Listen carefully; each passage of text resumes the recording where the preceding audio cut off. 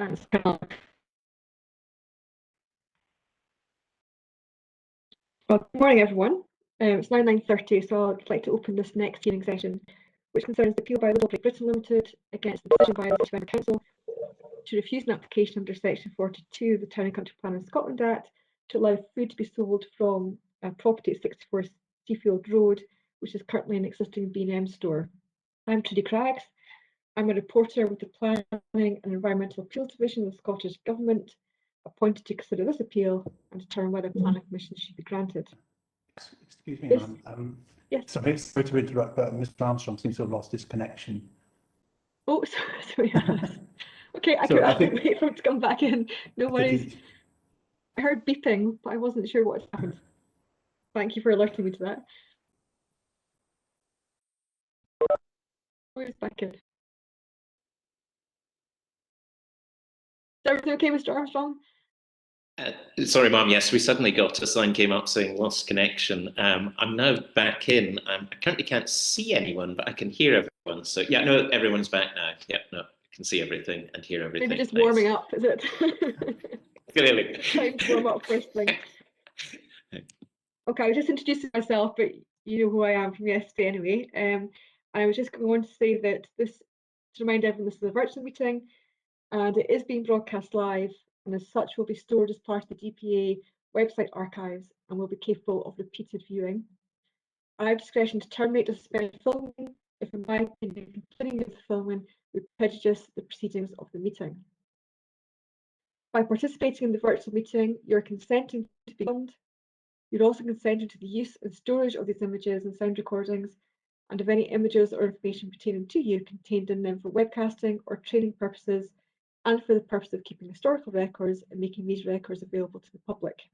And further detail on the DPA privacy policy can be found on our website. Thanks again to Callum for arranging today's meeting. He is again hiding in the background, but will step in if there are any technical issues. But hopefully, like yesterday, which went very well, there'll be no technical issues today. So for the benefit of the live broadcast, can I ask the lead participant for both parties to introduce yourselves and those who will be participating today? And I'll start with the appellant first, please. Ma'am, my name is Douglas Armstrong. I'm Queen's Counsel and a member of the Faculty of Advocates and Terra Firma Chambers.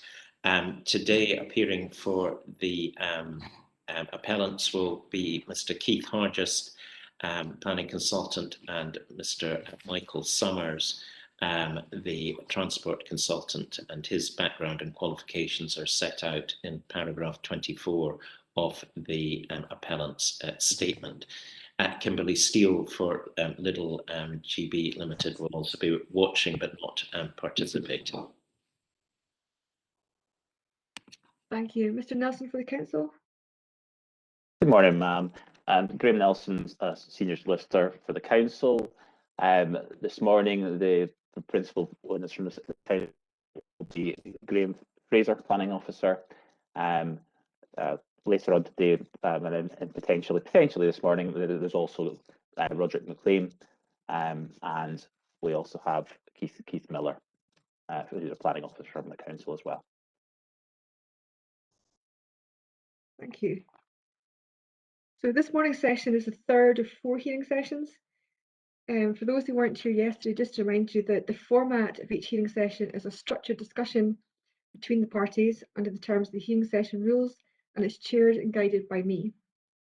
The purpose of the hearing is to allow those taking part to put forward their views, and at the same time to allow me to obtain the information necessary for me to determine the appeal. Relevant questions of the other party can be asked informally through me, and though discussion normally does achieve a natural flow, although it's slightly different on a virtual platform, but it worked quite well, I guess, I thought, with parties commenting. The discussion should focus on the issues identified in the agenda for the session that was circulated last week. I will be taking notes, so speak slowly, and I might actually repeat things or references, documents, things like that, just to make sure I've got an accurate record, albeit I can look at the recording after the event. At the end of each session, I will give each party an opportunity to make any final comments, and it's also been agreed that parties will submit closing submissions at the end of all the oral sessions. Before we start, I would remind you that all teams must adhere to government guidance on COVID-19 when participating today. And if I have any concerns with regard as the meeting progresses, I may adjourn the session. I'd also remind you to ensure that phones and other devices that are not audible during the session, albeit you may require to contact others in your respective teams where you're not physically in the same room, which is entirely acceptable.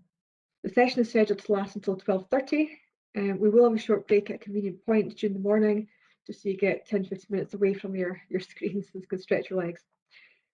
So before we move on to the substantive part of today's session, are there any procedural matters any party wants to raise at this point? Mr. Armstrong? No, ma'am. Mr. Nelson? No, ma'am. Good, thank you. So moving on then, yesterday we discussed firstly the catchment area yesterday morning, and then we moved on to population growth and housing. And this morning's session is about accessibility. As I said, the final agenda was circulated last week, and I listed in there the documents that are likely to be referred to during the course of the session. Now, as I said in the protocols that were also circulated, that does not preclude parties referring to other documents. So feel free to refer to any of the other documents that have been submitted and lodged before me. I've got all the documents up, so they're easy for me to get. Just before we start, are there any other documents any party thinks they might be referring to that you want to flag just now, just so I can get them ready? Mr. Armstrong. No, ma'am. I think the list that you've produced covers all the documents, certainly, that the appellant is planning to refer or may refer to. Thank you. Mr. Nelson. I pass this to Mr. Fraser to double check, but as far as I'm concerned, it looks it's a pretty full list, and I don't think there's anything additional. Yeah, no other documents to be referred to. Okay, great. But as I said, you feel free to refer to other things if it comes up in the discussion this morning. There's no issue with that at all. As I said yesterday, documents will not be shown on the screen, so you're expected to work from your own devices, paper copies, electronic copies, however you're working. When we're going through the hearing section, once you've spoken, if you could just switch your microphone off, it does avoid feedback and background noise being picked up when others are speaking. So we start with question 1 on the agenda, and as I said yesterday, this was really to give the council a chance to comment on anything that's come out of the appellant's hearing statement, as the appellant did lodge rebuttal statements, but the council didn't, which was absolutely fine. We've already covered that. So really, as a starting point, does the council have any points it wants to raise in response to the appellant's hearing statement or rebuttal statement for this hearing session that do not appear to be covered in the later items of the agenda? Pass this to Mr. Fraser to respond to. Thank you, ma'am. There was a couple of things that we'll raise at this stage. I think there's a good chance they might be covered later on as well. The first would be paragraph 2 of the appellant's hearing statement. There'll be the second to last bullet of paragraph 2, and we would disagree that a taxi and a car are separate modes of transport. The final bullet of paragraph 2 of the appellant's hearing statement, again, we would just disagree that 2 modes of transport would constitute a choice of transport modes in respect of policy Reg 6D. What's been sought in terms of a choice of transport modes is clarified by paragraph 250 of the LDP, which states that new retail development should be in locations which can be easily accessed on foot, bicycle, by public transport, as well as by car.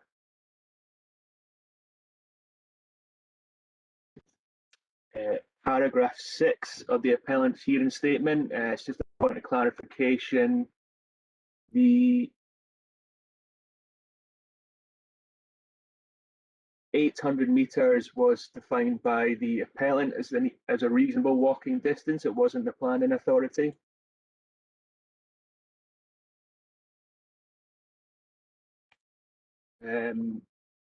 First bullet of paragraph 10, again, just another point of clarification. The level of the frequency of Lothian bus service 1 is 3 per hour per direction.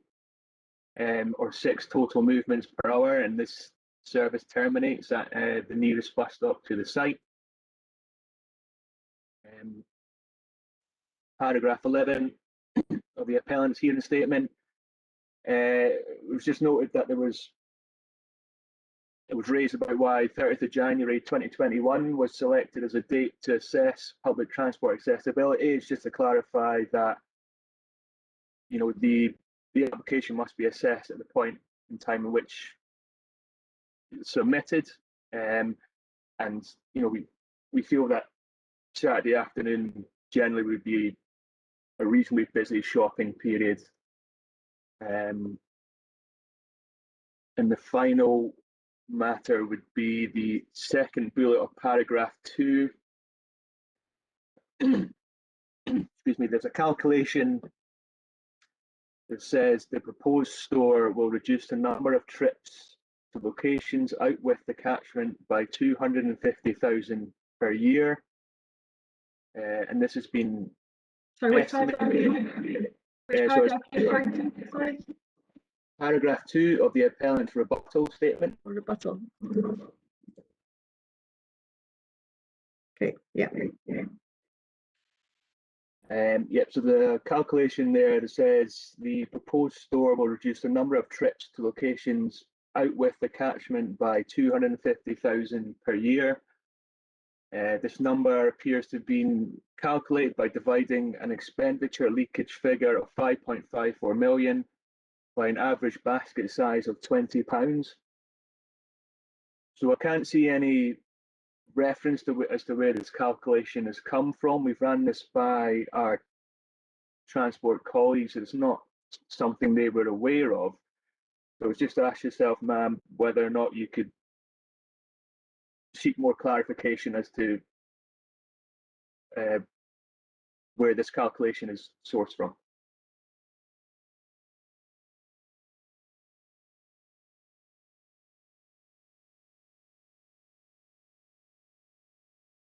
Okay, that's helpful. Thank you for those points.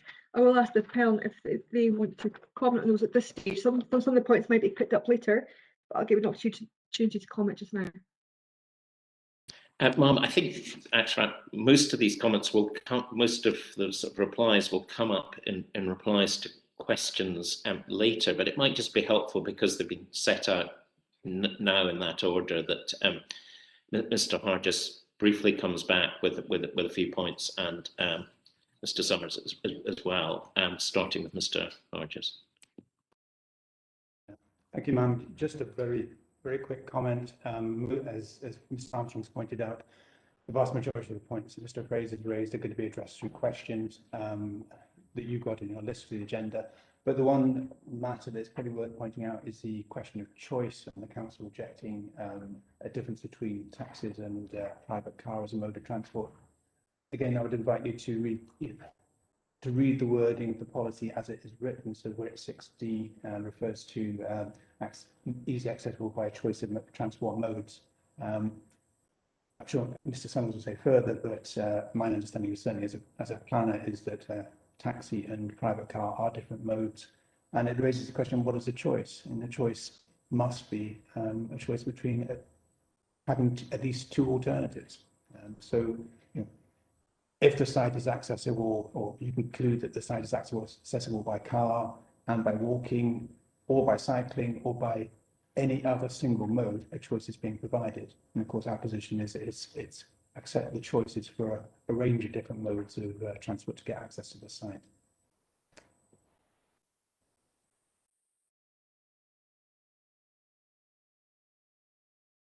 Yes, ma'am, I don't have much to add in this because I think most of the points will be picked up in the preceding questions. I think our argument is clearly that the site is accessible by all the range of modes in terms of walking, cycling, public transport, and I'm sure we'll come on to that in detail in the following questions.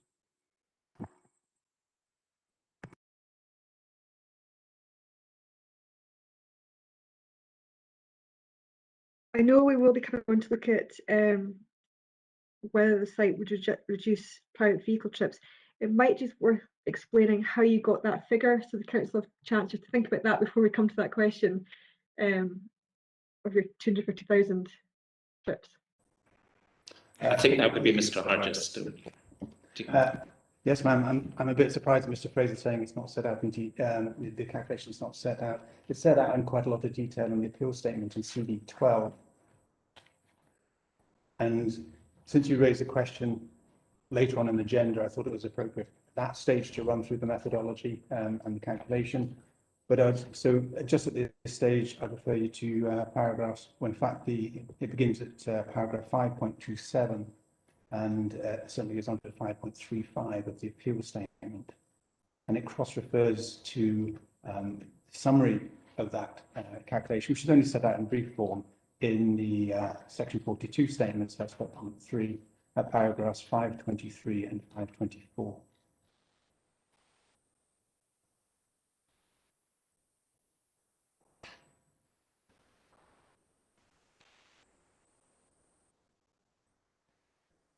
And since you've got that down as question 9, I assume it's probably best to go through it at that stage.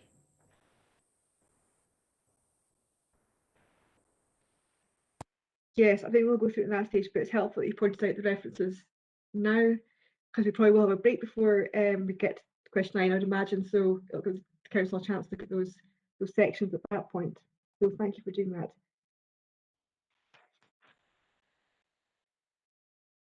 Mr. Fraser, are there any final points you want to cover, or are you content that this will be dealt with as we go through the agenda? No, ma'am.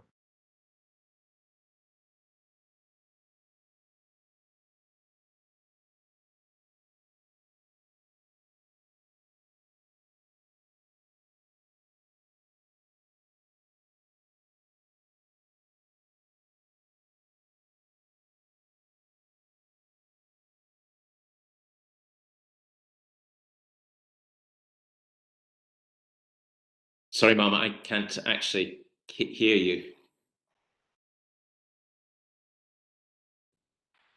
I think you're muted. I am muted, sorry. Okay, moving on to question 2. And this is looking at what is meant by accessible and easily accessible. And those are the terms used in the policies RET 1 and RET 6D of the local development plan. So really like a discussion around that. And then the question is should I be concerned about accessibility within the catchment area? Or should we be looking wider than that? And is accessibility across the site? And that given the policy tests in RET 1 and RET 6D, is a comparison of accessibility of the proposed site with that of other food stores, which has been touched on in some of the evidence, is that relevant to my consideration of this appeal? So I will start with the council on this one, because it's your policies in LDP to understand what is meant by accessible and easily accessible. So I'm assuming that'd be Mr. Fraser picking that one up. Yeah, thanks. So the policy RET 1 of the LDP is outlines the sequential approach to retail, and essentially it reaffirms the national policy of town centres first for new retail.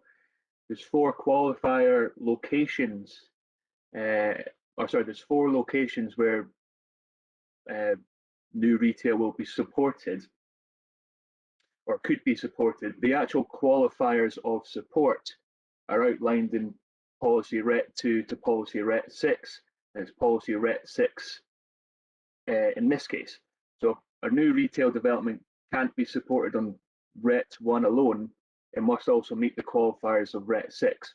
So accessible in terms of RET 1 is a means to describe when an out of centre may be supportable, but the actual qualifier statement is the easily accessible of policy RET 6, which the council has put forward would require consideration of the nature of the retail as being proposed, the availability of alternatives, density of the local residential population, and the choice, frequency and directness of alternative modes of transport.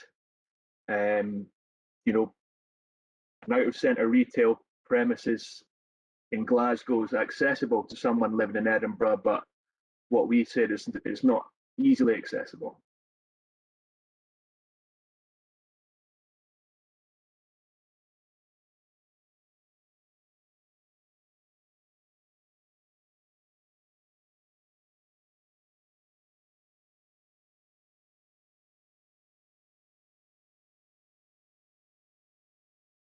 So based on that, do you think I should be considering the accessibility within the catchment area for the store, or should I be looking across the city wider as to how accessible it is across the city to get to the store?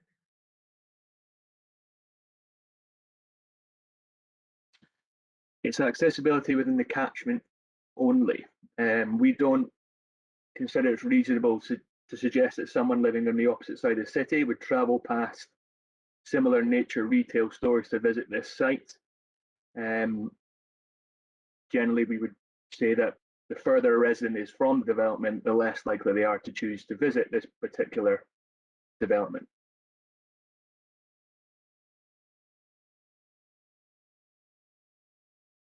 And then the last kind of part of this question I'll actually touch on just now before I go to the appellant is, given the policy tests and we're looking at this site, is a comparison of accessibility with other food stores relevant to my consideration?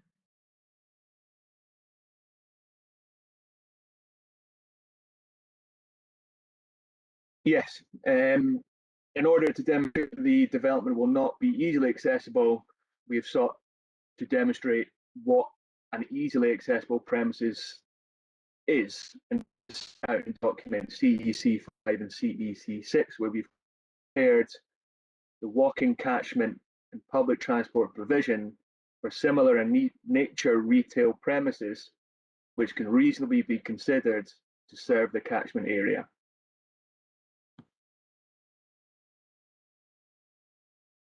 So those represent what the council considers are easily accessible sites? Yes, we would say they're considerably more easily accessible.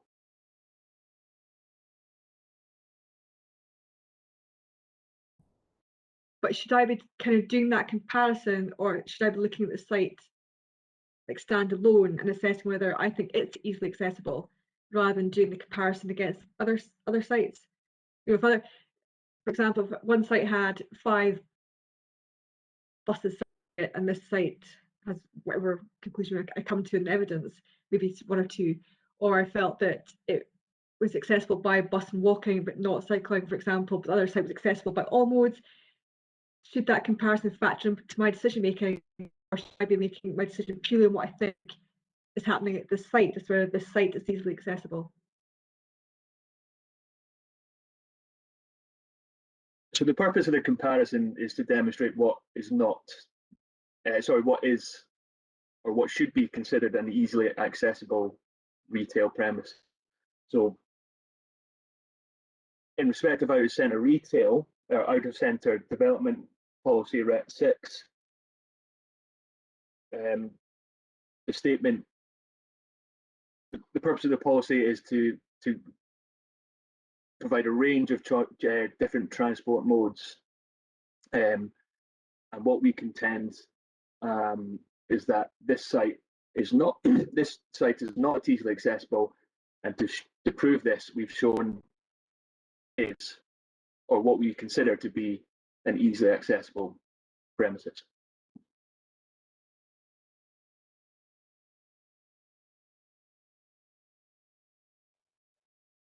Okay, thank you. You'll get a chance to comment again. I'll turn to the appellants now. Ma'am, I think it probably on that it'd be best to start with Mr. Argist and then move on to Mr. Summers to comment.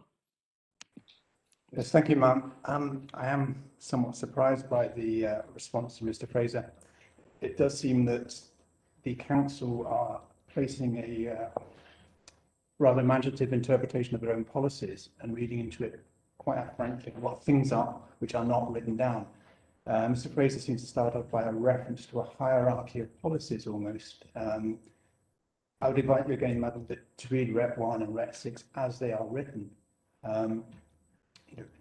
So Rep 1 makes reference to accessible, Rep 6 makes reference to easily accessible. In neither case is there any suggestion of what would constitute easily accessible in the local development plan. Similarly, in paragraph 68 of the SPP, so that's CD, CD 19, there's reference again to easily accessible, but again, it's not defined. So I would suggest ma'am, that as far as the LDP is concerned, that the context for considering accessibility is set out in the objectives of that section of the LDP. So that's paragraph 239, where it lists the objectives, the bullet, which is to ensure that some basic convenience provision is made or retained within walking distance of all homes.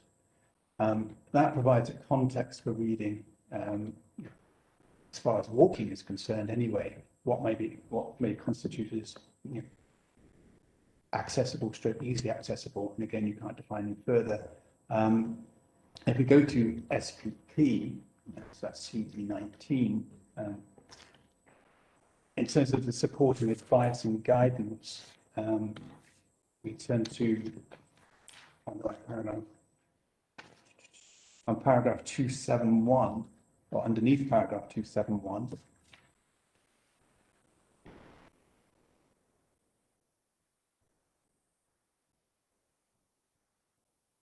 And this is the introduction to the role of transport and connections, etc., within the SPP.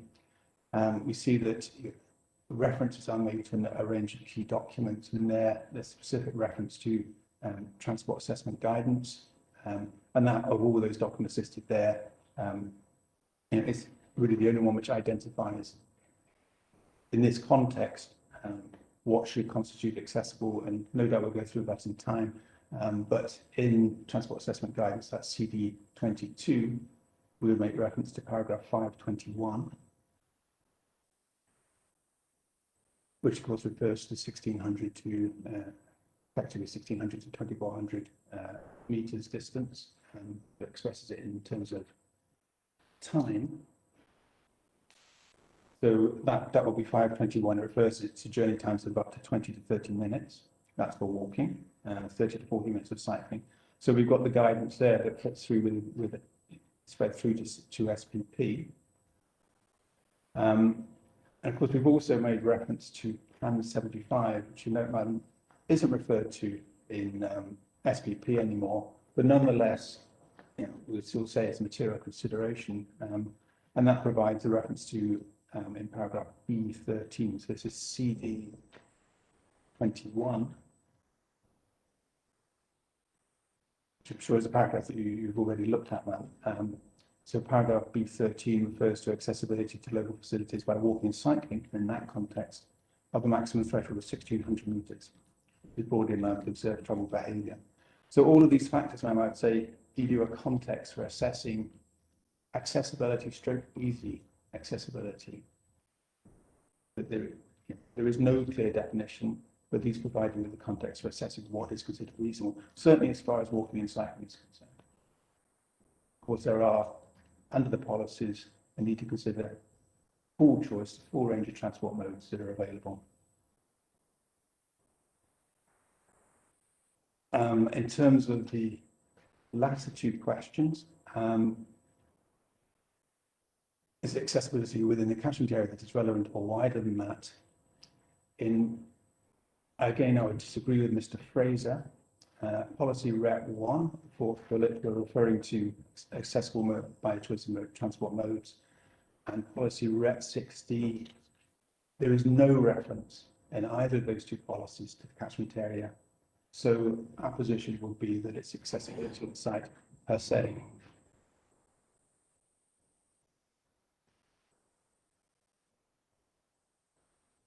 And as far as your final question, ma'am, is it a comparison of accessibility to the site with other food stores? Again, I would disagree with Mr. Fraser that in neither of those two policies nor in SPP is there any reference to a comparison between the site and other sites. It is a consideration of the accessibility of the site in its own terms. So it does not relate to the catchment area, and it's not a comparison of other stores. And it seems to be a common thread by the council witnesses of wishing to interpret the policies in a kind of an after justification. We have to read the policies as they're written in plain English. We can't add in extra interpretations as we so wish. Thank you, ma'am.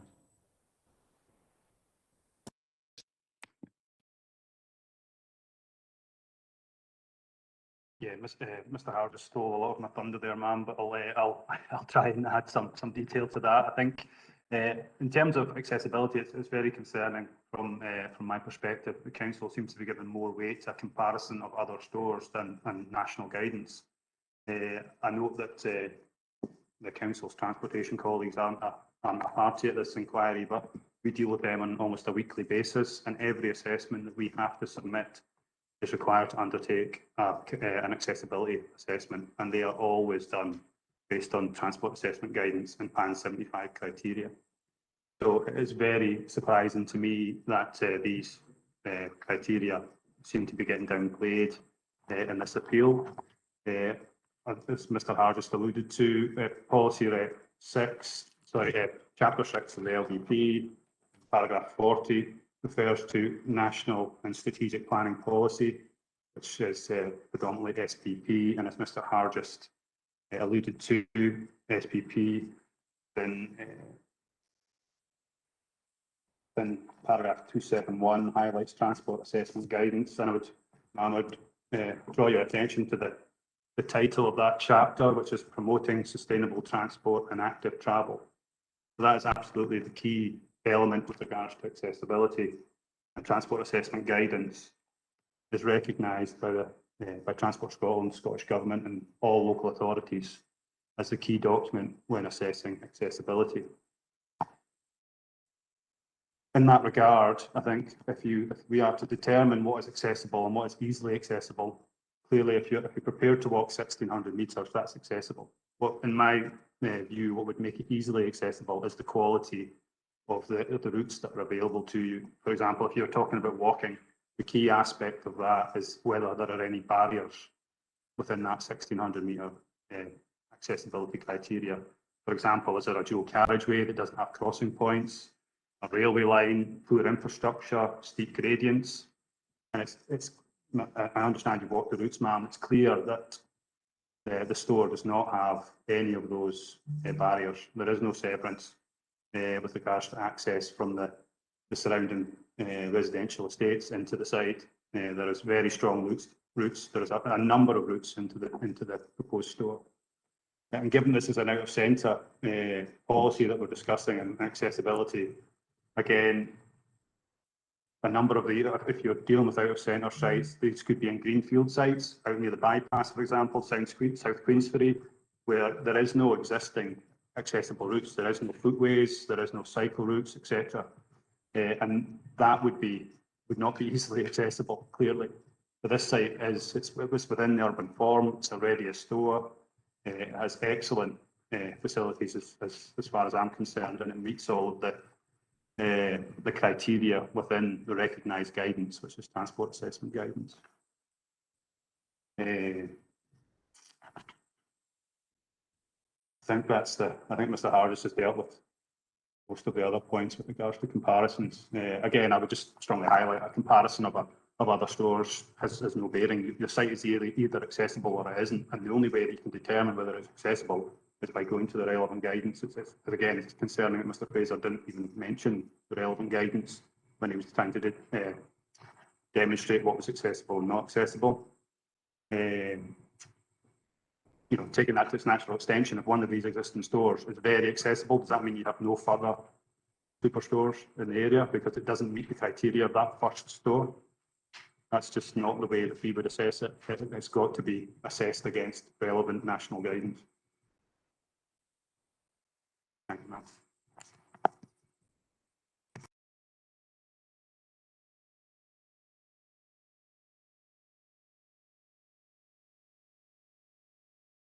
Thank you, Mr. Fraser. Do you want to come back with any further comments on any of those points?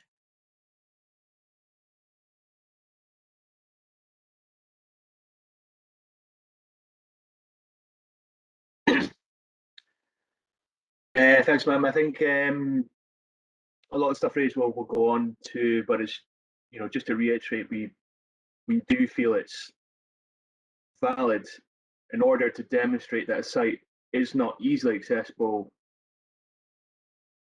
One of the ways to do that is to compare or demonstrate to yourself what is an easily accessible store.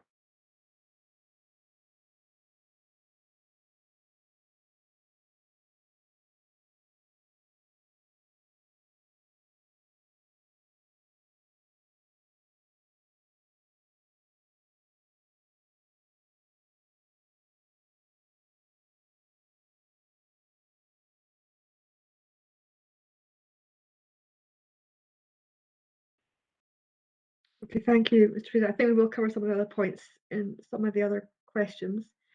I think I've got what I need in respect of that question. We move on to question 3, and I'll start with the appellant in this case. Now, this is going to be referring to the transport assessment guidance, which we already touched on this morning. And I noted in there that it sets out appropriate journey times, and we've already looked at that. Mr. Hargis took us there already, but we'll focus on this just now. I also referred to PAN 75, which also provided some guidance on times and distances. And I just wanted a discussion about how appropriate these were, given the proposed use of the site for a convenience food store. And I wondered if they failed to have regard to various aspects which would influence choice and behaviours of potential customers. And that was a suggestion from the council that you can use these figures, but actually you need to think about the customer, I suppose, the purpose of the shop, and whether that influences what the journey times should be. And I wondered how this all related back to the use of a total travel time of 10 to 15 minutes, which was used to inform and help to find the catchment area. So if we can start with the appellant first, to pick some of this, that'd be good. I think probably Mr. Hargis starts briefly first of all, then Mr. Summers then carries on. Ma'am, I think if I understand the question correctly, maybe just confirm or otherwise, certainly the latter part of the question, the issue that you're questioning through the council's comment is the nature of the shopping trip and whether that will be appropriate for other modes of transport, such as walking. I guess that might be the key focus of concern of the council here. Would that be right? So is it the focus on the type of shopping trip that we discussed yesterday, but it's worth reiterating today? Yes, whether having regard to the type of shopping trip, the journey times and I suppose distance is appropriate, or whether there should be a sense check as to whether that is appropriate given what the purpose of the shop is.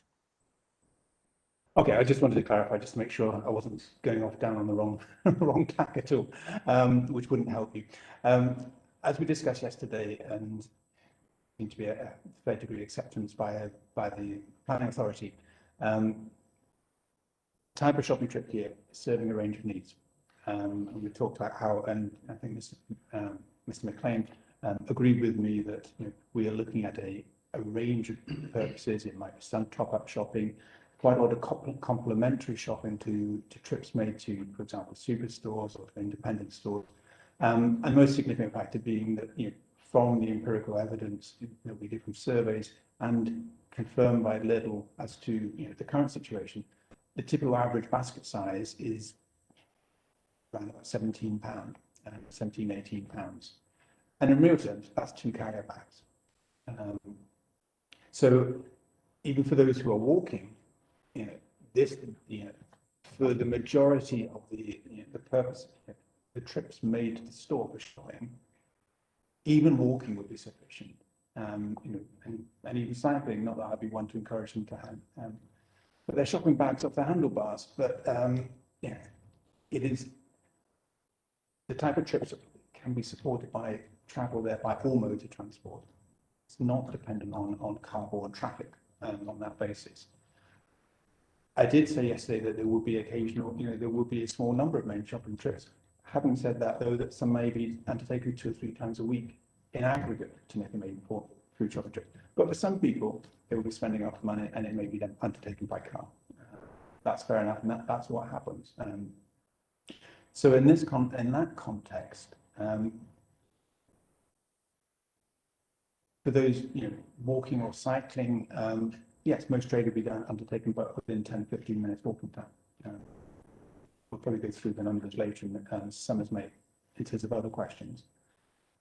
Of course, all the modes of transport covers that 10 to 15 minutes will include those travelling by car, and I would certainly say that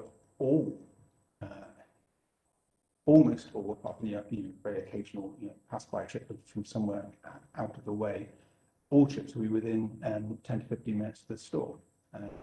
And in that regard, I would quickly suggest, and I apologise, it's not on the list of documents, but it was a document we looked at yesterday in some detail, just by reference, which is CEC1. And the purpose, I'm just referring to this document, which you'd be able to bring it up.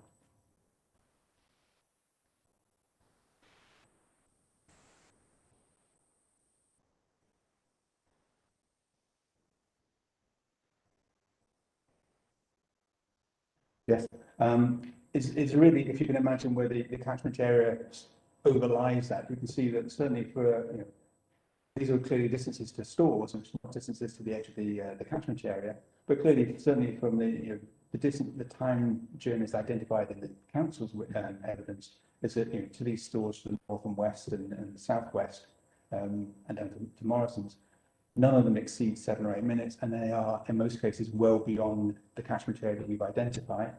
The only exception is to the southeast, where it says 4 minutes to Aldi. To get to the end of the, the identified catchment area would probably add another minute. So in all cases, you're talking about using the council's evidence that if you're driving, and that's what this diagram shows, that people aren't travelling, certainly not more than 5 minutes to this store. So I think that sort of gives you an idea that in terms of your second question is, the journey times fit in very well with the catchment area we've identified. Journey times will be short. They will be very short for those in a private car, longer for those who are walking on average, and longer again for those travelling by public transport, because that's the nature of the journey that's undertaken. And just going back probably to the first part of the question very briefly, and referring back to PAN 75 and to transport assessment guidance, just a couple of brief points before Mr. Summers comes in. In PAN 75, so that's CD21, paragraph B13, the reference here is to 1,600 metres for local facilities by walking and cycling. We would suggest that this store to provide a very important local facility, and therefore is entirely in accordance with what PAN 75 is identifying. And in CD22, at Transport Assessment Guidance, paragraph 22, where it refers to 20 to 30 minutes as appropriate for walking, the reference here is a development site. In the sense that we are seeking to, we're not even changing the use, we're actually just applying for section 42 to extend the goods that can be sold here. But this is a development site, it clearly is fitting in with the aims and objectives and wording of paragraph 521 of TAG. Thank you, ma'am.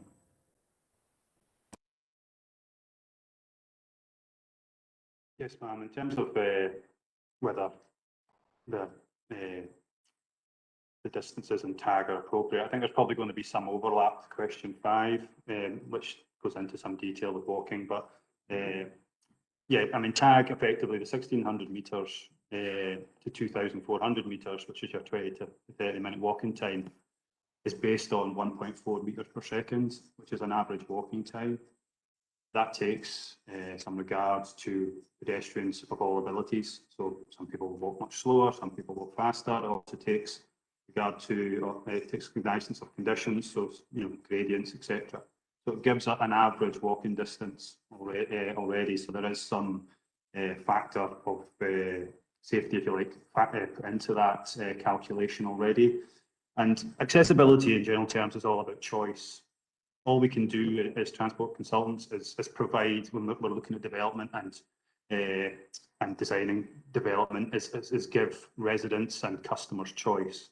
Now, it's clear that this site has a choice for all modes. I think we'll come on to that in the following questions. But I think within 1,600 metres, I've walked the sites, so 1,600 metres does not take me 20 minutes to walk it, but some people it will. So, I mean, effectively, I think it's about giving people of all abilities the choice and the ability to be able to walk in and visit the store. And I think that's what's key within the transport assessment guidance document. So, and as Mrs. Hargis has already alluded to, obviously this store will provide a range of types of shopping. And I think most people, when they've been to the supermarkets in the most recent years, it's not, people are less likely to come out with loads and loads of bags now. People go with backpacks, trolleys, etc. They're used to taking their own bags and much more comfortable walking with their shopping. and that's evident of recent times. So yeah, I mean, I think, I suppose, to summarise, the transport assessment guidance distances, I certainly have done over the last 20 years lots of work for Tesco, Co-op, Lidl, and every time we have to submit a transport assessment for a food store, the transport assessment guidance and PAN 75 criteria are always, without exception, what we assess the accessibility of these applications on. There is no other recognised criteria for accessibility. So yeah, I absolutely consider that the tag and PAN 75 criteria is appropriate.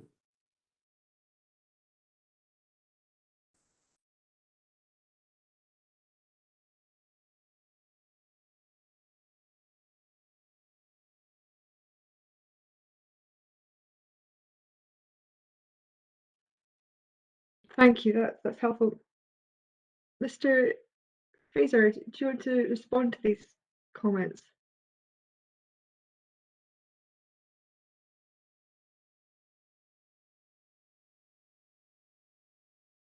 Thank you, ma'am. So, PAN 75 CD21 is a national level piece of guidance. It does not define what a local facility is. Transport assessment guidance, document CD22, is a national level piece of guidance that also notes that the appropriateness of time bands in respect of the modes of transport will vary in response to the use and scale of the development. What we contend is that the maximum distances and time bands referenced to not be reasonable for a convenience food goods store. Their national level generalizations of appropriateness, which both emphasize the need to make sure you take into account the local context.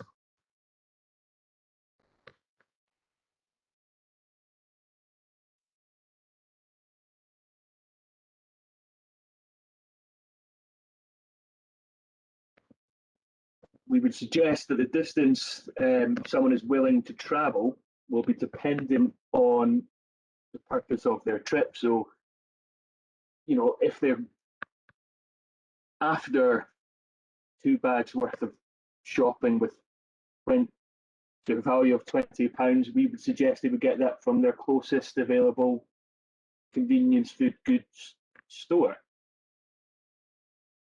And then I would go on to, no, in fact, I'll leave that there, ma'am, and we'll go on to that later. Thank you. You mentioned there that both PAN 75 and appraisal guidance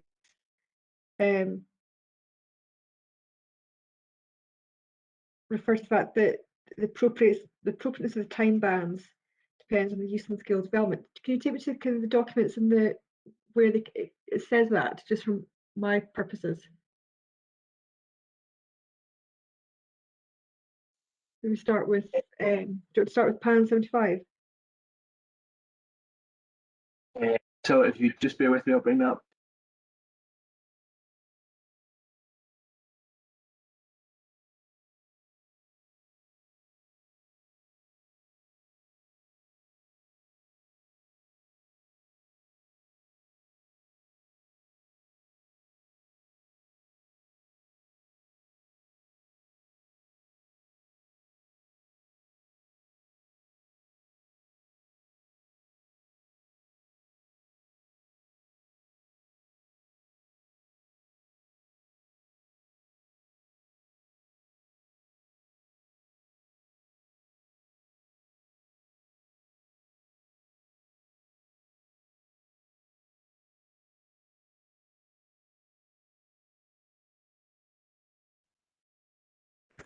So in respect of PAN 75, paragraph B13 makes reference to accessibility to local facilities by walking and cycling. There's no in terms of breaking down what qualifies as a local facility, that's not done.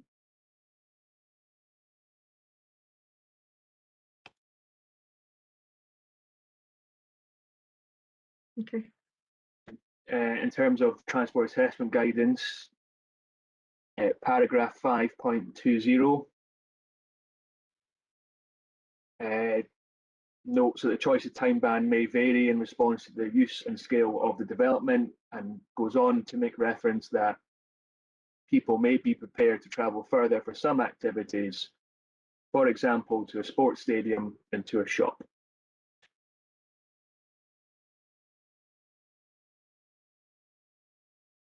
So that's the bit you're kind of referring to when you said that the general time bands may not always be appropriate and should be sense check against the purpose for the journey. Yeah.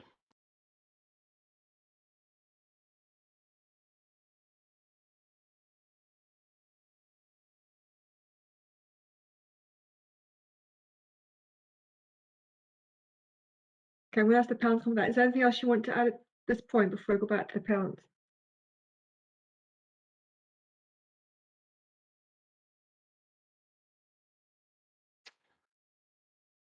Thank you, ma'am. It's maybe worth knowing at this stage that in document CD3, their retail impact assessment, there was no reference to PAN 75 or the transport assessment guidance.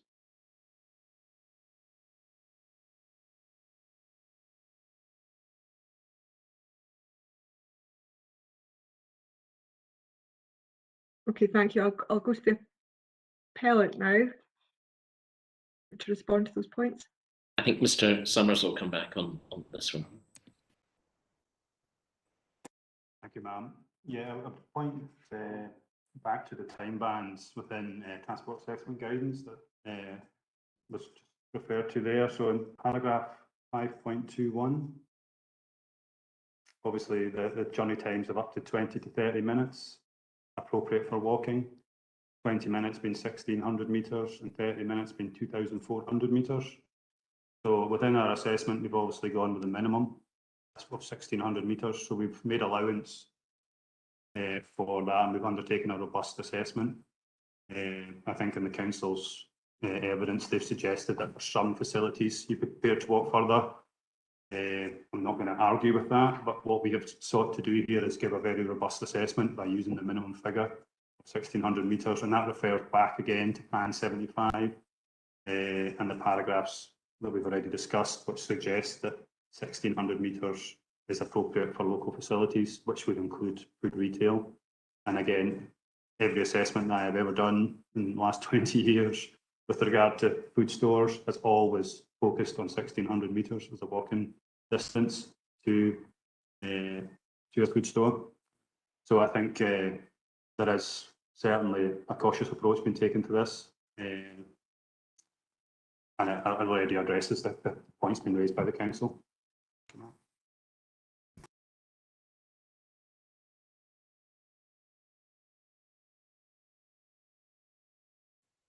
Ma'am, if Mr. Hargis could also just come back on one point as well.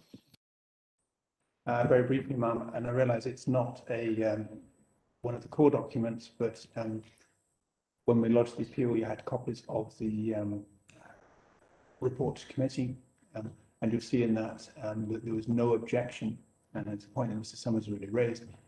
There's no objection to the application by the Council Transport Service to the application on grounds of accessibility. There's a second point as well, very briefly.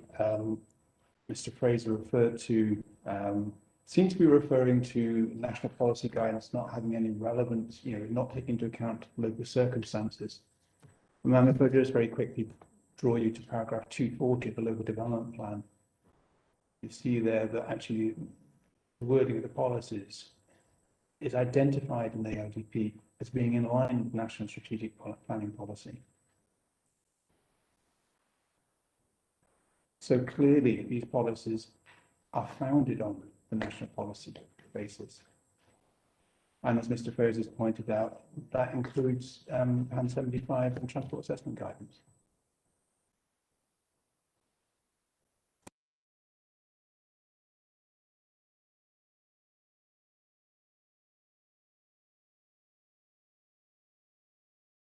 Mr. Hardis, is there anything you want to say at all on the fact that the CD3, which is your retail impact assessment and submission for your application, makes no reference to PAN 75 or tag? Is there any comment you want to make to that at all?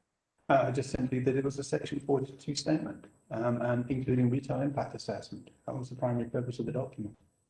Reviews policies and identifies that the proposed development is in accordance with the policies set out in the local development plan. It's not a transport assessment.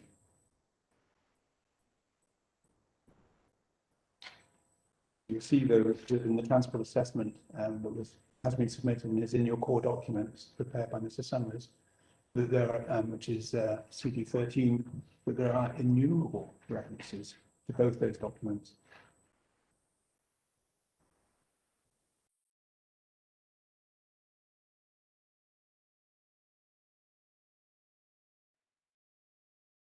Okay, Mr. Fraser, is there any final comments you want to make before I move on? Thanks, man. Just one brief one on the objection, the no objection from our transport colleagues. I mean, there's no objection on the grounds of road safety. I mean, they wouldn't undertake an assessment of whether this site is appropriate for a retail development.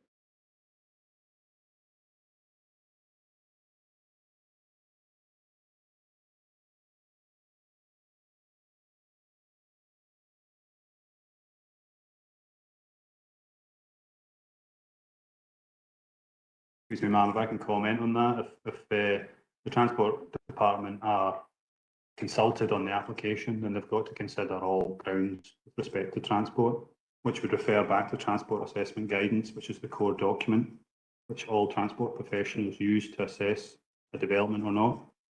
So that would include accessibility, parking, etc. And you will note from the report of handling that the only point they raised was with respect to parking.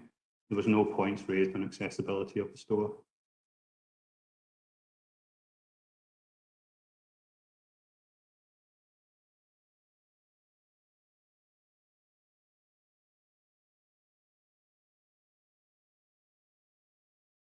Mr. Fraser? Didn't send them in response. No, just to reiterate, yeah, it was road safety and parking. No objection on those grounds.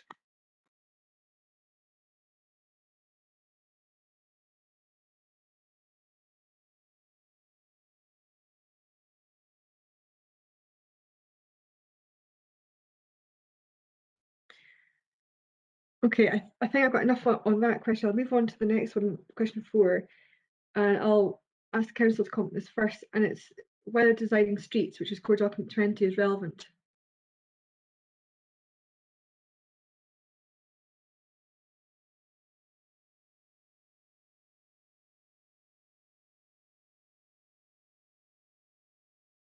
Thank you, ma'am.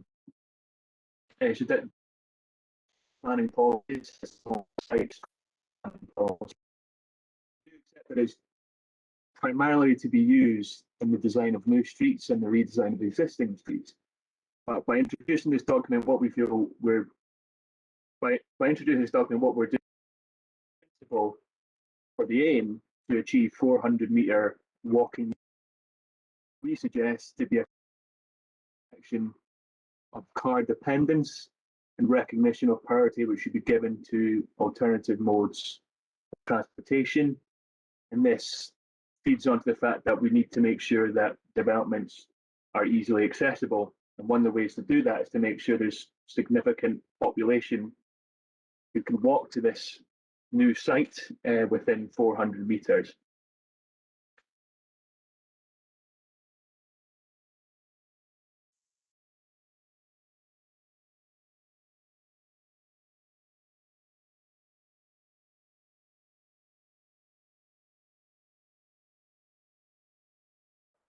But is it fair for me to say that it does relate mostly to designing new streets, new developments, and new places? Is that fair? That's what I've kind of taken from the document.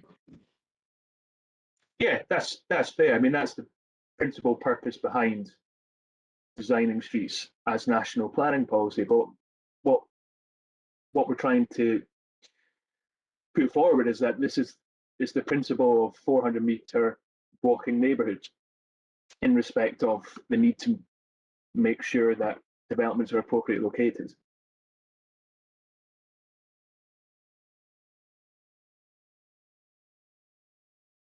So you've kind of adopted the principle in that document of walking neighbourhoods and trying to ensure that going forward you can establish that within what's in Edinburgh, so to speak. Yes, and it goes back to the comparison documents we provided, CEC5, where we've shown that within the 400-metre distance of this store, there's only 46 properties.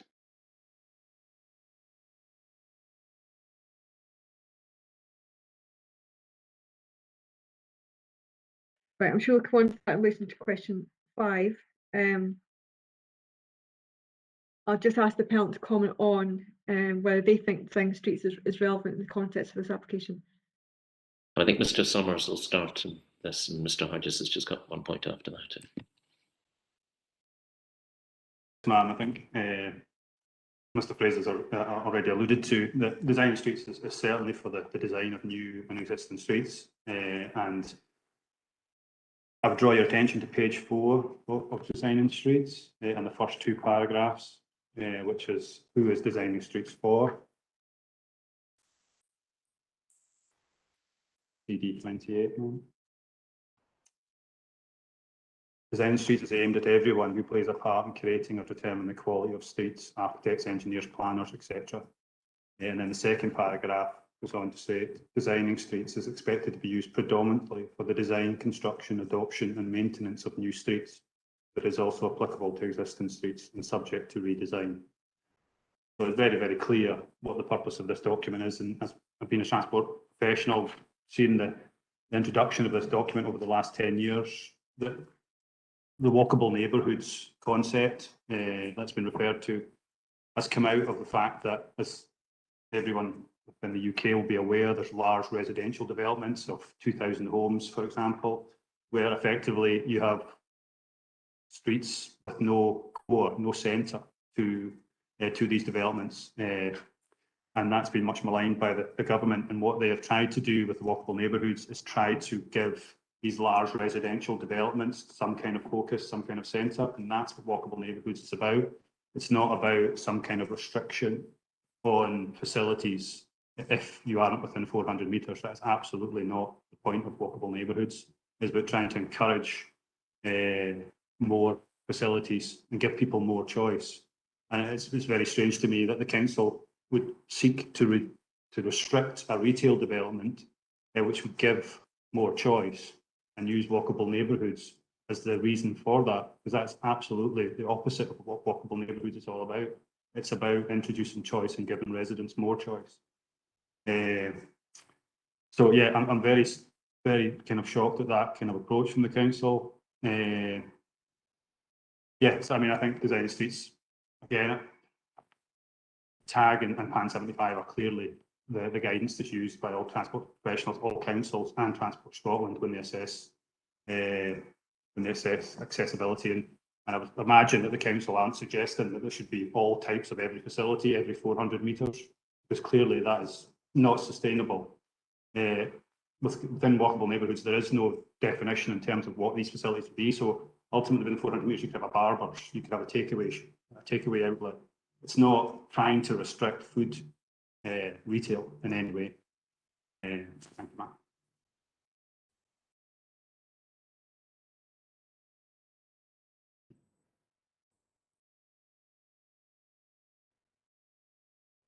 Yes, ma'am, just to make sure I don't duplicate what Mr. Summers has said, but I'll also draw your attention to page 3 of Designing Streets, which gives more about what the purpose of this document is and how it's to be used. Just the very first sentence of the document, apart from the contents, is this document is the first policy statement in Scotland for street design. That sets it out fully. In the following paragraph, it refers to, it's a methodology which requires a design-led approach. It is about street design. I and we get that throughout the document. So to apply it to an application, I mean, Mr. Fraser referred to a new development. This store was granted planning permission in 1996. It's been here well over 20 years. It's not a new store. All we're seeking to do is extend the range of goods that can be sold from it. That is what the planning application is. That is what the appeal is. And just wanted to, you need to look at Mr. Fraser's placed weight, or the council's placing weight in walkable neighbourhoods, and Mr. Summers commented on that. So really, I just want to say, direct you to the context in which walkable neighbourhoods is raised in this document. And the first reference to walkable neighbourhoods is on page 13. But page 13 is part of a two-page spread, which identifies, so it starts on page 12, which identifies 6 qualities of successful places, key considerations for street design. So it's in that context, it's design. And Mr. Summers has raised what the basic design objective is in these new residential developments. So there you'll see that a walkable neighbourhood is part of a welcoming. It comes under the heading of welcoming design. And then finally, Mr. Summers did sort of point out, sort of hinted at what could be supported in centres every 400 metres. Perhaps, without it being state and policy, perhaps what Mr. Fraser is implying is that the council is expecting new centres to be provided within reach of every 400 metres area. So you only have, a centre every 800 metres. But any store beyond a small convenience format unit, grocery store, 400 metre walk-in catchment would not sustain anything larger than a convenience format store. Even if you have an ultimate appeal site, but even if hypothetically you have an extremely high density residential area, the most you'd be looking at in terms of population is 2,000, 4,000, 2, 3, 4,000, and that would be very high density development. That would not be enough to sustain a limited assortment discounter. It's just not sufficient market. So if that is the council's policy, what they are saying by default is that the only new retail we're permitting is small scale local retail units. But that's not in their policy. There's no reference to that at all in the development plan. So Madam, I would say that designing streets is not relevant to this appeal, and that's the position of the appellants.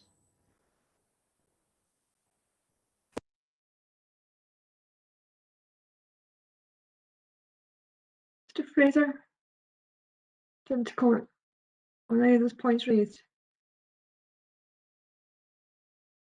Yeah, thank you, ma'am. But it's subject tongue. It's not a new development, but it would constitute a new planning permission should you choose to approve it, which entitles us to refer to our local development plan, specifically policy Rec 6, where it says the site should be easily accessible.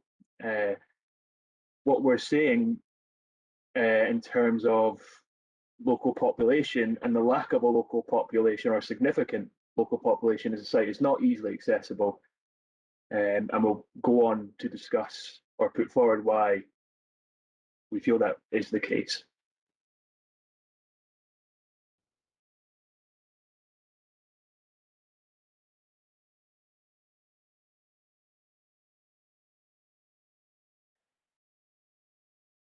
Okay, thank you. I think I've got enough on that question 4.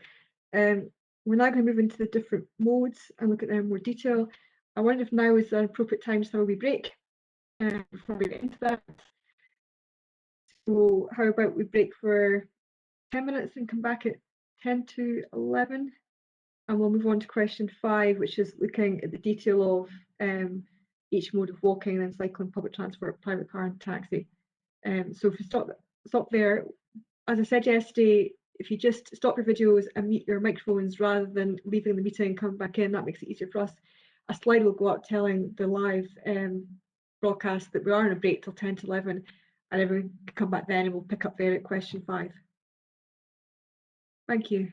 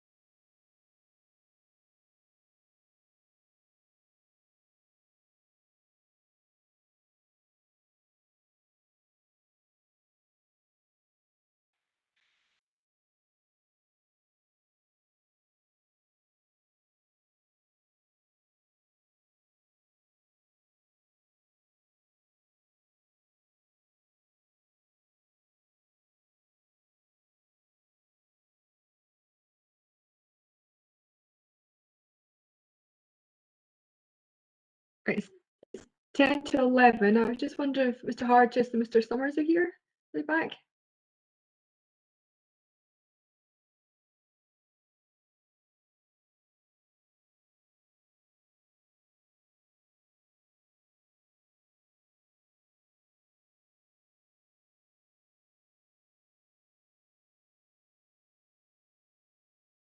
Right, so that's everyone back on, so thank you for that. We'll move on to question 5. And this is focusing on walking. I really just unpicked the whole walking accessibility by walking. So there's lots of things in this question that I'd like to touch on.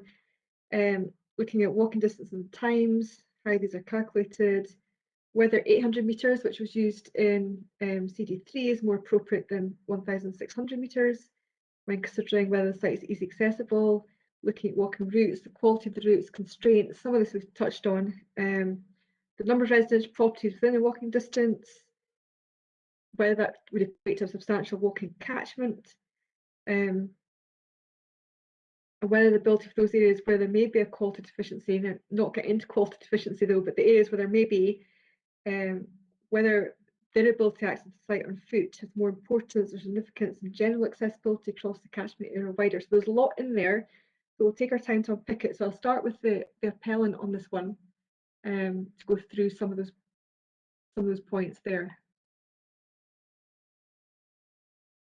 Ma'am, I think Mr. Summers is probably best to deal with these points.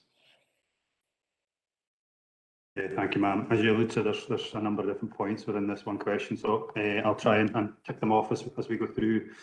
The first part is walking distances and times and how are these calculated. So effectively, some time ago, what would happen would be that you would take the centre of the site, you would take a 1600 metre isochrone as the crow flies, and that would give an indication of how accessible the site was. Obviously, things have moved on significantly now, and what is required by guidance is that you actually consider that walking routes, all of the specific routes that you can actually walk, and you measure them on plan to detail exactly how far, or how far the 1600 metre isochrone reaches, if you like. So effectively, the 1600 metre, as I alluded to previously, is taken from a 20-minute walk. 20-minute walk time based on 1.4 metres per second, and 1.4 metres per second is an average walk time, so that allows for pedestrians of all abilities.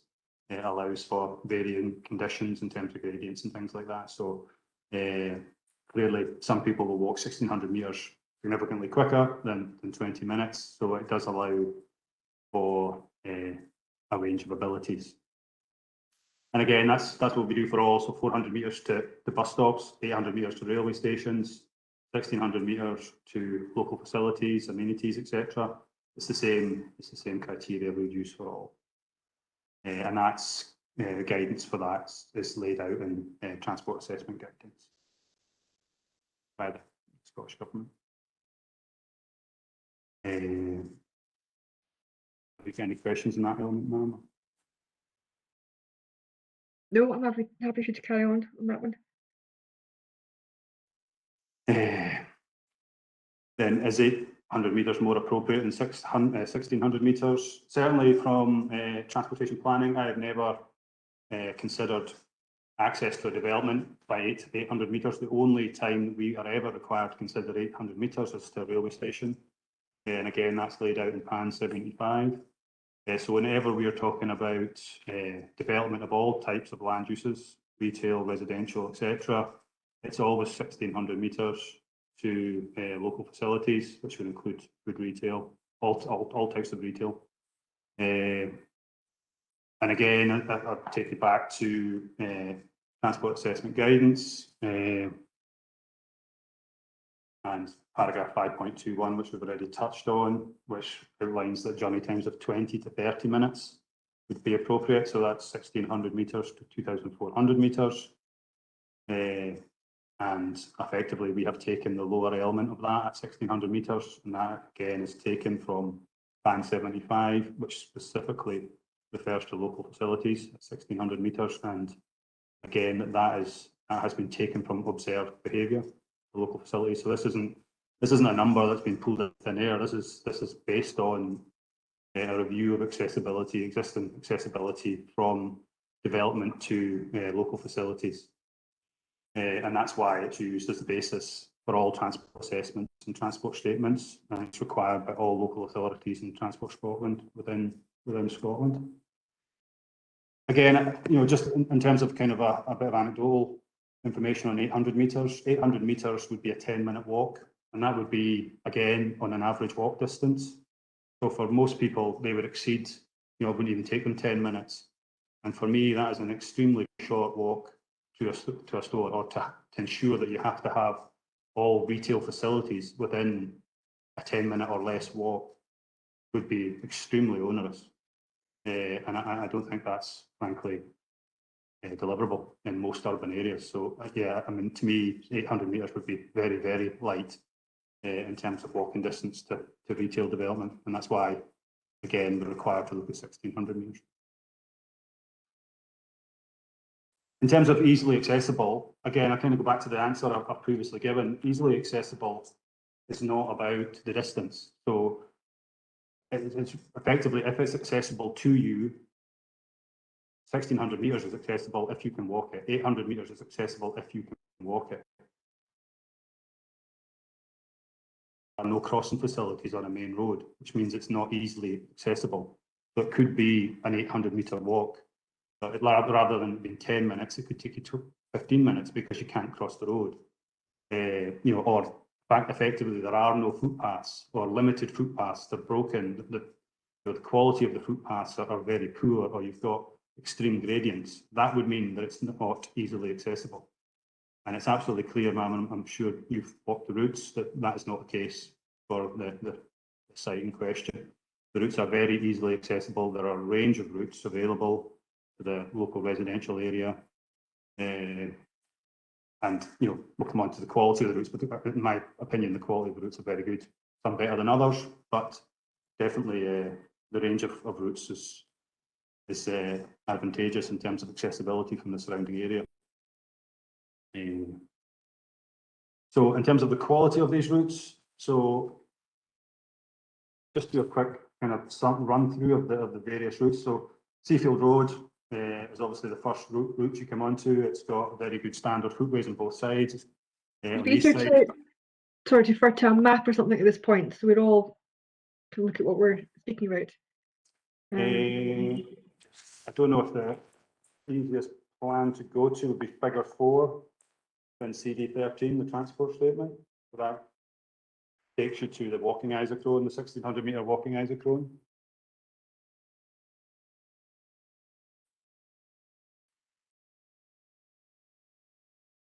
I don't have a plan of it.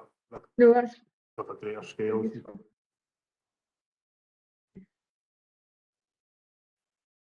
Just give me a page reference for that. Might be easier.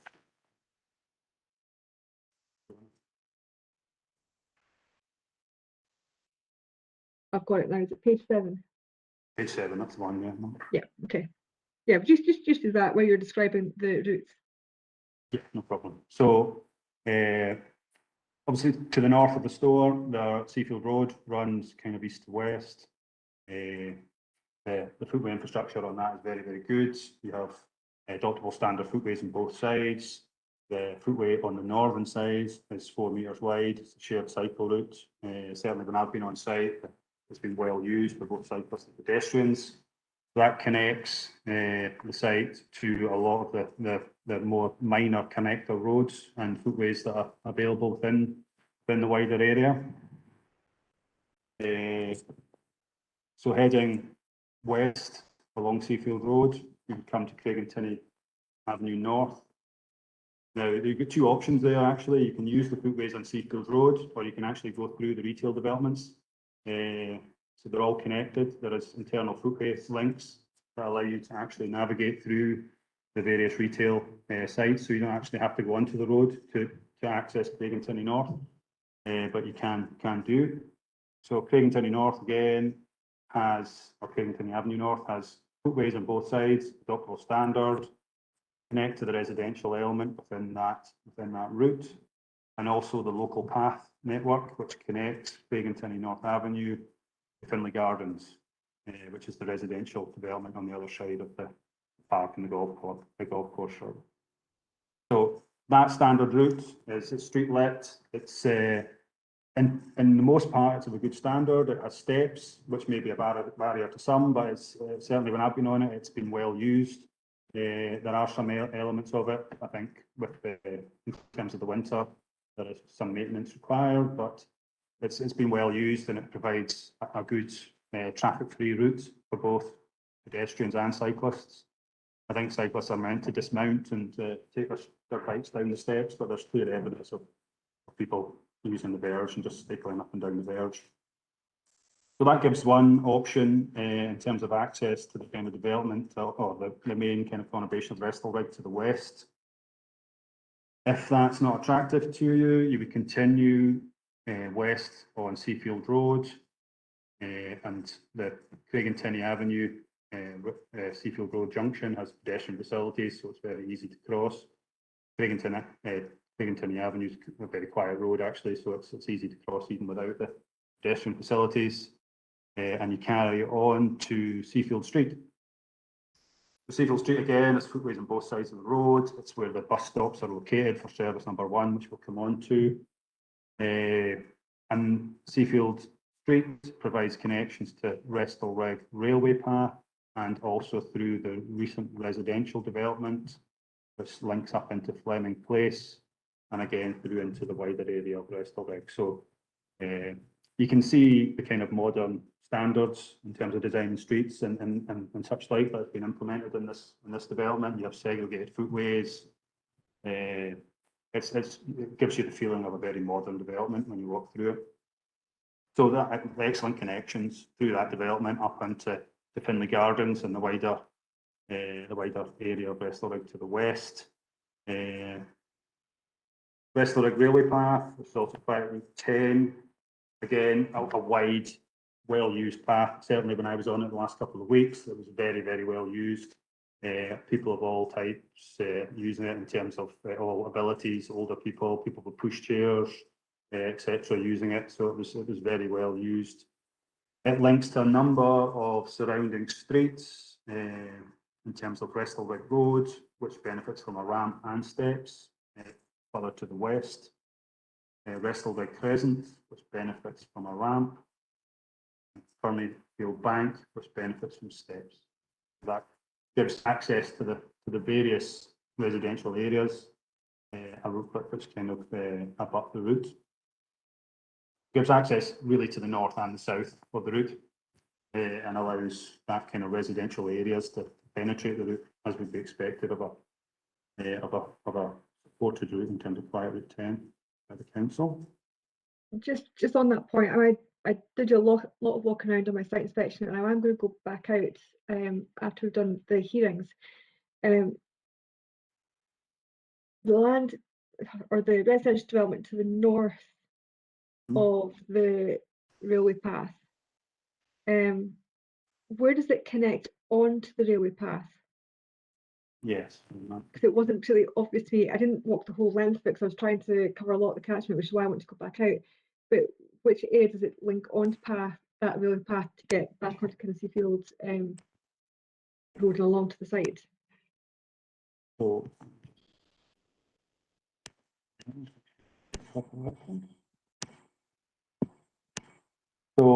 Ferneyfield Bank,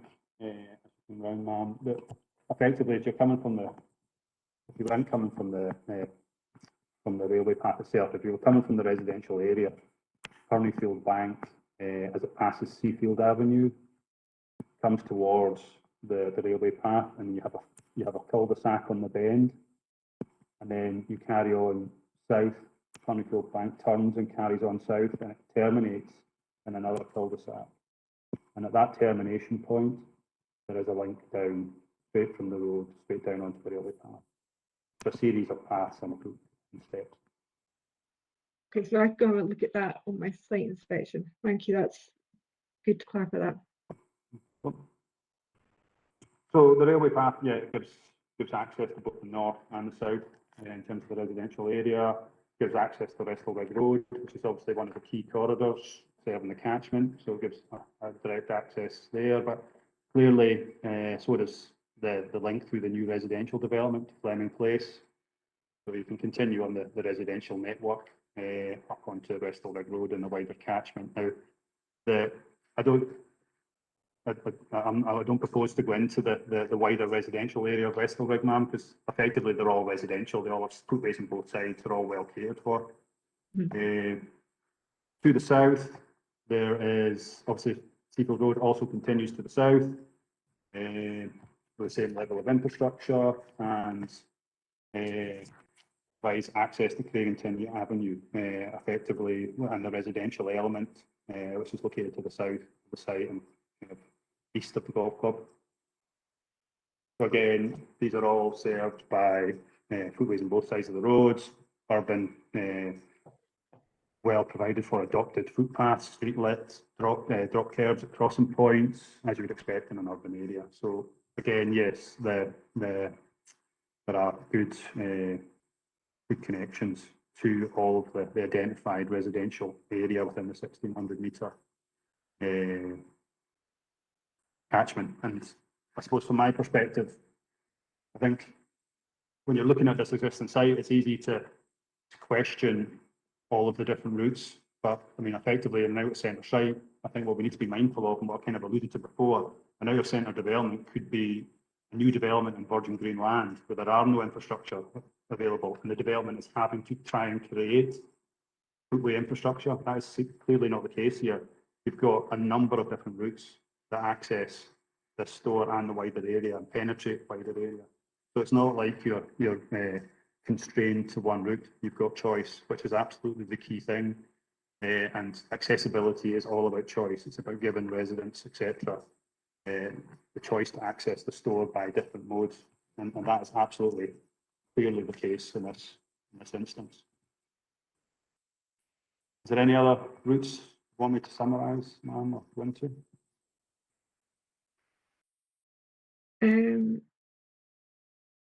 No, I think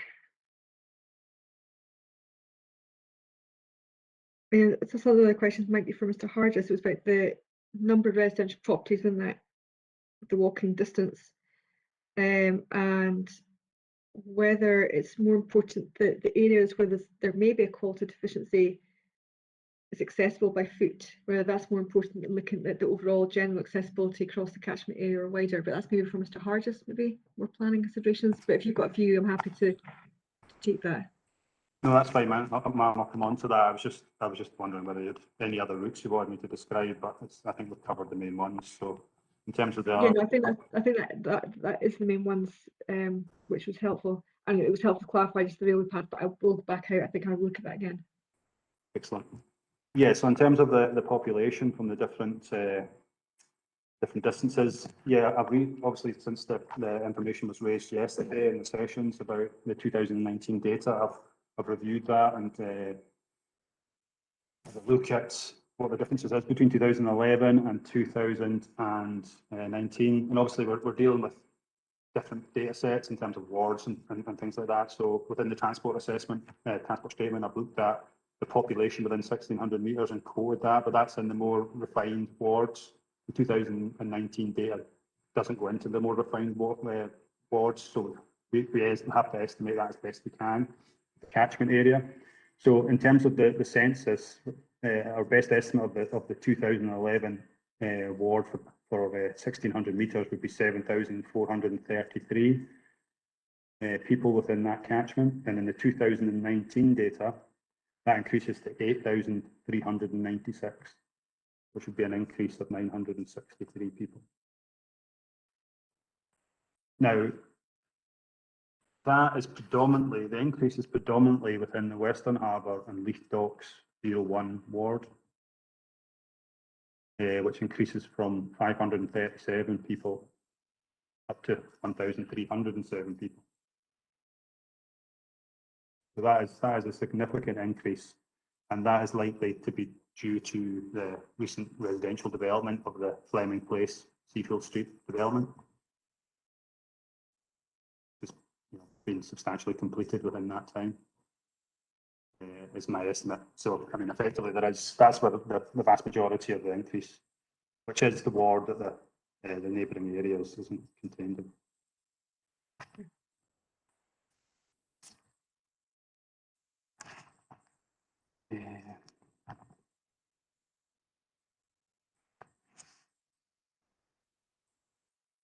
If there's aspects of quality deficiencies, I'll refer to Mr. Hargest, and he can perhaps pick that up when I'm finished. But I would, in terms of walking distances and just given a kind of understanding of the available catchment, I think it's worthwhile referring to the council's document, ma'am, CBC 5, walking accessibility data. Yep. Again, the council has undertaken the kind of walking routes in a similar manner as we would at best practice. It's looked at the available routes and considered what can be walked within a 5, 10 and 15-minute catchment. Obviously, our evidence is based on national guidance, so we would refer to 1,600 metres and we wouldn't depart from that. I think this submission does provide some worthwhile assessment of the walking catchment, and if you just flick through it, man, maybe something you have to look at after the session, because it's not, we haven't quantified it in terms of diagrammatically, so you would need to go through these separate sheets yourself in terms of the different figures. So the different figures clearly look at the retail alternatives in the wider area, and they then take the centre point of these sites and they mark out a 5, 10 and 15-minute catchments. Now, I've looked at these documents and it's clear that even the council's own submissions highlight that a large residential area is not accessible from these existing retail outlets. So we just take some of the neighbouring streets, for example. The north part of Craig and Tinney Avenue is not accessible from any of the alternatives. Seafield Street and Road is not accessible from the alternatives. Fleming Place is not accessible. Finlay Gardens in the wider area is not accessible. Hornifield Place, the whole wider area to the north of the Westlake Railway path, is not accessible from any alternative. And Prospect Bank Road in the wider area is not accessible from the alternatives. The council's own submissions are highlighting that there is a significant residential area that is not accessible from these existing retail outlets. So to me, and again, hark back to the fact that accessibility is about choice. These areas don't have a walk-in choice at the minute. And what this store will do will provide these residential areas with a walk-in choice. And that is clearly what the thrust of this argument is all about. And I would expect that that's why the council's transport department had no issue with accessibility. Because effectively we'd be arguing or discussing these points. We'd be scoping these with the council roads department if they had an issue, and they would clearly see that based on national guidance and the recognised assessment of accessibility, that this site is accessible to a wide residential catchment. Frankly, that can't be disputed. It's in the council's own evidence. So, yeah, ma'am, I think we've covered a lot in that question. That kind of goes to the core of the walking catchment, but it's absolutely evident to me that this site is accessible. It's easily accessible because it has an excellent range of walk-in routes. It's porous to the wider residential catchment. It has a residential catchment within 800 metres, 1200 metres and 1600 metres. And frankly, from a transportation professional perspective, I just cannot understand how it can be disputed that this store has a significant walk-in catchment.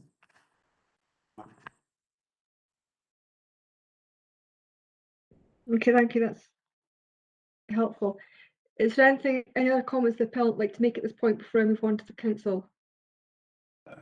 Yes, ma'am, because you did raise a question about quality deficiency and so on. So I think it's worth referring to that, recognising that we've got a session this afternoon on that matter. I also thought, Madam, that you might find it helpful, and you just advise whether you would or not, in relation to the catchment area that Mr. Summers has just been describing, his figure 4, whether to identify for your benefit the housing sites that were discussed yesterday, which ones lie within that area. So in your hands if you feel that would be helpful or not. I can probably do that myself, I think, from the documentation I've got before me. Yeah. The So various plans. So I think that's a useful thing I can do. So I'm happy to do that myself. But I think from the various plans, I can overlap that onto the figure in the transport assessment. yeah, So I will look at that. Yeah, so it's a comparison between little 2, figure 5.1 and figure 4. That's fine. You ask in your questions, you say whether the ability for those in areas where there may be a quality deficiency to be discussed in the next session to access the site on foot is more important to significance in general accessibility across the catchment area or wider. I think I understand the question, and correct me if I've not quite got it right. The issue of pedestrian accessibility is part of the consideration for REP 6D, choice of transport modes, which is one of the transport modes. So therefore, it's a significant factor in its own right. But the issue to extent that the residents in this area are able to walk to the store if there is a quality deficiency can also be another, is a separate factor. So they're both important, I suppose, is what I'm saying, under RET 6A. And in that regard, now, it might be worth, I think it is worth referring, so again, sorry, it's not one of the documents we listed at the beginning, but refer to letter 2.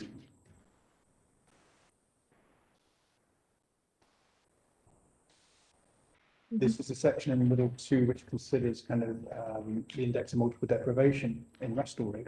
So that's figure 2.2.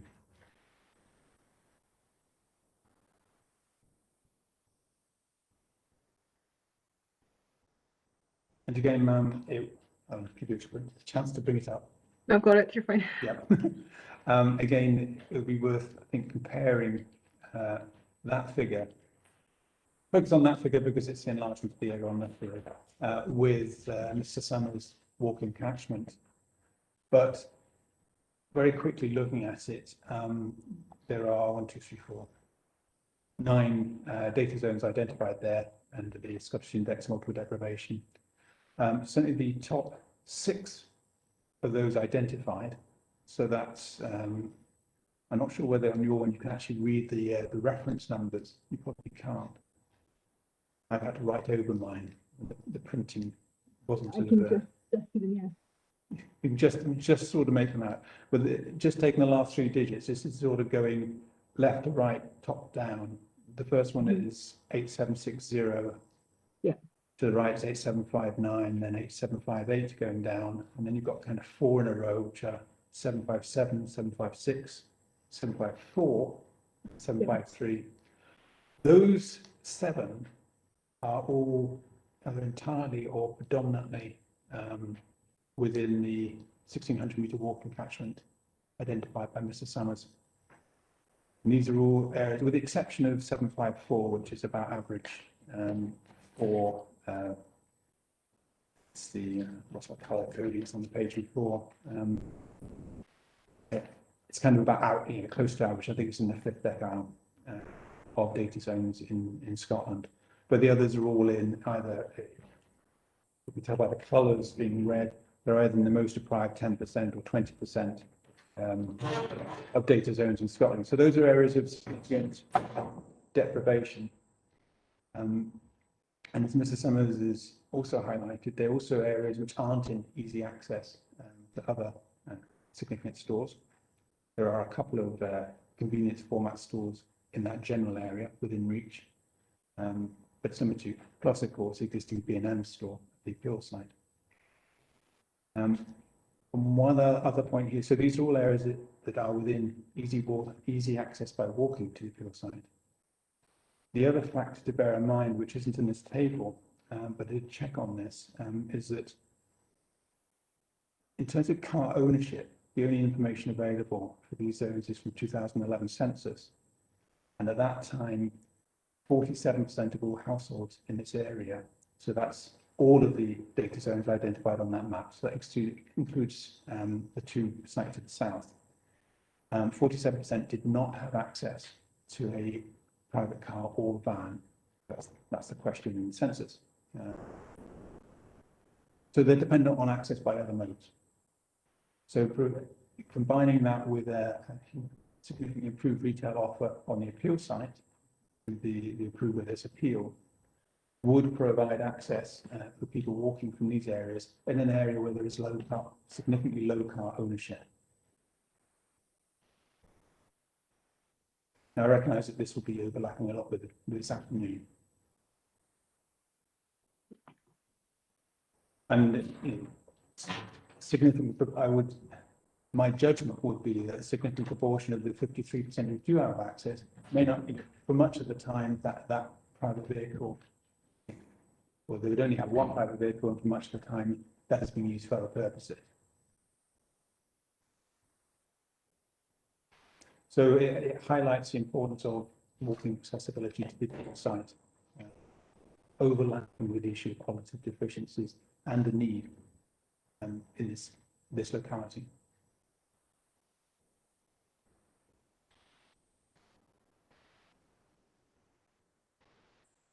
Can I just clarify why, when you put the statement in, so CD3, when you put the application in, you focus on the 800-metre walking catchment area? It was just, well, in fact, it's not just an 800 metres, it's actually just as the crow flies. It wasn't even an attempt at trying to do an isochrone. It was just a quick indication of the accessibility. But as I say, it's the primary focus of that statement is the retail impact assessment. And it wasn't purporting to provide a transport assessment or a definitive assessment of accessibility on foot. It was a quick review in the context of the policies. And I would accept that an isochrone is more appropriate than an as the crow flies. But in fact, if you look at the as the crow flies plan, because it doesn't take actually walking routes, it ends up with a comparable scale of population that the 1600-metre isochrone, albeit lower than. So it's just a quick indication, but that's not. It wasn't the primary. It wasn't the principal purpose of that document.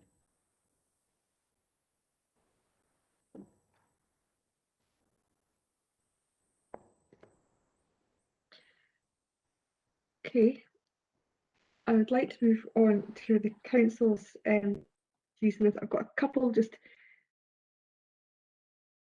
initial questions for the council before we get into this, just arising from what the appellant says. So I'm assuming it'll be Mr. Fraser again.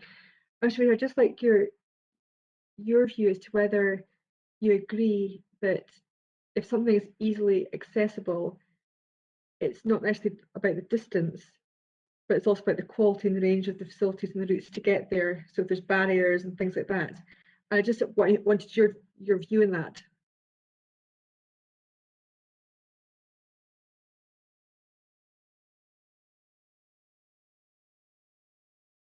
I think you're mute at the moment if you're speaking. Sorry, ma'am. I was just thinking. Oh, sorry. I'm not trying to hurry you. Take your time and think. I think distance certainly is a factor, but yes, the pattern of roads and the pattern of roads and pavements will influence whether a person would choose to travel to the appeal site. You will have noted on your walk around that the immediate bounding developmental character is overwhelmingly commercial and industrial in nature. What we'll go on to is to suggest that there isn't a significant walking catchment, but I'll leave that there just now. Okay, I'll let you say everything you need to say on walking. Just a moment. I just want to cover it for my benefit. Just catch up on these couple of points. But that's really helpful on that point. And you may touch on this, but in this document CC5, which is looking at the different walking distances around existing stores and the site. And you said earlier this was a good indicator of what the council thinks is easily accessible, what demonstrates the site is easily accessible when compared to the site in this proposal. And I just wondered if it's fair that the other sites that are on this document, so the Aldi at Portobello, we've got Morrison's, Aldi Commercial Street, we've got Lidl, Sainsbury's, things like that. Is it fair to say that none of these are what we class as out of centre, and this site is out of centre?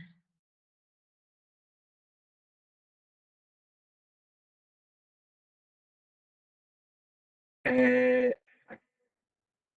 can't confirm that myself. I may defer to my policy colleague on that matter, Keith Miller.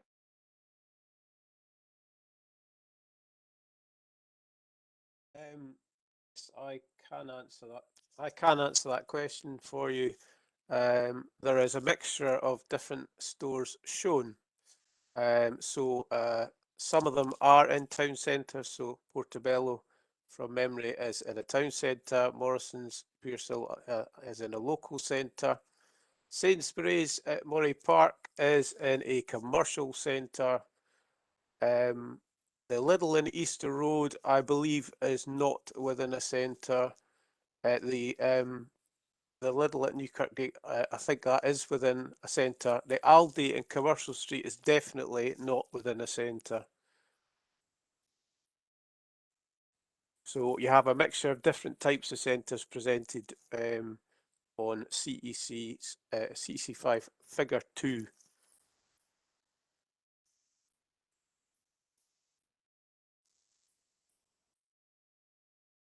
Okay, that's helpful. Just wanted to clarify that.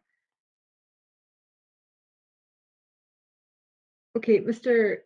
Fraser, do you want to now deal with the points in question 5?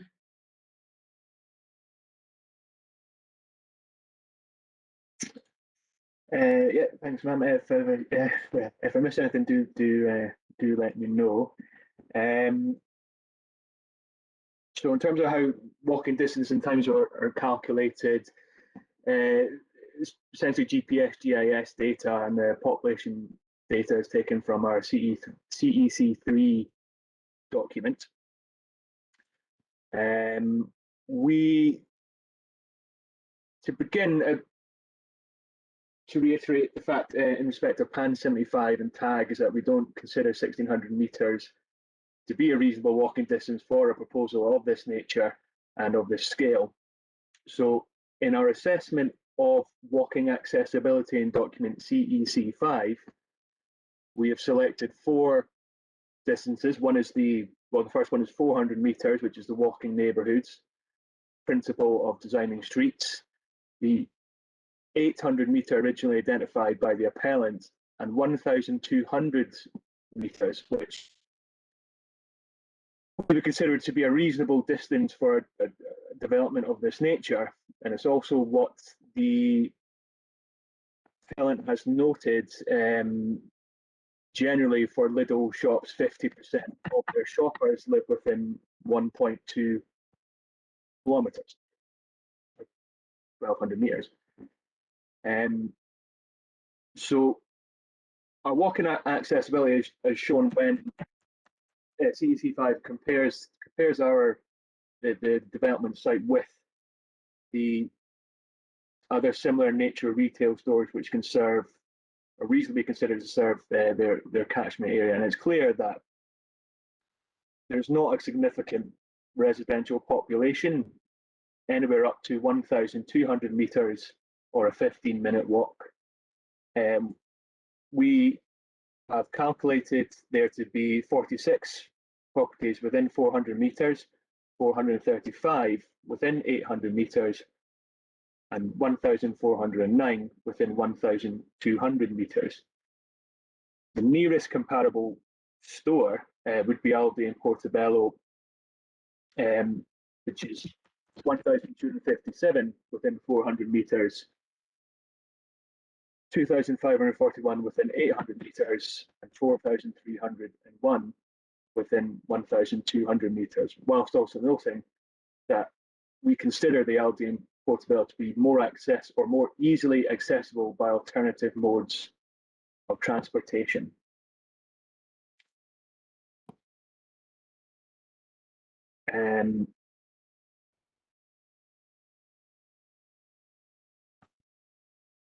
Could you, if you may, ma'am, just remind me, is there any direction in terms of where you want to go now with respect to this question?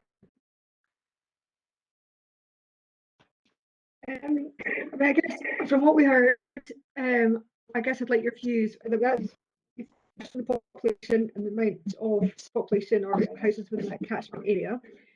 Looking at your 400, 800 and 1,200 metre walking, which is helpful, and you give me the figures.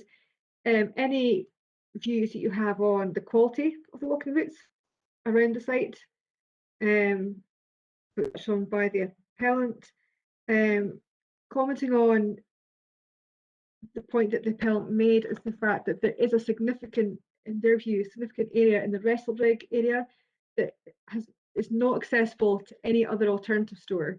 So your views on that from a walking distance catchment perspective, that's probably the 2 points that would be really helpful to touch on. So in terms of the quality of roads and footpaths, I mean, don't think we argue that they're considerably poor condition. I think what the matter is their pattern in terms of their layouts and whether or not this would be considered a barrier. Also whether or not they're appropriate during the full period the store is likely to be open. For example, is it well lit? Is there, are there active frontages to these streets? Is there community security generally? That kind of thing.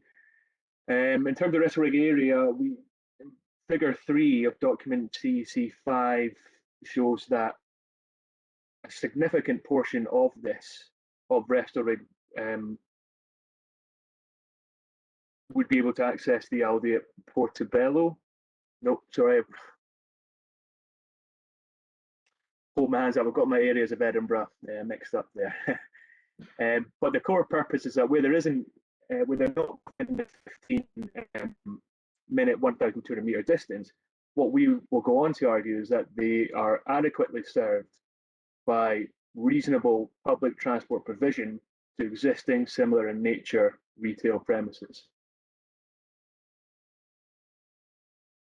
A couple of points to add as well. It's just the Roads Authority, again, no objection was brought up. The Council's Roads Authority wouldn't assess whether this site is suitable for a retail premises. That is a matter for myself and my colleague Keith Miller. And also the reference to Scottish Index of Multiple Deprivation,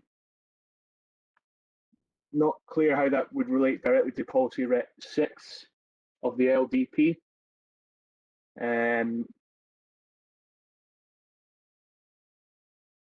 Yes, I think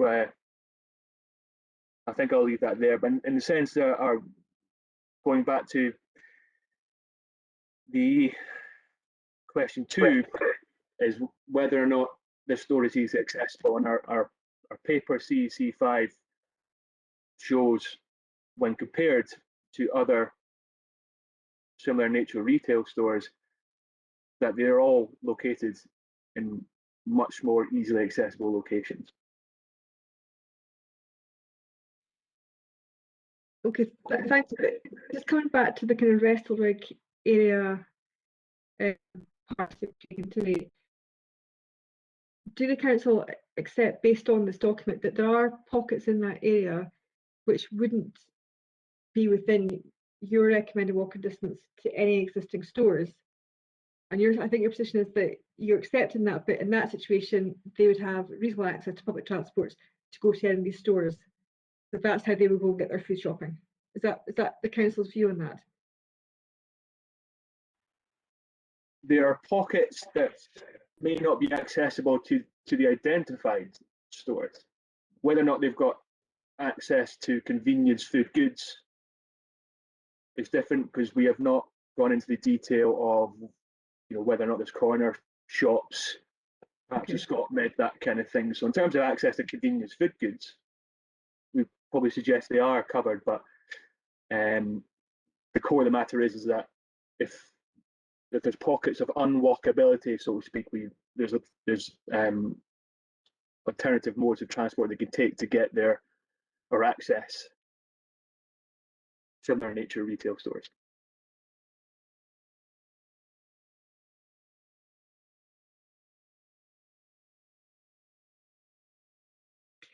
And just going back to your comment about the quality of the roads, you say you've thought about how appropriate something like those roads would be, or the walking routes would be for the full period the store is likely to open. You've thought about active frontages, street lights, things like that. I just wonder how relevant or appropriate is that as a consideration when it's an out of centre site?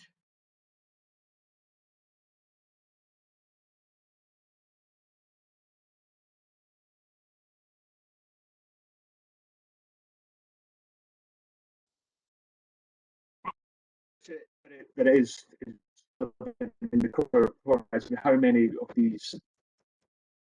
properties are there, what is the local resident population that would access that is suggest one of the core principles of what easily accessible.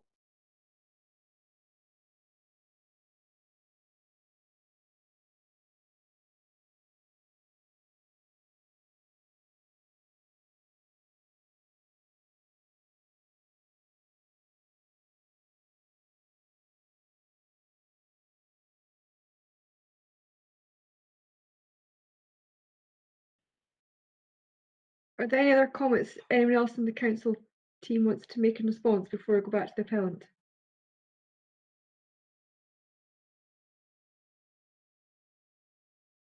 No. Okay. The appellant, do you want to just come back on any of those points from Mr. Fraser? Yes, ma'am. I've got a few points I'd like to touch on. I mean, the first point I would like to raise is there seems to be a significant disconnect between the council's transport team and the planning team. I mean, effectively, certainly whenever we're required to review applications, whether it's retail, residential or whatever, we always look at transport assessment guidance and the 1600 metres isochrone. It's in every transport assessment that we submit. Quite concerning that council seem to be suggesting that 1200 metres is what they consider to be a reasonable walking distance. Is that the council or is that the officer? I mean, because it's not enshrined in any guidance, it's not detailed anywhere, and frankly, it shouldn't be officer roulette when an applicant submits an application to the council. They should be very clear about whether their proposed development is located in an acceptable location to the council, and that can only be enshrined in policy and guidance. And if I refer back to chapter 6, paragraph 240, which points applicants towards national and strategic planning policy, which is SPP. SPP points us back towards transport assessment guidance. Transport assessment guidance points to 1600 metres.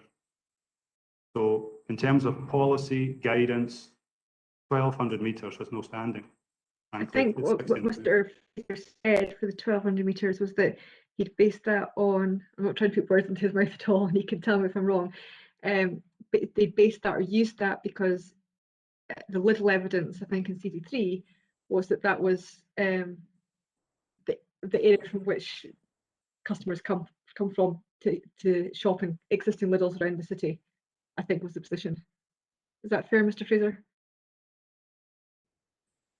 Yeah, that's fair in part. Also, just to, you know, not to keep reiterating this point, the figures in TAG and PAN 75 are guidance, and it both emphasise that you need to take into account the local circumstances. And I would suggest that's where the planning authority would come in and certainly consider whether or not the distances are appropriate for the development being proposed. Yeah, I think Mr. Hargis can come in on the 1,200 metres and submission to Biddle, but I think what I was alluding to is Mr. Fraser said that the council considered that to be an appropriate walking distance in his evidence. Okay. That's what I was kind of getting to in that. Generally, 1,600 metres would be determined by the council's transport planning department, and that's what they would require us to assess. So if Mr. Fraser's departing from that, there's a disconnect within the council in terms of what's assessed. Going on to the latter part of the evidence from the council, that's suggesting that the area within 1,200 metres that isn't accessible to an existing food store, that they could use a bus to get to existing stores. That seems to be contrary to the evidence that was given earlier about wanting residents to have a range of modes, and the criticism that was put at the store under question. So if this store does provide access to these areas by a range of modes, surely that should be supported by the council, not accepting that they would go to an alternative by a single mode. And just to touch on, I suppose the other point was the security of the routes. All of the routes are street lit. Some of the routes are unfronted in terms of the Western Railway path. We accept that, and it may be that they are less used at certain times of the evening, for example, in the winter.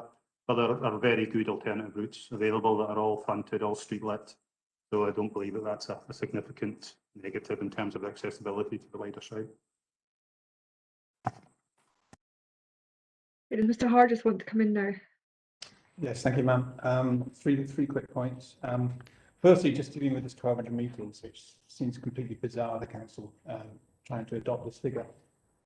It seems to be suggesting that they are using 1,200 metres because of the reference of 1,200 metres in paragraph 1.17 of CD3. As we went through yesterday, and as you can see from the text, the figures there are simply a statement of what was observed from surveys of 2 little stores in Edinburgh. It's not seeking to say that this is a standard or a threshold or some sort of policy reference. It's an empirical observation. And indeed, all it says is that 50% of trade was drawn from within that sort of distance. If we're talking about catchment area, you wouldn't want to define a catchment area as a primary catchment area based on 50% of trade. So you could say, why didn't they take either 1.25 miles or 2,000 metres as an appropriate walking distance, because that's referred to in the same paragraph, or indeed 1 and 3 miles, because that's in the same paragraph. It's just a nonsensical reference which has no relevance whatsoever. Second point, you did ask Mr. Fraser, but I don't have any note of him actually answering the question, which was in terms of accessibility within the council's figure of 1,200 metres in terms of CEC 5, and relating that to the areas that I referred to earlier in terms of being areas of deprivation. If you look at those series of figures in CEC 5, you can see that in effect the whole of the area east of Westward Road and Westward South is out with the 1,200 metres that the council are adopting. So if that's the appropriate standard, there is a significant area of those data zones that I referred to earlier with very high levels of multiple deprivation that are not in walking distance. And given that the council's response to that, Mr. Fraser's response to that seemed to be that, well, they can catch the bus. But given that this area, it's got low car ownership, and it's outside of any distance of walking, to my mind, that there's a question of whether they do have an effective choice. And that to me is a qualitative deficiency in those areas that would be addressed by this proposed store. And the other question you raised in theory was what other shops are in that area. You'll see reference to CD3 that isn't challenged by the council, it's accepted by the council. There is just one other convenience format shop within the catchment area, which is in Westward Road South.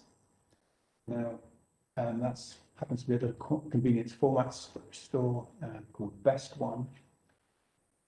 And if you need to know where the rough location of that is, madam, perhaps best to refer to the local development plan map, rather than actually take you through it now. But you will see that on Westward Road South there is a small local centre identified and that shop is in there.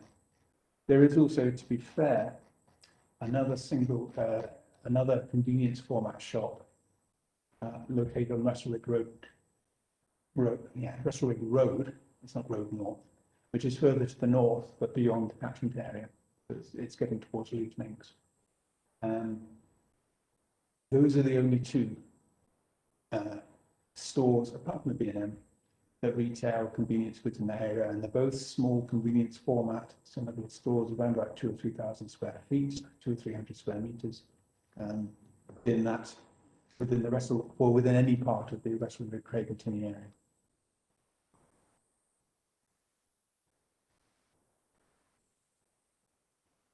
Mr. Hargis, do you have any comments to make on the population figures that the council quoted? Well, we don't actually have any basis of where the numbers come from. I don't know whether 2011, whether 2018. I assume that they're not 2019 because these documents were produced beforehand. So we don't have any calculations, so I can't really comment on them. Mr. Fraser, do you want to comment on that?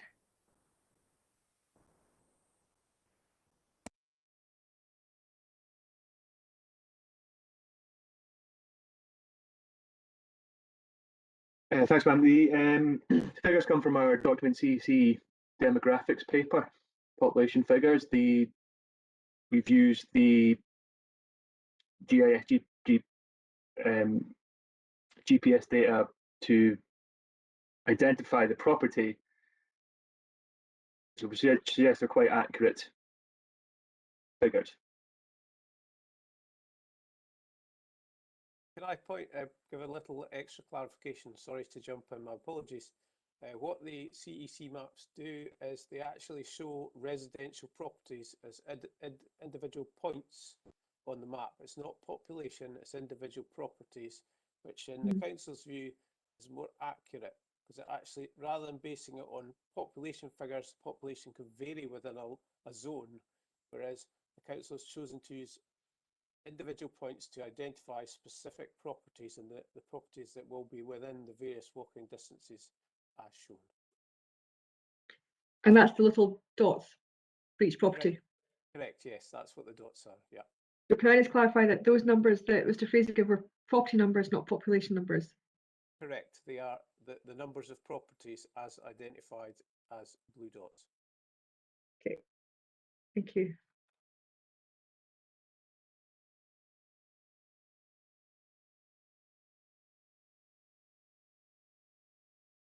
Ma'am, it might be helpful just to know what date that was taken from. I don't think either Mr. Miller or Mr. Fraser said what date that was taken from.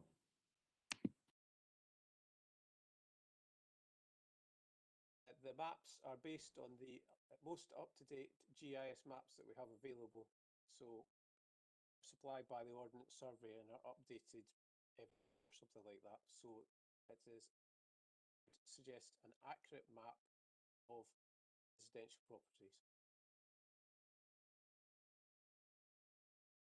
But just to clarify, is that from the last Ordnance Survey survey or what date?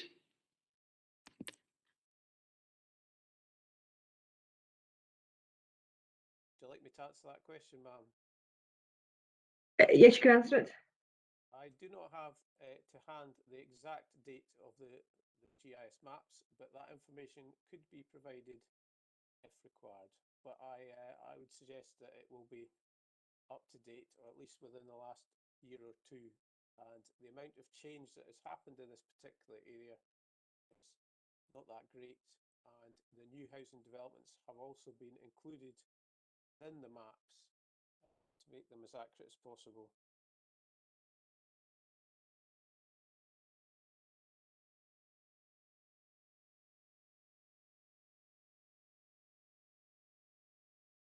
Just touch on this point, just for my benefit. If we go to for figure 2, which is the one that relates to the site.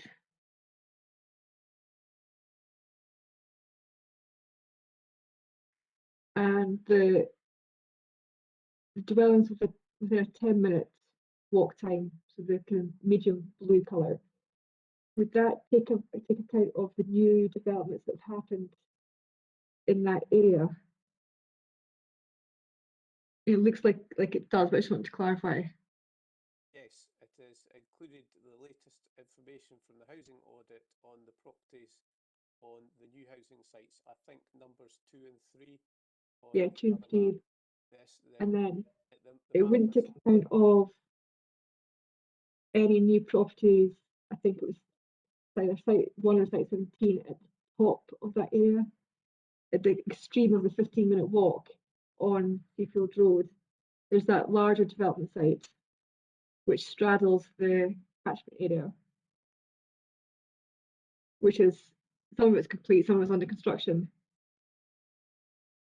It wouldn't take into account any, or it hasn't taken into account any properties in that area. Correct, probably because they extend beyond the 15-minute time distance. Therefore, they haven't been included.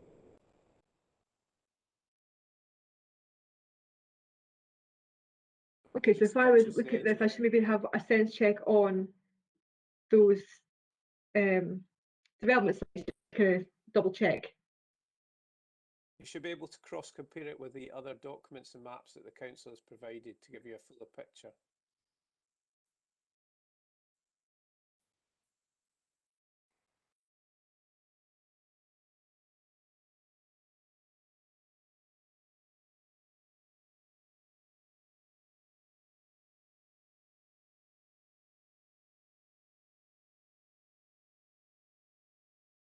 Okay, I think I've got enough information on that, but are there any final points that any party wants to make on walking?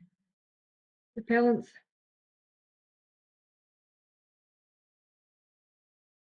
No, ma'am. Council? For my witness, I think no, ma'am, as well. Thank you. Okay, that's great, thank you. Right, we'll move on to cycling, which I think it gets easier as we go down the various modes. So we'll move on to cycling. And I'll go to appellant first. This was looking at, we're also focusing quite a lot on the time, the distance for walking. I wonder whether distance and times in relation to cycling to the store are relevant, or are they less relevant? We've probably touched a lot on the cycling routes, but we can touch on those, the quality of the routes and any constraints. And I think it is agreed overall. I've noticed that here that cycling would be a feasible mode choice. I think that's maybe the starting point for this, but it just been touched on those other points, that would be useful. So I'll start with the appellant first. So probably Mr. Summers first. Yes, ma'am. Thanks. Yeah, I mean, I think hopefully it's agreed by all parties that cycling is an accessible mode to the store. Certainly in terms of distances, cycling, if you go back to transport assessment guidance, up to 30-40 minutes, which would encompass much of the city. So certainly the site is very accessible in terms of distance to the store. In terms of the routes, obviously we've touched on Seafield Road, the 4 metre wide shared cycle route, the quiet route 10. The fact that many of the signalised junctions in the area have cycling advanced stop lines to encourage cycling. Vestalrigg wider area to the west is predominantly residential in nature, which is conducive to cycling and easy to navigate. Many of the pedestrian routes that we discussed linking Vestalrigg to the site are all easily used by cyclists. So hopefully we can kind of agree that that is certainly an accessible route. I think touching on the council's evidence, I think the council's evidence predominantly focuses on the fact that cycling would also be a viable route to the alternative food stores. And that seems to be the line of argument that they're providing. Again, just down the route in terms of whether a comparison of other stores is appropriate. In our view, it isn't. It's about this site and whether this site can be made accessible to various modes. It's not really appropriate to consider whether other sites can be accessed by cycling. So, yeah, our argument would clearly be that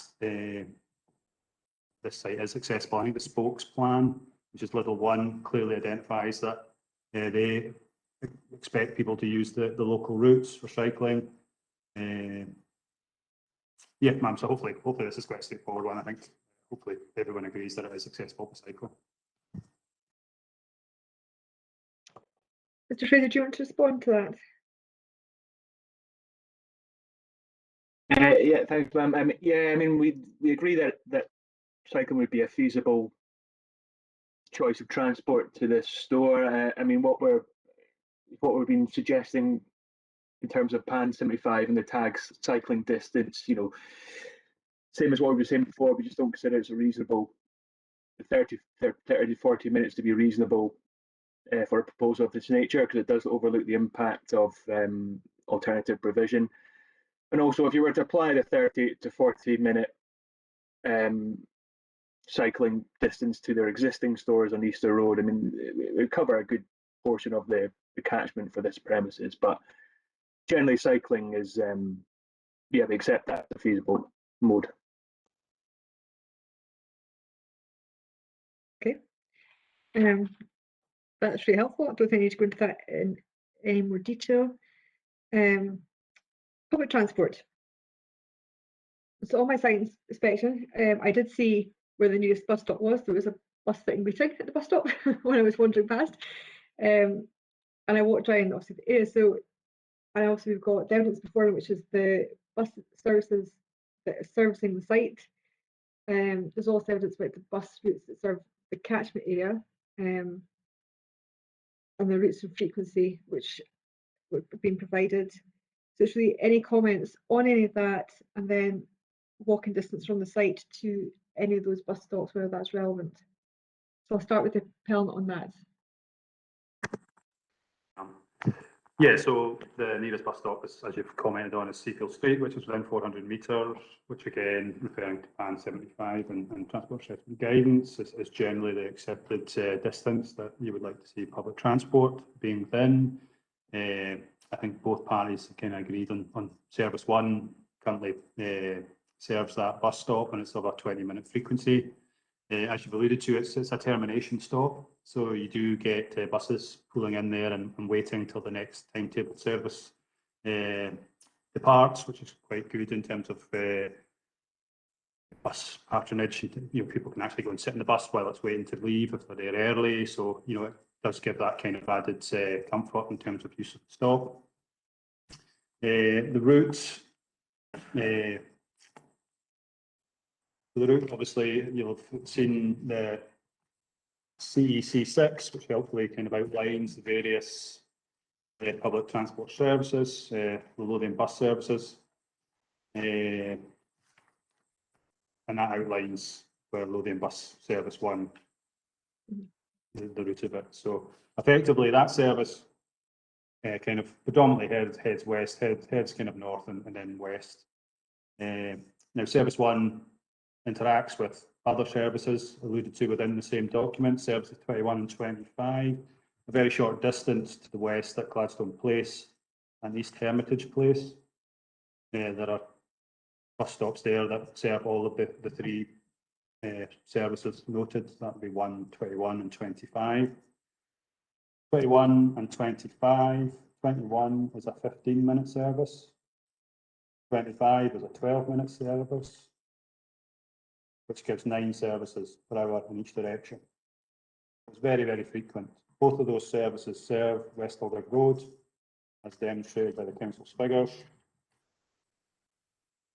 And therefore, very, very easy for people if they don't, if they wish to use a bus service to access bus stops on West Edinburgh Road, change service at East Hermitage Place, and join bus service 1 and get up to the stop at Seafield Street. And again, I suppose going back to the car ownership points, I suppose given the low car ownership in this area, that's a key option to people if they wish to use public transport to access the site. So my argument would be, again, going back to TAG, transport assessment guidance. This, in terms of the the accessibility to public transport tag is tried to move away from distances and allow for journey times, because people do change services. Obviously, bus routes are linear, so they allow for people to actually change service and access other areas within the city. So 30-minute door-to-door or 45-minute door-to-door are much more acceptable in terms of public transport. So that allows for people in the rest of the area to change service and access the bus service 1 from the core catchment area.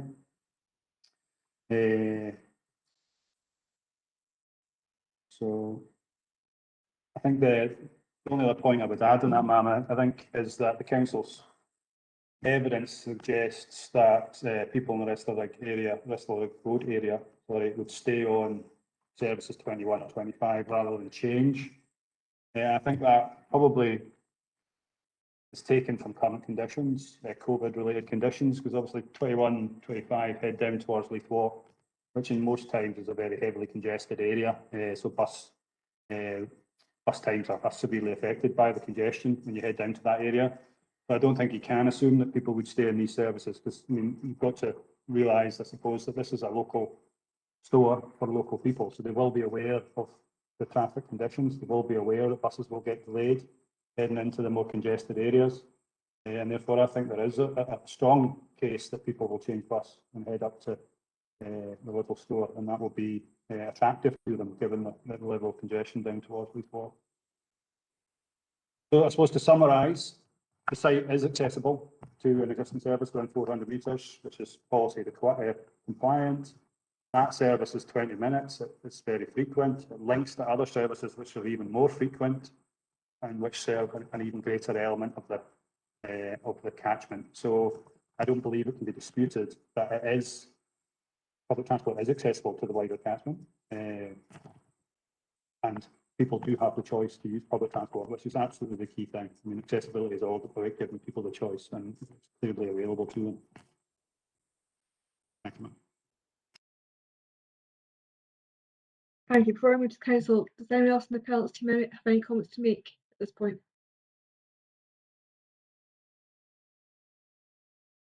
No, ma'am. Okay, thank you. Mr. Fraser, do you want to respond to that?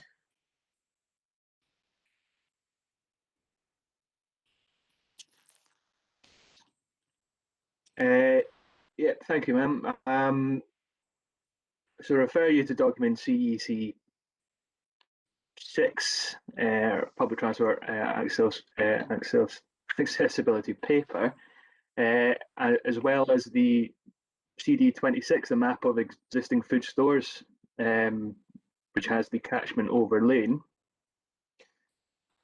So table 1 just compares the level of bus service for Seafield Street against the nearest bus stops to the other identified stores, where it can see is currently served by one bus, Lothian bus 1, every 20 minutes. Going on to figure 1, this shows the route of Lothian bus 1, and when you compare this route to their catchment, you see there's a very limited proportion of their catchment, and the catchment, or the people within the catchment that it does serve, could stay or go the opposite direction and go to on Easter Road, or pop off a bit earlier and go to their Lidl on New Kirkgate. We would suggest that it's more people within this section of the catchment, or the northwestern section, are adequately or better served by alternate existing stores elsewhere. Going on to figure 2, number 19, it doesn't actually go anywhere near Seafield Street. It doesn't come anywhere near the route of service 1.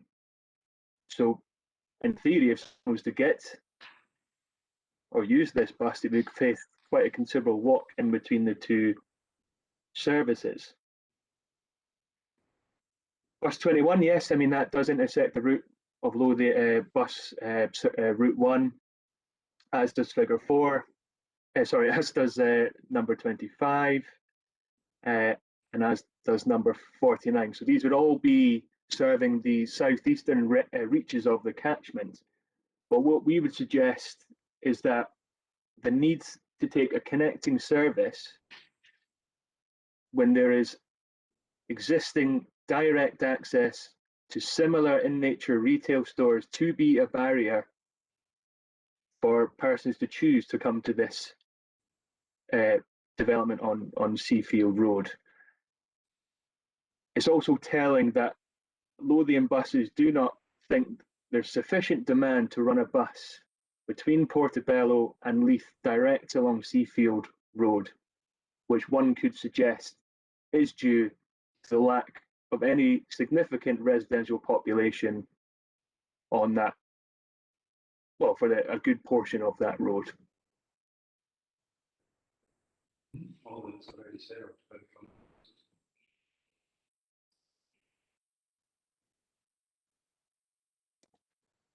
And also, ma'am, if I may, it's just worth reiterating again, the tag distances when it comes to public transport. Just to reiterate, yes, again, we don't feel that's appropriate in this case, given the nature of development.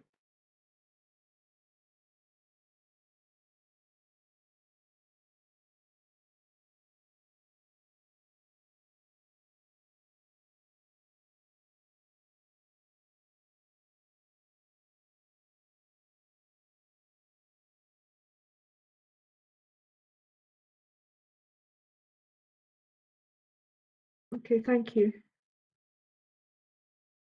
The appellants, do you have any comments you want to make? Yes, ma'am, just briefly, just referring to a couple of points Mr. Fraser raised. Again, I would just point you back to what is the policy test. That's in Ret 6. It's not a matter, the policy does not say is it accessible by public transport in this case within the catchment area. It's whether or not it's accessible per se.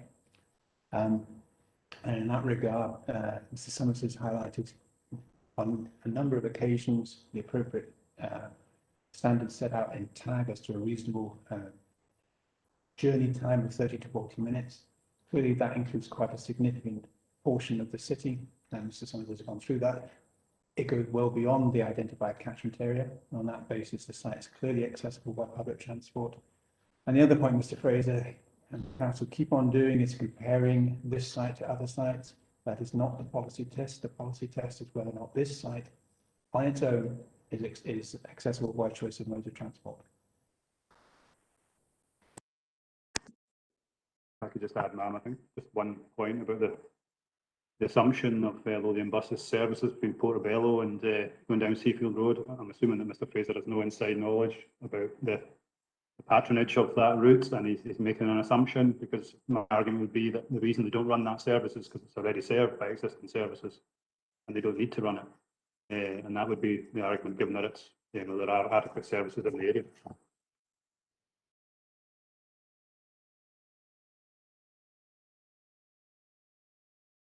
Mr. Fraser, I'll let you come back if you've got any final comments. Thank you, ma'am. Yeah, it's just to know that it's, for such a busy road, it just seems as unusual that Lothian buses would choose not to run a service down there, but quite correct, yes, I have no data to back that assumption on. Again, it's just to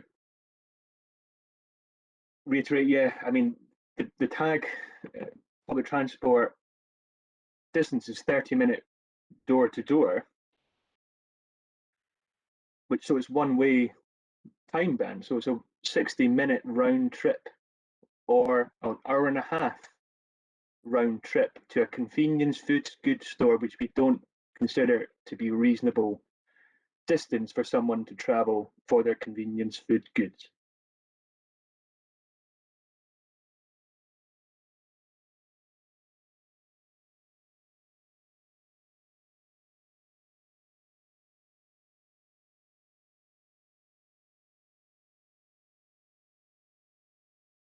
Okay, and I will let the appellant make a final comment on that point if they have any. Although I understand their position that TAG is the guidance, so if there's nothing further you want to add, that's fine. Ma'am, the only point I would raise, just to come back to the comment about the travel distances, I think, I would refer back to the car ownership in this area. Some people don't have a choice other than to take the bus at the minute, and they will do what's necessary to get to a store. So again, these are based, 30 minutes, 45 minutes, and these guidance aren't pulled out of the air. They're based on assessment, people's ability to, or what they are willing to do as a reasonable journey.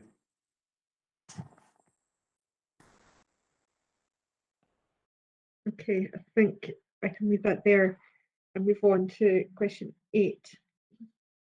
And this is private car and taxi. And I suppose the appellant's position is going to be that the site is accessible by private car. Does the council accept the site is accessible by private car and therefore by taxi as well? Mr. Fraser, I'll direct that to you. Yeah. Given it's thanks, Ma'am. Given it's located on a principal route, yes, it's accessible by car and by taxi. But the purpose of policy RET 6D is to reduce the length and overall number of shopping trips made by car, regardless of whether it's a taxi or a private car. And we'll come on to that reduction in trips in a minute. Does the panel have anything they want to say in relation to this topic? Yeah, just a very minor point, ma'am. I think we all agree that it's accessible by taxi. I think one of the things that's kind of getting missed in this is that taxi can be part of a multi-mode trip to the site. Obviously, a lot of retailers, including Lidl, tend to put in free phones within their stores for taxis. So they do get a lot of people walking in or taking public transport in to their stores and then calling for a taxi to go home. So it can be part of a multi-mode choice. You can get walking in, which would reduce trips because you wouldn't have a car going to the store, you'd only have it coming back in terms of the taxi, so it would reduce vehicle trips. Yeah, and that's very common in some areas in terms of choice.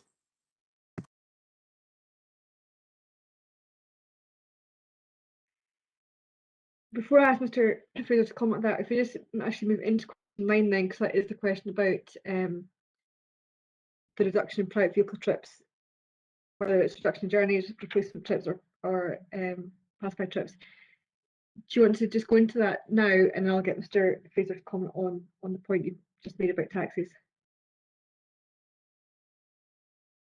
Yes, ma'am, that comes back to me. I'm not sure how much detail you want to go through, because all I would really be going through is what is set out in fairly detailed approach in the appeal statement at paragraph 531, and in particular from paragraph 531 onwards. Would you want me to run through what's set out there, or happy to take it as read and take, if you've got questions to clarify? No, I think we'll just take that as read. It's there, it's in the I'll ask Mr. Fraser to comment on these points if that remains your evidence. That's absolutely fine. There's no point in rehearsing it. We've got it in front of us. Mr. Fraser, do you want to come in on both these points? That point about taxi being part of a multi-mode trip, and then on to this point about how the store would reduce the number of private vehicle trips. Thank you, ma'am. Yeah, the first point, I mean, it's just to reiterate, yeah, policy 6D, it's car. We wouldn't put too much weight on whether or not it's a private car journey or a taxi journey. It's a car. In terms of the site generally in respect car travel, I mean, you've seen from your walk yourself, it's a principal road. It's a very busy road. We feel because of that, it will have a significant number of shopping trips will be made by car. Given the lack of local residential population, given the lack of reasonable bus service provision that we've sought to demonstrate in CEC 5 and CEC 6, we feel that there will be a significant reliance on car-based shopping. So on the concept of pass-by trips, the figure I referred to back in question 1 about the 250,000 is probably just to just ask the appellant to clarify where that figure would come from. it would appear to myself that a big part of pass-by trips would be, you would need to know for certain where this driver started their journey and where they're going to end their journey. So we have a significant employment centre in Granton. If this person was travelling home by car to Portobello, for example, could they do their pass-by shopping trip in the Asda and Western Harbour? Could they do it on Commercial Street Aldi? So there's just a lack of any sort of firm data to suggest that this will have a significant impact on the principal purpose of Policy 6 Rec D, which is to ensure the new retail development is easily accessible to reduce the length and overall number of car journeys. It's not to replace them with elsewhere in the city, it's to reduce the number of car journeys. And I feel, you know, we could probably all agree on the fact that reduction in car-based travel is a matter which isn't going to go anywhere anytime soon.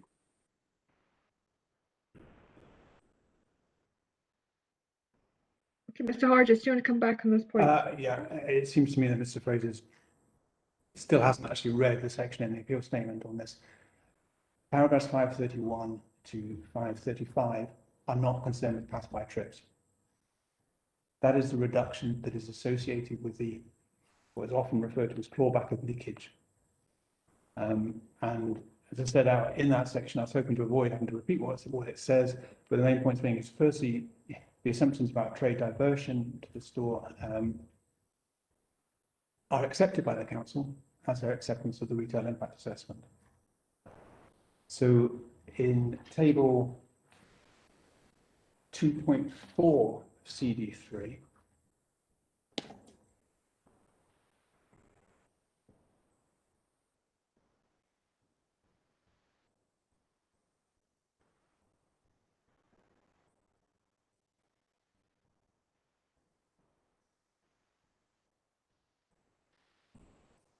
yep.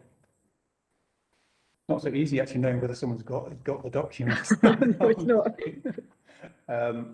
You will see there that there are the basis of the assessed trade diversion. And this is diversion of trade from people living within the catchment area.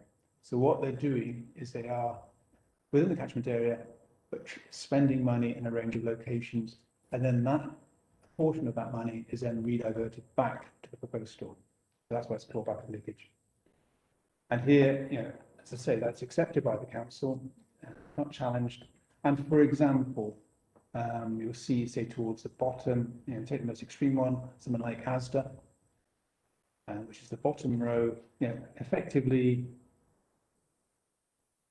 there's £1 million of convenience goods, which is, that's really what we're focusing on, is now being clawed back from Asda. Now, people have got to make the journey to Asda and now spending it locally in this proposed store. Now, as I said, you know, that's just an example, and you know, the total figures are set out in CD12. And certainly, it's difficult. You know, there are a number of assumptions that have to be made because we don't know the details. You know, we have to say, well, how large is the shopping basket that's being made to convert that into trips? We have to make assumptions about what is the modal split and so on. So it's only an indication of the scale of trips reduced. And then it's a matter of converting that into sort of what miles are saved. But as set out in that document, you know, making allowance of factors like maybe it's slightly larger than, you know, a basket size going to someone like Asda as being larger than it would be to this store. And don't forget, we're looking at this in aggregate across all these locations. It gives an indication that there are 250,000 trips,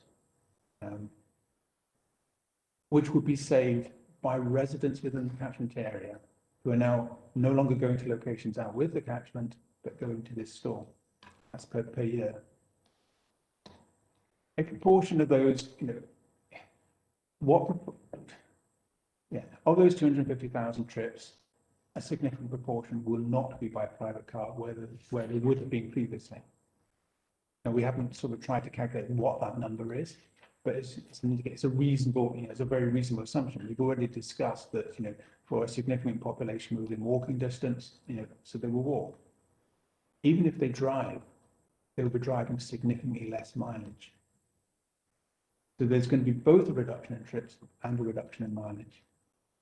And the table set out in the appeal statement close to the top of page 15, it's just an illustration of the sort of difficult distances. And these assumptions are reinforced, I would suggest, by the public consultation information set out in CD5, which is confirming, in my mind, that the sort of trade diversion assumptions used in the retail impact assessment are reasonable, because they reflect what people have said. And we'll come on to, I know in the next session you've got questions about CD5, so I'll leave that there. So this assessment is purely based on those who reside within the catchment area and are not now travelling elsewhere. So in that sense, Mr. Fraser's reference to pass-by trips is just not relevant.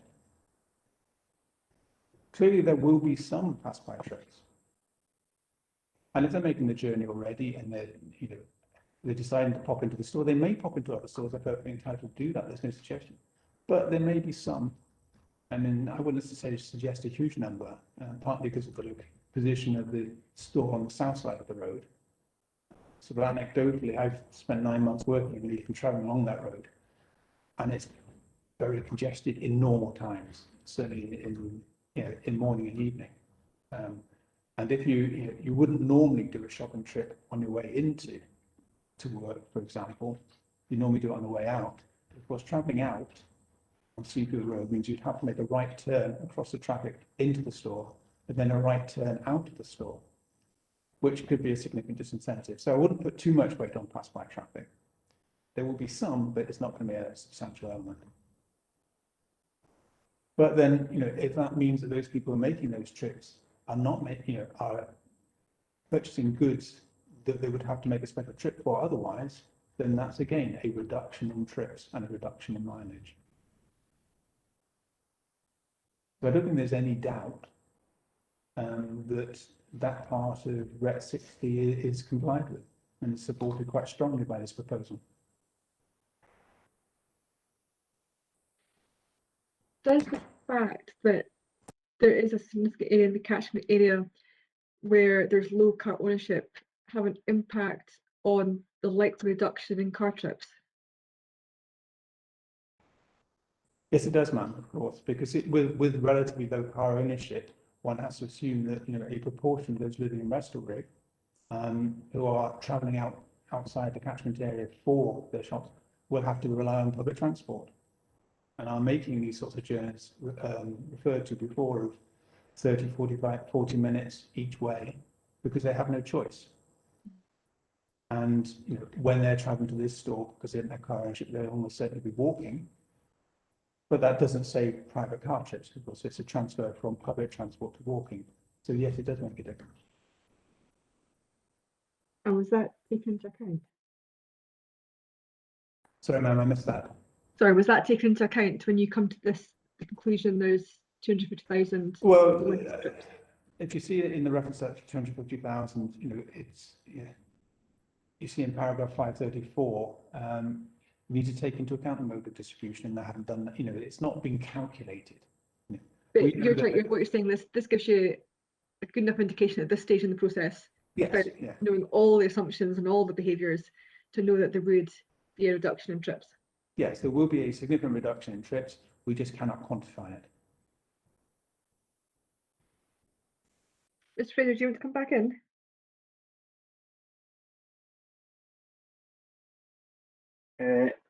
Yeah, thank you, ma'am. Yeah, it's just note the appellant has said, yeah, it is an assumption, it is an assumed figure, and how do we demonstrate how this is going to apply to this development? What we have sought to demonstrate is that it is clear to the council that this site will be dependent on car-based travel, given the lack of a significant number of local resident population, poor public transport provision, and the fact that Seafield Road is a principal thoroughfare to and from Leith, source of significant employment locations, and the bypass. So we are putting forward that this site will be dependent on car-based travel.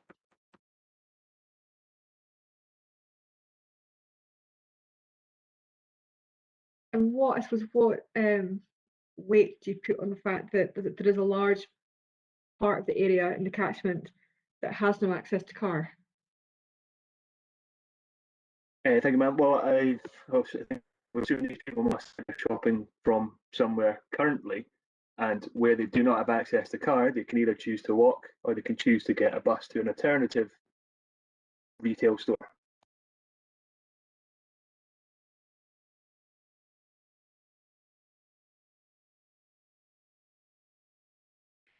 But I suppose it does, if the store was allowed, then arguably, could you argue that these people would have that choice, they could use the site, therefore there'd be a substantial number of people who wouldn't be depending on car to shop at the site?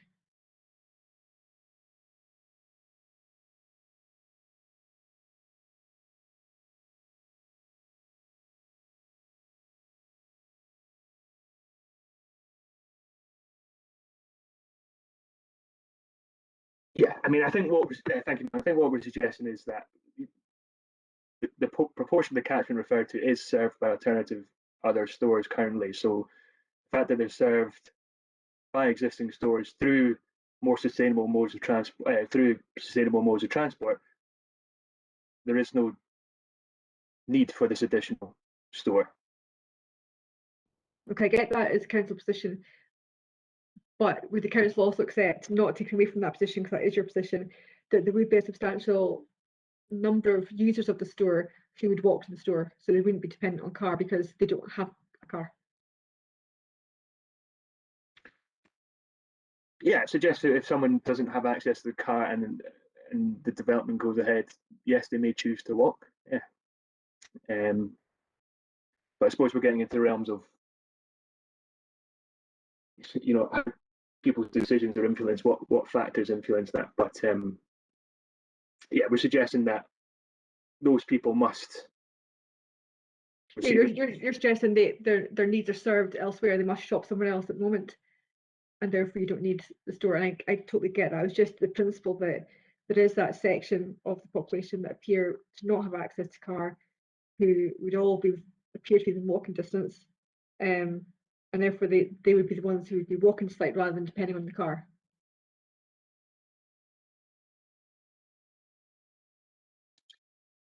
Yes, I may defer to my colleague Keith Miller if he wishes to add anything. But yeah, that's fine, absolutely fine. I think there's a balance to be struck here between the sort of various options that are available to people within the catchment. Now, if somebody is within, say, a 5 or 10 minute walking distance, and the council's view is there's not a large number of those people, and they may well walk to the new store. If you are further away from the store, say in the region of a 20-minute walk, but as a result of that distance are able to access regular bus services passing through the area, it seems far more likely that that person would get on the bus and simply access one of the existing stores, which is basically on the bus route, and there's plenty to choose from. And so there's a fine line between the two. You know, the further somebody is from the store, the closer they are to existing bus service, there's a higher likelihood that if they don't have access to a car, they'll simply jump on a bus, even though the store's slightly further away, because it's quite convenient and they'll be used to doing that anyway. And so there's a fine line as to how far somebody will be willing to walk. And the council's evidence is seeking to demonstrate that within a sort of 10 to 15-minute walk time, there's not a large number of properties compared to similar stores, which is all set out in our evidence. And when you start getting beyond that to 1600 metres point, you're right next to the transport routes, regular bus services that'll whisk you off to the existing store and avoid walking a long distance, and quite likely is the bus service would be quicker anyway than the long walk. And so that's what people choose to do. And as a result of that, you know, in terms of the number of trips by car, well, I think the council's view is quite clear that it's not a very accessible store, and if people have got a car and they're beyond a very short 10 to 15 minute walking distance, I think it's reasonable to assume that they would take the car instead. And those that don't have access to car are more than likely just to jump on a bus and go to the existing stores because they're easily accessible from the existing bus services. I think that's one of the extra points I wanted to make. Okay, then, thank you. Any final points from the appellant on this one before I move on? Yes, ma'am. I would just like to touch on a couple of points. I think some of the points you raised regarding the council's own evidence with respect to the 1,200 metres. I think they quote that there's over 1,000 homes within that 1,200 metres which aren't accessible to the other alternative retail stores by walking. Clearly, that's got to be given weight. I think I'm trying to find it, ma'am, and maybe Mr. Fraser will be able to help, but I'm sure in the appellant in the council's hearing, they allude to SPP, which outlines that we have to look at a hierarchy of modes, with walking, cycling, public transport, and then the car being the order that we're supposed to look at them. So it's quite surprising. The council seem to be suggesting that it's okay for these residents within 1,200 metres to walk on the walk to get the bus, when if this store was granted, they would have an alternative which allows them to walk, which is the #1 mode in terms of the hierarchy from SPP. So again, we seem to be departing from recognised policy and guidance to make a case that this site isn't accessible when clearly it meets all of the policy and guidance tests with regards to accessibility. Thank you, ma'am. Thank you. And just because you made the reference there to the council evidence, any final comments from the council there?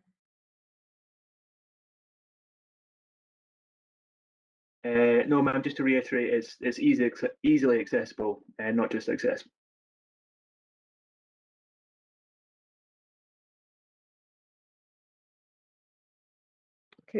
Okay. I don't think I need to ask number 10 because I think I know your both parties' views on that. And the council's very clear in the last answer that they do sort of the site would be dependent on car travel. I understand the appellant's position on that too. So I'll move on to number 11. I know we're kind of just on 12:30, but given we've got 11 and 12 to go and it's coming up, I would quite like just to continue the session. We're not starting the last session until 2, so we've still got a decent break. So hopefully no one minds doing that at this point in time, just because we're in the flow, and I'd rather not try and go back to it. So question 11, I'll go to the appellant first. If I don't consider the site as accessible, can it be made accessible by a choice of modes?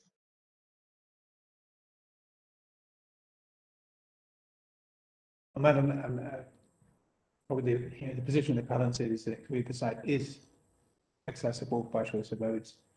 On that basis, there's no basis for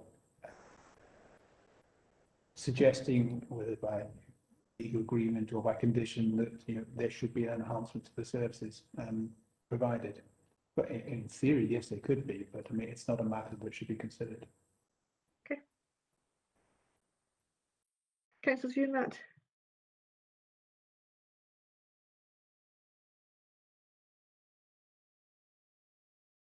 Thank you, ma'am.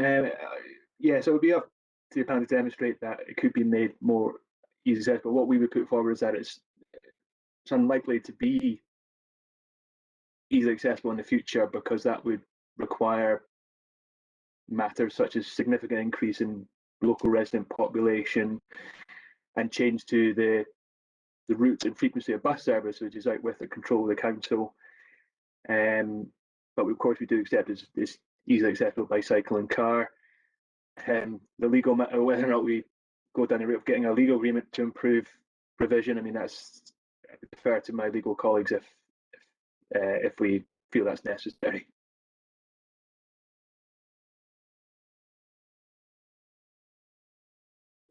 I mean, I think I'm happy with both those answers, to be honest. I don't think I need to go any further with that. And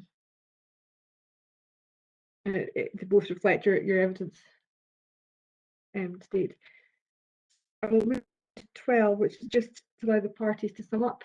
And I'll start with the council and then move on to the appellant for any final sum up comments. Ma'am, I've only got a couple of sort of key points because obviously you have your notes and you can go through this again. I was going to go with the council first. Oh, sorry. Okay.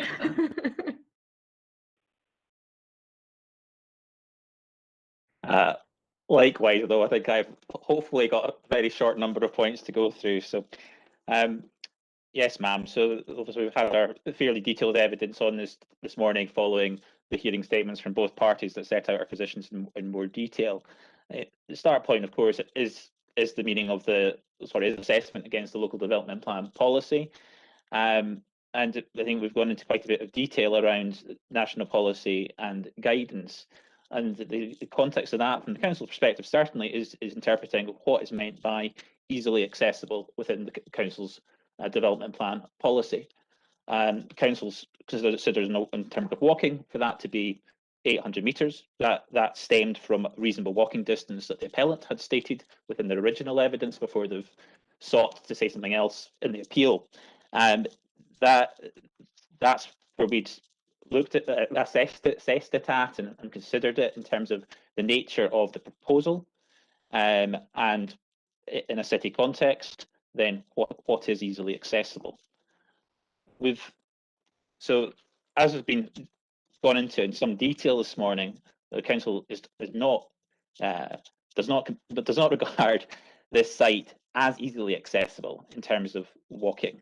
There aren't a great number of properties within an 800-metre distance, and in terms of reasonableness, the council's also looked at out to a 1200-metre distance as well, and still doesn't consider there to be that many properties even within that distance for smaller shops. In terms of buses, again, we've gone into that in some detail this morning, ma'am, and as the council's demonstrated, there is only the one bus that directly serves this new development. There are a number of buses, other buses, where with changes and walks, you could have some level of access, but in terms of those buses, they more directly access similar convenience stores as things stand. So it's not regarded as this site being well served by buses and being easily accessible in those terms. It's for those reasons, ma'am, that given the limited access, then it's not easily accessible in terms of walking and bus service. The council does consider, given the busy road that this site is on, that to be a car-dominant site and to not comply with policy regarding accessibility. And that's all I've got to say on this, ma'am, just now. Thank you. Thank you. Mr. Armstrong? Ma'am, just a couple of key points. Yeah, the first one, and it is a very important point that has come out from the discussion today, and it can be referred back really to Mr. Fraser's response to question 2, where he set out his interpretation of policy RET 6A. And with respect to Mr. Fraser, that interpretation is deeply flawed.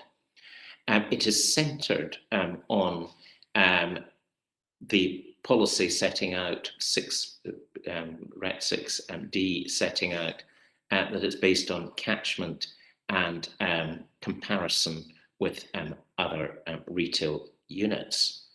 As Mr. Hodges set out, that is not what is set out in policy RET 6D. The other important point that came out of Mr. Fraser's evidence is that the council appeared to have had absolutely no regard to government policy and guidance contained in SPP and PAN, and in turn the advice to have regard to the TAG transport assessment guidance. And you have the detailed evidence of Mr. Hodges and Mr. Summers on that, and particularly Mr. Summers' evidence in relation to the walking distances. As came out of the discussion in relation to question 3, It's all about policy at REC 6D, and indeed Scottish Government policy and guidance is all about allowing, providing choice. On the question of designing streets, and question 4, Mum, that document is not relevant for the purposes of our discussion under this issue. Question 5, again, highlighting 1 or 2 points. Mr. Summers' evidence on the site being easily accessible and walking distance to nearly 8,400 people. There are a large number of residents who do not have, currently have, any similar stores within a reasonable walking distance. I referred to Mr. Summers' evidence, but a lot of that is set out in CD 13 at pages 6 to 12, which really goes into the detail of that evidence.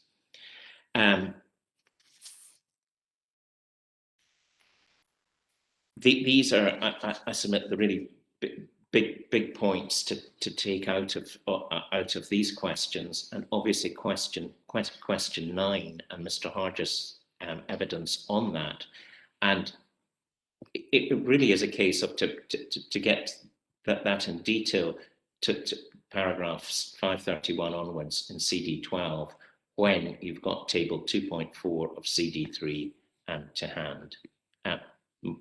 These are the key points from this session.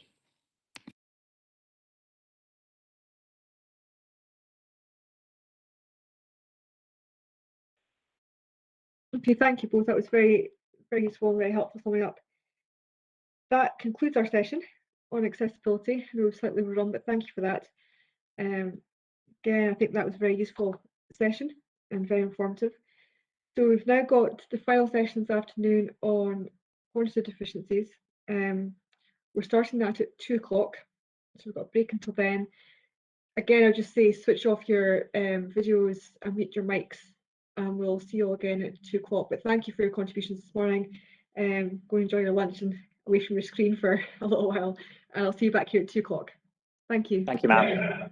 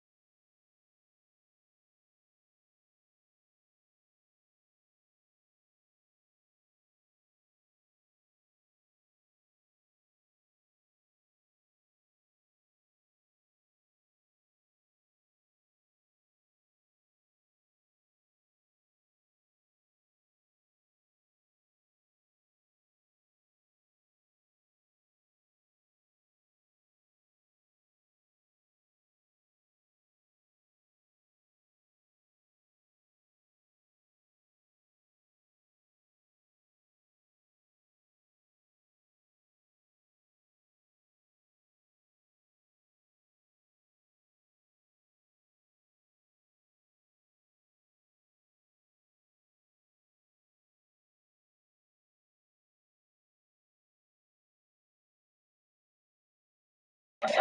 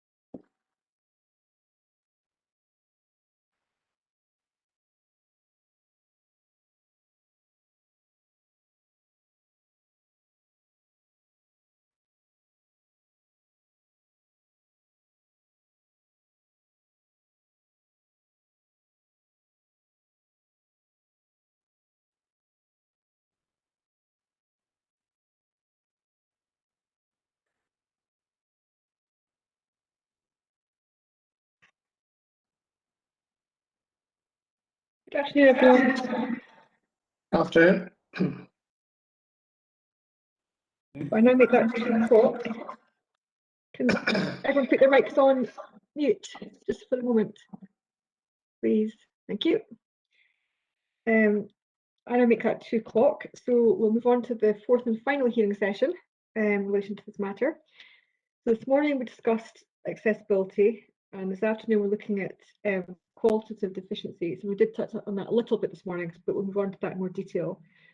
This session is scheduled to last until 4 p.m, but we will have a short break at a convenient point during the afternoon. Before we start, again remind you that all teams must adhere to government guidance on COVID-19. I would also ask you to ensure that phones and other devices are not audible during the session. Right, and thanks for doing that so far in the other sessions this morning and yesterday. Are there any procedural matters either party would like to raise at this point? Mr. Armstrong? No, ma'am. Mr. Nelson? No, ma'am. Thank you. So, as I already said, the session is on quality deficiencies, and the final agenda was circulated last week.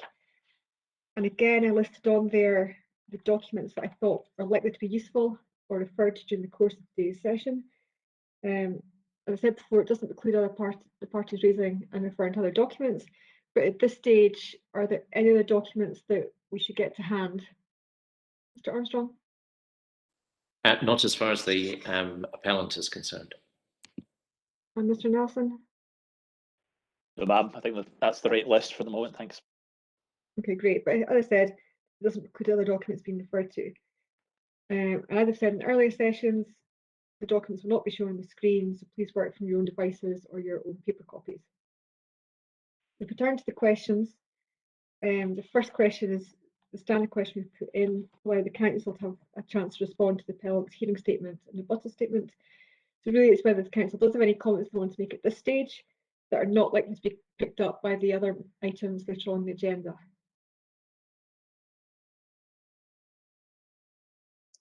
I'll pass that to Mr. McLean to respond. Thank you.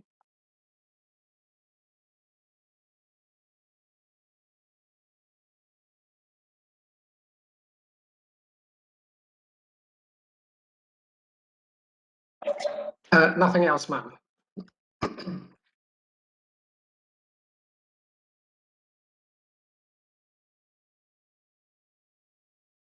We will move on to item 2, and actually, based on response to a similar question I asked yesterday regarding population and population growth and expanding population, I actually don't think I need to ask this question because the evidence from both parties was that the 4 tests in Policy Ret 6 are mutually exclusive, so that if the proposal meets one of those tests, it's irrelevant if it meets others or not. So I'm assuming that position hasn't changed from either party since yesterday.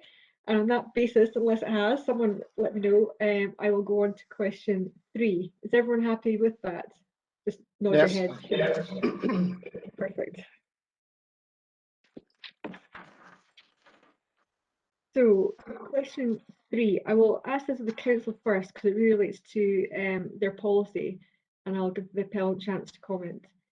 The question was, is it agreed that the quality deficiency relates to within the catchment area of the proposal? And does the quality deficiency need to be experienced across the whole catchment area or just part of it only? Ma'am, well, the council don't agree. There is a qualitative deficiency covering the catchment area, but and nor is there a qualitative deficiency relating to stores outside the catchment because they are easily reached. So all round, we don't agree that there is a qualitative deficiency.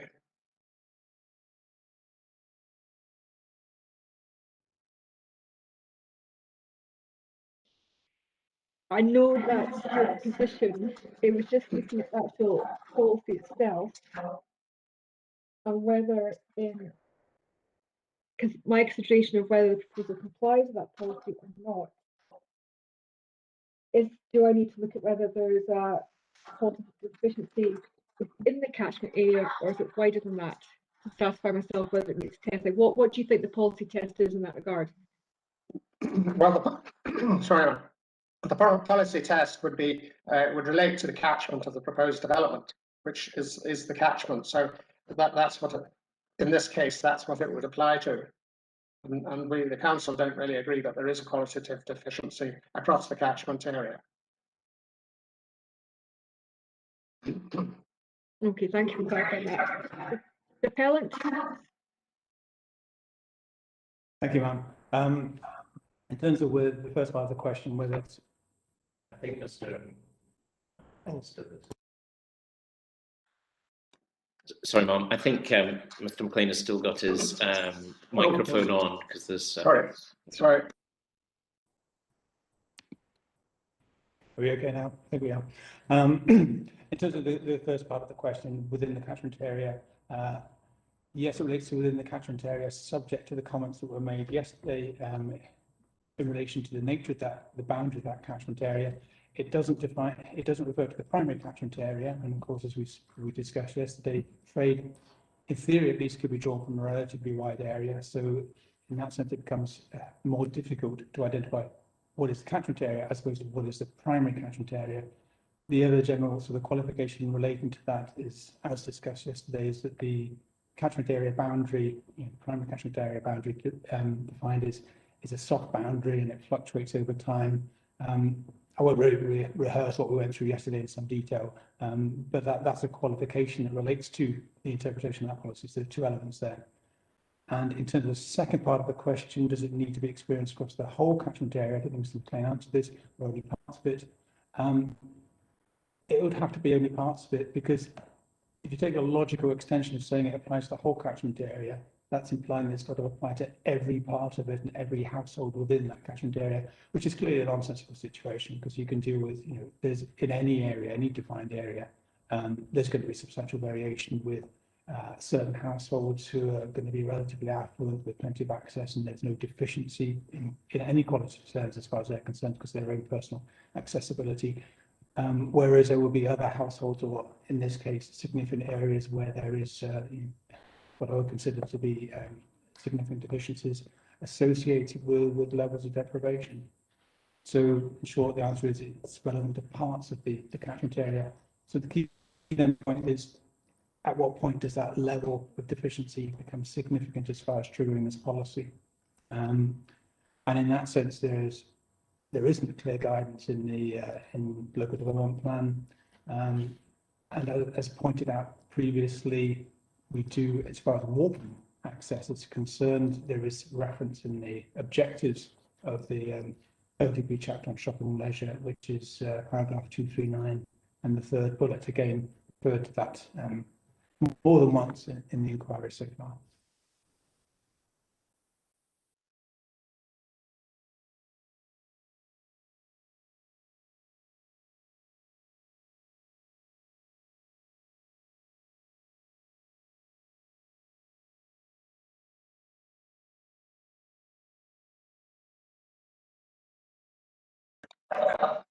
Sorry, I didn't catch that. You just want me to answer? I just wondered if you had any final comments before I move on.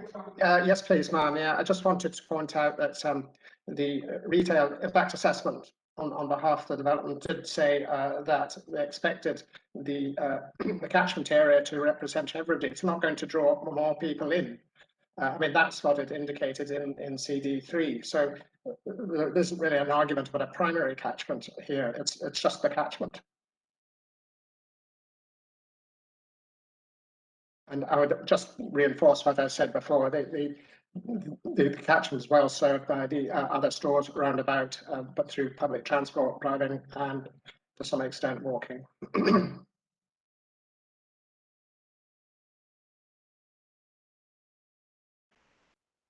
Okay, I know what you're saying. We covered the extent of the catchment area yesterday, so I'm not going to go into that again. Primary catchment and catchment, I think, understand the position on that, and I understand the council don't accept as a quality deficiency, so I think I will move on to the next question. And this is whether the town centre retailing methodologies document, which is CD24, is helpful in setting out factors relevant to the consideration of qualitative deficiencies, because there is no definition in the LDP. So I wonder if this was helpful in giving some guidance, and what should I take from that document as far as it relates to qualitative deficiencies. I'll put that to the appellants in the first instance, and then come to you, Mr. McLean, for the council. Thank you, ma'am. Would perhaps very obviously say that yes, it is, in terms of the first question, is it helpful setting out factors relevant to consideration of qualitative deficiencies? Yes, it is. Paragraphs 3.132 through to 3.139 and recommendation CRT1. So that's pages 58 to 61 of the document. Set out a fairly wide-ranging discussion of the issues that should be considered in relation to qualitative deficiencies.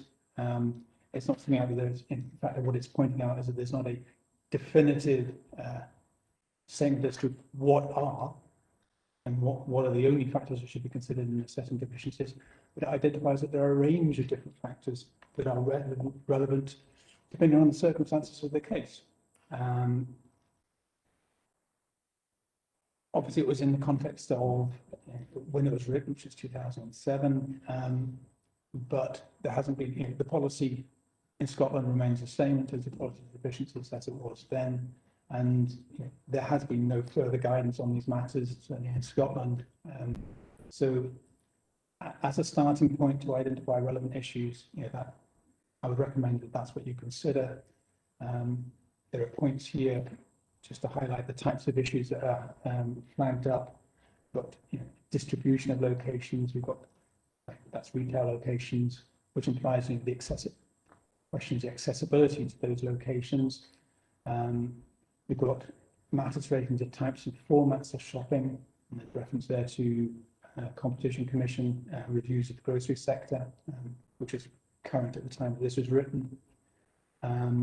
You've got other issues, for example, social deprivation, and it also flags up the fact that there are these matters aren't always straightforward. For example, if you only look at different categories of retail, types of retail, there can of course be for many of these units they can change without the need for a planning consent anyway. So it's never straightforward. And I think though it's relatively old and isn't Scottish, I think the reference in 313 para 137 to comments made by the English Historic Towns Forum, it's quite a useful reference, because of the types of issues that they're flagging up, which I think are relevant. So the conclusions, set out in 3139 and in the recommendation CRT1, and I think that gives a good basis for considering what sort of matters are relevant for qualitative deficiencies.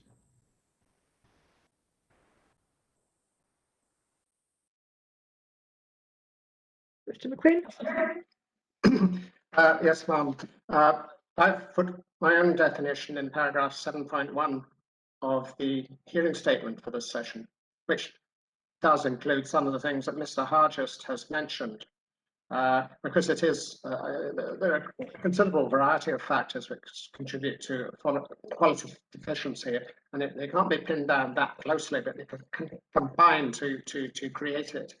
And this does include things like where there's a limited variety of shop types and retailers, limited variety and quality of merchandise on offer, limited range of pricing, limited choice of store formats available, and situations where the general quality of presentation, premises and street shopping environment is poor.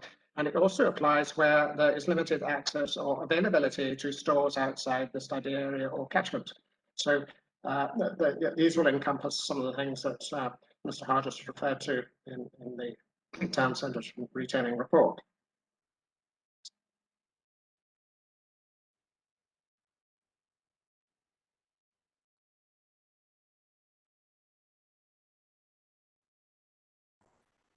Sorry, ma'am, you're on mute. Oh, sorry. Sorry. Madam, you're on mute. Sorry, I thought it unmuted me. What I was saying there is, I think there is quite a lot of overlap there between CD24 and that definition in 7.1 of the Council's hearing statement. And from what I take from this is there's a range of factors you have to look at, and looking at a range of factors, you almost get you can't nail it to a maths or anything, but we feel that there is a quality deficiency there based on this range of factors. So I think that between the parties is a point of agreement. Obviously, it's disagreement as to whether ultimately there is a deficiency, which we'll go on to. So I don't think I need to do anything more on that question unless there is any final comments any party wants to make, and that being in relation to question 4. Mr. Hargis?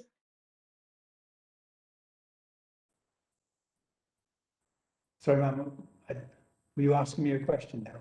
I'm just going to ask you any final comments to make in sorry. question 4. If not, I will move on, because I think I understand the position, I understand what's in CD24, Mr. McLean's definition, and the fact there's quite a lot of commonality there. Yeah, no further comment, ma'am. Mr. McLean? No more comments. Thank you, ma'am. No comment. Okay, so if we move on to question 5, and this is just question the relevance of the Edinburgh Commercial Needs Study, which is CD25, to assessing whether there's a quality deficiency in respect of this appeal.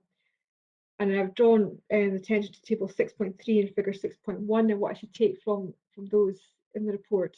Now I'll ask this first to Mr. McLean because it is the Council's report to comment on this, and I'll come across to the appellant afterwards. So Mr. McLean. Yes, ma'am. I'll just go to that table.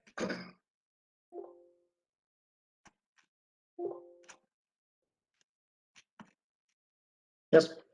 Well, table 6.3 is quite helpful because it shows how much expenditure is being retained in the zone 3. Because remember, this all refers to the zones; it doesn't refer to the catchment. So there's a good retention of about 3/4 of it's all retained there. And then figure 6.1 is are the graphs of where the residents most often go for their food shopping.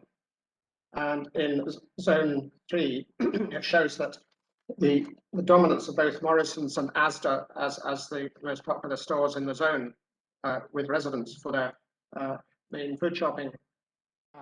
Aldi at Portobello is also mentioned, and for Sainsbury's at Meadowbank, and even the Co-op in Portobello. And also, where else it's useful is if you look at table 6. Here we are. 610, please. Yeah, 610 for zone 3. That just simply shows you what all the main stores are. And there's a good solid batch of them there. And these days you don't really get bad supermarkets. It's where the weakness is usually often in the smaller shops, really. So it's pretty well endowed with superstores and medium-sized stores, and also Aldi's and Lidl's. So in my view, the quality it does tell you initially the quality is pretty good. But if you want a sort of description of what it's like at street level, that's in Mr. Hargis's retail assessment. But for an overview, that's what you can get out of the Edinburgh study for the zone. Okay. So it gives me a good overview of the position in zone 3. Yeah, yes, that is the position really for zone 3. It's got you've got mention of the stores you see in table 610, which obviously the Morrisons, the Lidls, the Aldi's, and then also further over you've got the giant Asda at Fort Kinnaird, and the Jewel Inn, and Sainsbury's. So that everything on that in table 6 for zone 3 really tells you the story of what's there. So that's so it's not so much qualitative as actually telling you that where these stores are, and I just mentioned that you don't really get bad superstores and supermarkets these days because it's so competitive. And going back to table 6.3. Yes. And you said there that there's really good retention for zone 3. So it looks, what I take from it, 67% of people in zone 3 stay and shop in zone 3. So is there anything I should take from that figure? What should I take from that? That in fact it's popular with its residents for that to happen.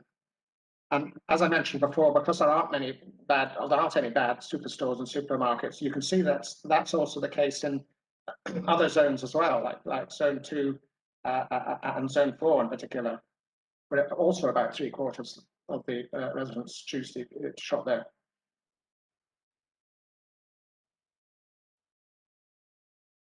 Okay, thank you, Mr. Hargis. I'll come to you for the appellant. Thank you, ma'am. I think in large part what Mr. McLean has said is indicating, it's confirming position that whereas the study is used for identifying, what the floor space is in different zones, what the turnover and where the expenditure is going, it doesn't tell you really anything about the qualitative factors that we're concerned with in this session. So if we look at the issues, just by way of reference to CD24, TCRM, in the CRT1, it lists, summarizes the sorts of factors, distribution and accessibility by different communities to retail provision. Well, it says where the stores are, but it's not saying anything about the accessibility. And it's certainly not saying anything about the accessibility to residents of the catchment area, which is obviously, forms only a small portion of zone 3 and extends into zone 2. It identifies who the operators are, fine, but it's not necessarily sort of commenting on, are the key sectors within groceries represented in local areas or accessible to local areas? It doesn't say anything about the physical quality of the provision. I hear what Mr. McLean says about, you don't get a bad supermarket. I'm not really sure that I would agree with that. I suppose one question is that, if that's the case, why do a significant proportion of residents in this catchment area in CP5 indicate they go off shopping in Asda at the Jewel, which is a significant distance away?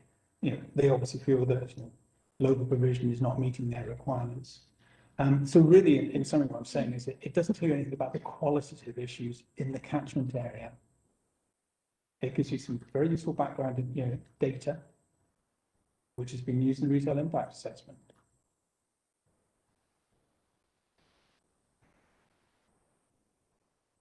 And just one general comment, and only at the citywide level, it could be taken, maybe Mr. McLean has clarified, but at paragraph 7.9 document, I'll bring it up and not get my papers mixed up.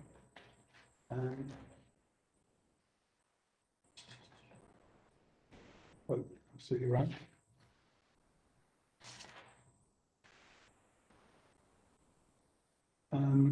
This is the interpretation, and this, of course, is across the city, and it's at the end of a quantitative assessment. It makes a comment that the situation still presents opportunities to improve the quality, range, and choice of the existing convenience stores generally. I really think that is probably the only meaningful comment in the document about qualitative issues and provision. And that's on a citywide basis. So you can't, as I said, can be directly applied to the catchment area. It's just a general comment for the city as a whole.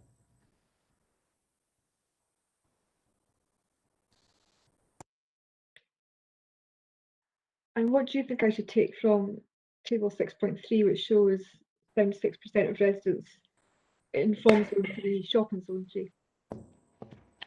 Well, I'm not really sure that you can take much from that at all as far as the catchment area is concerned. As Mr. McLean's pointed out, figures in are similar between zones 2, 3, and 4. It's an expression of geography, really. It's just that most people, if they have the opportunity, will choose to shop in relatively local shops. Zone 3 includes the Jewel, Asda, so that's a huge shop, the biggest in the city as a whole. So obviously that's drawing a lot of trade, and that happens to be in zone 3, so therefore attracts a lot of trade in zone 3. Figure 6.1, it's just it's a statement of the findings of the survey, that certain shops attract a certain amount of trade. It doesn't do anything about qualitative issues. So again, it's all part of the the information, the quantitative information that relates to the distribution of shopping in the city, and not really having much on qualitative matters. Just by way of example, it lists there, as Mr. McLean's pointed out, that there's 4.4% shop at the Co-op in Bath Street and Portobello. Now, we have no idea why people are shopping there or why they're not shopping there. Are the customers there say this is a particularly good product range, or that this is a relatively low level of people shopping there, and people are not choosing to use their local shop in Portobello, but going to one of the larger stores? We just cannot tell, and the questionnaire survey doesn't ask the questions. But that's not a criticism of the commercial needs study. It was doing, it was fulfilling the brief that was given. It's just that brief doesn't appear to have addressed policy deficiencies in local areas.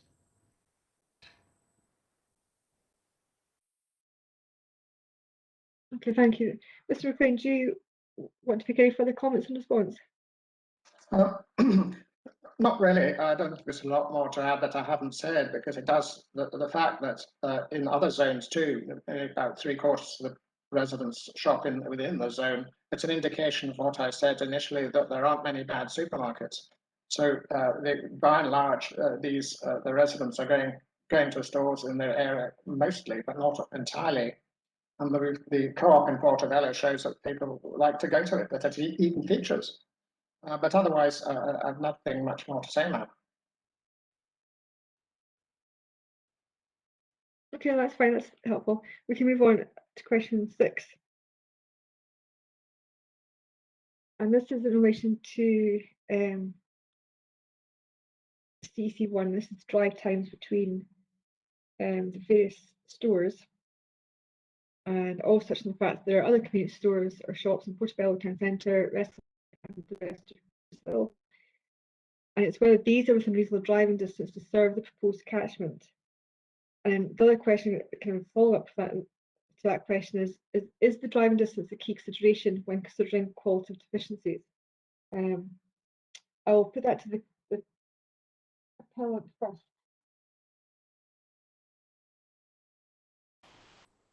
Thank you, ma'am.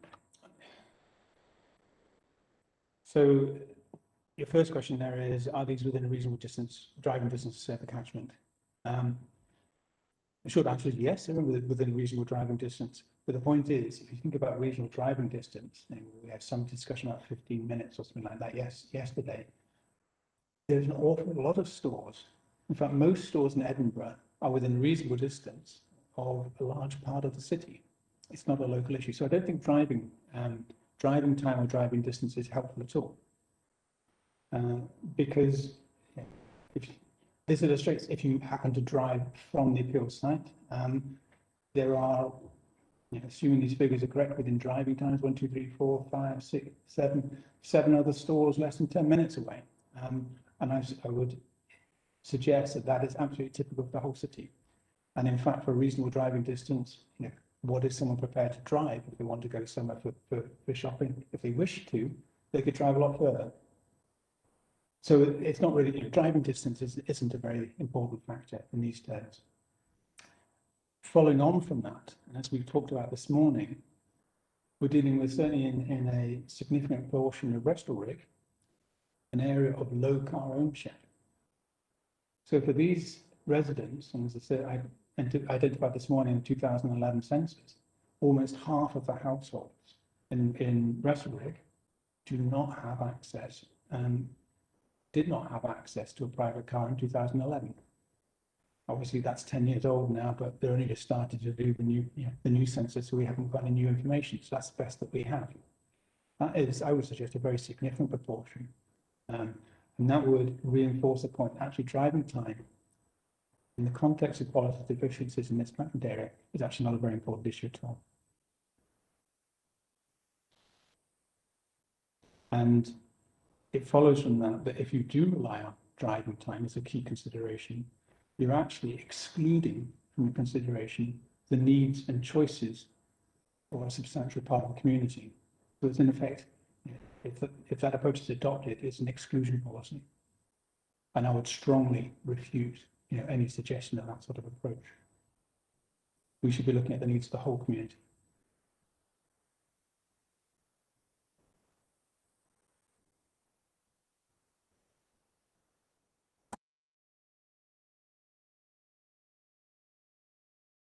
Thank you, Mr. McLean. Yes, thank you, ma'am. I would also say, in addition to driving distances, obviously, public transport is very important, buses, and it's through the use of buses that residents will have easy access to these stores on CEC1, which are just outside the catchment. So it's public transport in combination with driving and walking as well. So I would say that those are important factors. It's not just driving. Of course, I can see that.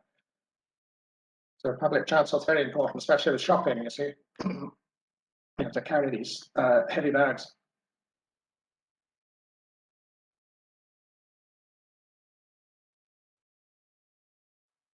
But walking is also important. Oh yes, it's also important. Yes.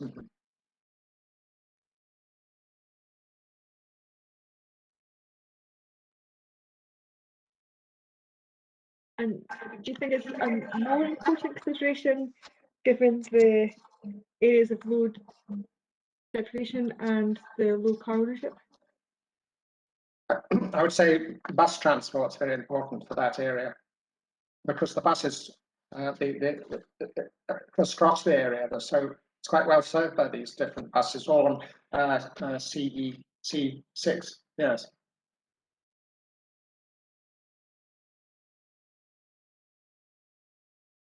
So you put as a more important factor than walking?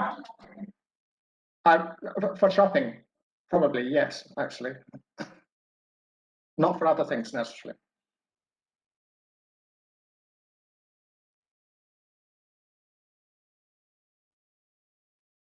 Without putting words into your mouth, would the council's view be that, say, the Restalrig area is within reasonable bus trip distance or journey time distance on a bus to the existing superstore provisions around the site? I'm sorry, the voice broke up. Oh, sorry. I'm just saying, is it the council's position, just based on what you've said, that I asked whether these other stores were in a reasonable driving distance? What I'm saying is, actually, are these other stores in a reasonable bus trip distance to the catchment area? Yes, yes. So that would be your position. Yes, bus and drive actually, but it's certainly bus than area, like that.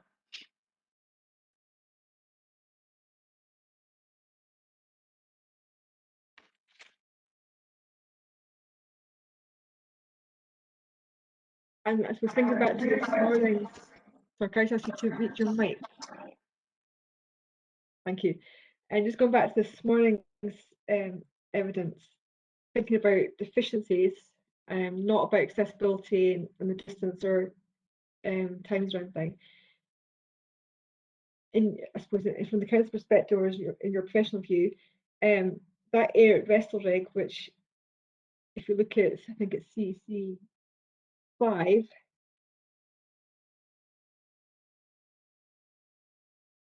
doesn't seem to be walking catchment area for any of the stores.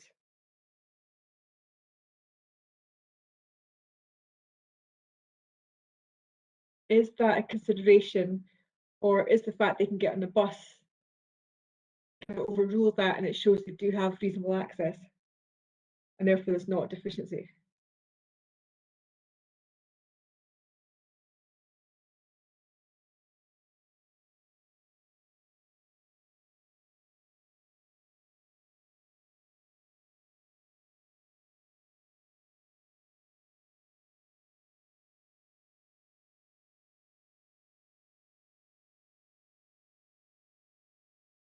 I think you're on mute again, sorry.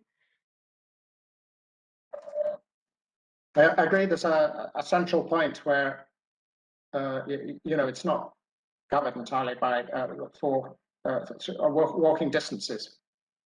Yes, but it is covered, it is covered by the bus routes.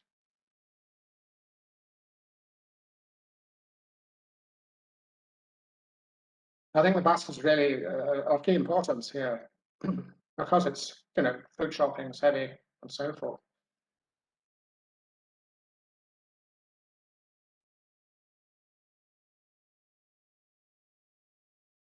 Every area in a catchment can't be covered completely evenly with a distribution of services.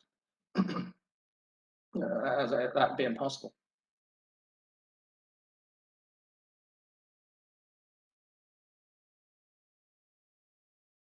Okay, thank you. I'll ask Mr. Hargis if he wants to respond to any of that. Thank you, ma'am. There are one or two points. I mean, you're asking Mr. McLean in relation to comparison between walking and bus, and he was emphasising the bus. I suppose the first point was saying with this appeal, with this proposal, we've talked about a few times, is the actual average basket size between like 17, 18 pounds, that sort of amount, which effectively is 2 bags of shopping. Granted, if you're buying toilet paper, it might be rather larger than 2 bags, but let's say typically, you know, that's the sort of size we're looking at. So that's entirely appropriate in terms of walking, and you heard evidence on that this morning. You also heard evidence from Mr. Summers, you know, about the hierarchy of transport modes from SPP, and you know, the top of that hierarchy is walking. So above all, what we should be encouraging is providing provision that supports walking, rather, you know, in preference to bus, in preference to private car. Further on, there was not. Mr. McLean was emphasising the fact that he's talking about he thinks, you know, Wrestle-Rig is very well served by buses, and it does have, you know, a number of buses passing through along Wrestle-Rig Road. But of course, what we can see from CD5, you can't tell from CD25 because it doesn't give the, you know, level of analysis, but we can see from the catchment area, the core part of the catchment area in CD5, and I recognise we're going to come back to this in a later question, that, you know, there are people undertaking the majority of their shopping in locations some distance away. And again, just to take the extreme example there that we know of, we've got 9% saying they shop in Asda, 5% shopping in M&S. I don't even think where the nearest M&S food hall is to here. I'm going to have to take advice on that because I can't even think of one. Not a food hall, or has a significant, maybe it's a city centre, perhaps. Without giving evidence, there is an M&S at Canary Park. Yeah, Fort Connect, yeah, I mean, which is even further than Asda. So the point is, you know, if you're relying on people, you know, there are significant numbers of people travelling quite a long distance. And if Mr. McLean is suggesting, well, you know, that's fine to travel by bus, that clearly contradicts the council's evidence this morning, where they questioned the validity of a 30 to 40 minute journey time by public transport, really what this is doing is reinforcing the fact that people will travel a significant distance by bus if they have no choice in the matter, they don't have their own car. And of course, that then overlaps with the evidence on previous proceeding sessions we've just had. You know, we know that this area has got, you know, if you're looking at 30, 40-minute journey time, it's got a substantial area that is served by bus. And the other element you talked about, it seemed, well, really just remind you asked a question about 1,200 meters, the council's evidence of walking, and as we heard this morning, that was with reference to 1,200 meters. The council's own document, CEC5, shows that, you know, the areas east of Wrestle Rig Road and Wrestle Rig Road south are not within 1,200 meters of an existing store, but they will be within easy walking distance of the appeal site. So I think all those factors. So in summary, what I'm saying is that, yeah, I don't deny that bus is an important consideration. It is an important consideration when looking at quality deficiencies and accessibility. Walking is a more important one, and we've had evidence on that this morning. I think that's probably sufficient.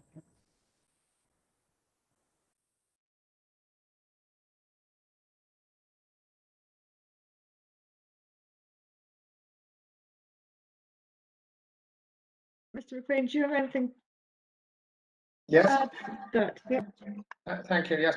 Well, I don't see that the proposal offers much in terms of advantage of walk-in trade, really, after all that.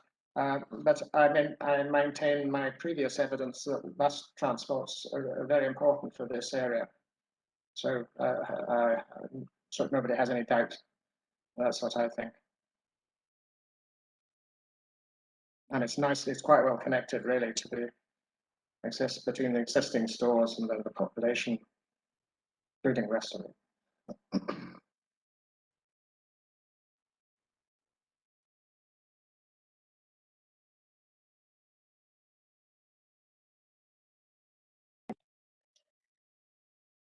Okay, thank you. Just so working on this, looking at reasonable drive times and distances, there was a couple of questions that we didn't do yesterday because we thought they were actually a better place to be dealt with today. And that was in the session that we looked at population housing sites. And the first one was whether there would be alternative retail stores available within walking distance of the new housing sites, where the new population or growth would be, and whether they're capable of meeting the expenditure needs of those housing sites. So can we touch on that? Mr. Hargis, I'll ask you to comment first, and then I'll come to Mr. McLean.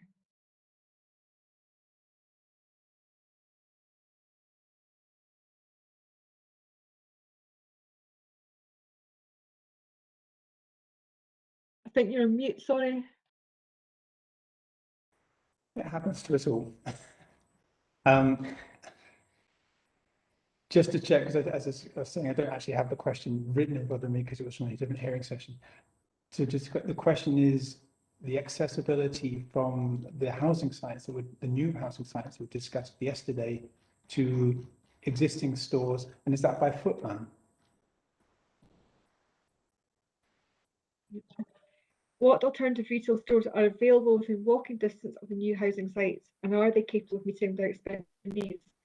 I guess if we use the PD-26 as a map of sites, might be a starting point. So we know where the shops are, we know generally where the housing development sites are. So it's really whether, in your view, bearing in mind where the new sites are going to come on stream, is the existing provision of those retail stores sufficient and capable of meeting their needs? Thanks, man. I think we've heard say the sites at the northern end of Seafield Road, so that site's numbers, but we went through them yesterday. The roadmaker works in that sort of area.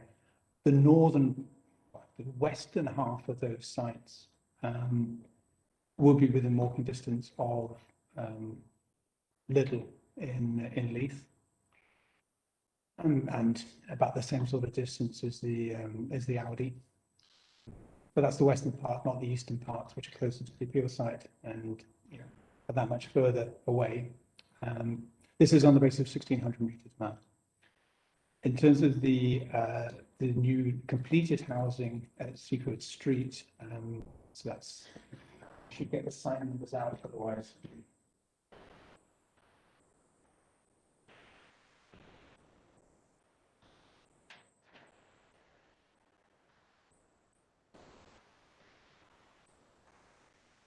Sorry about that, ma'am. It's generally not a good idea to go by memory when you're not absolutely sure when you've got the actual document anyway. So those first sites. I'm wondering maybe if CD 28, which was the agreed statement, whether that would help. Well, I was looking at the sites we discussed yesterday, so the plan I got in front of me is from Little 2, which is similar to CD 28. It's just got extra sites in. Okay, no worries. It's the same plan, it's the same base that I prepared. So those sites I was referring to, like 1 and 17, are split in terms of walking distance to being within reach of the stores in Leith, centre of Leith, and the Commercial Street Aldi. But part of those sites, because they're relatively extensive and extend east-west, would be, could be considered further away and significantly closer to the appeal site. Sites 2 and 3, no, they're not within easy walking distance. They'll only be served by the proposed development here. And in the south side, the collection of sites in Portobello, they're obviously within, they're quite close to the Aldi store. So that's for the new sites. Site 14, yes, it could be, if it came forward, could be within walking distance of Aldi in Portobello.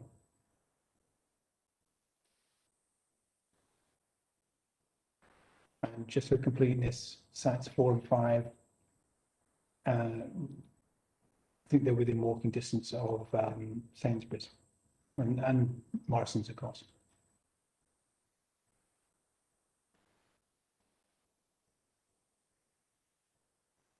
Okay, that's helpful.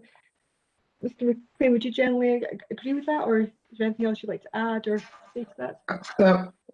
Pretty well, actually. Besides looking at CEC4, Mum, which is the housing sites paper, which shows walking times and distances. So that would seem fair enough. CEC4.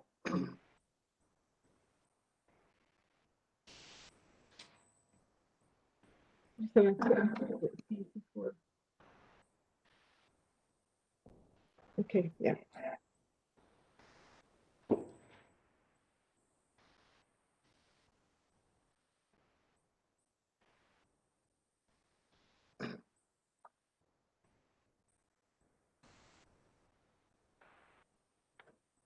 I think we've actually covered the questions from yesterday, based on the new sites. So going back to today's agenda, it was just a neat point to put those questions in from yesterday.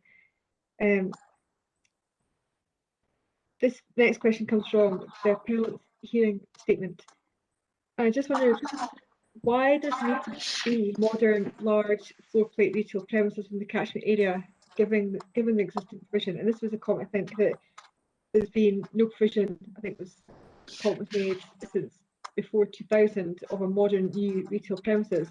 I just wondered why that was necessary and what is considered to be deficient about the current provision. And I'll put that to Mr. Hargis first, because it was in the appellant's case. Thank you, ma'am. In essence, we're looking at it's about quality and choice for the retail offer. So, large stores are generally able to offer a wider range of products and lines, so improve the choice for the consumer. Put this into context, and our position as far as quality deficiency is very much focused on the Wrestle-Rig area. We're not trying to claim it, say, in Portobello. Is that in the Wrestle-Rig area, there's actually minimal, retail provision at the moment. What you have within the catchment area, you've just got a single convenience format store, which is the best one, which I think is a symbol group. So that'd be about 200, 250 square meters size unit. That was one I mentioned this morning, so that's located in the parade of shops, which is identified as a local centre in the LDP. There is also an additional convenience formats, which is in the Coles. May have given it the wrong name earlier this morning, I'm not sure, but it's in the Coles, which is on Wrestelrig Road. And it's close to the boundary of the catchment area, but marginally beyond, but effectively close to the edge. It's 236 square meters, if I remember correctly, in terms of gross floor area. So that unit it's more of a news agent, but it does include the sale of groceries. And then the only other unit, within reach of that part of Wrestelrig, in terms of walking distance anyway, bearing in mind the comments you made already, is the B&M store, which is the focus of this appeal, and the proportion of space it devotes to convenience goods, which are ambient goods. And I suppose, our perspective is it reasonable to expect for residents to have to rely on a significant travel, whatever mode they choose, to actually get a decent range of products when we can improve that offer locally. So, a modern unit can provide a wider range of goods. It provides the opportunities for not just ambient goods, at stored at room temperature. So there's a focus in those sorts of stores on things like canned goods, dried goods. So there's an opportunity for freezer goods, a broader range, fresh goods as well, because there's minimal fresh goods in the existing stores. So, in fact, of those 3 stores I referred to in the Wrestelrig area, including the appeal site, there are none selling any significant amount of fresh goods. So it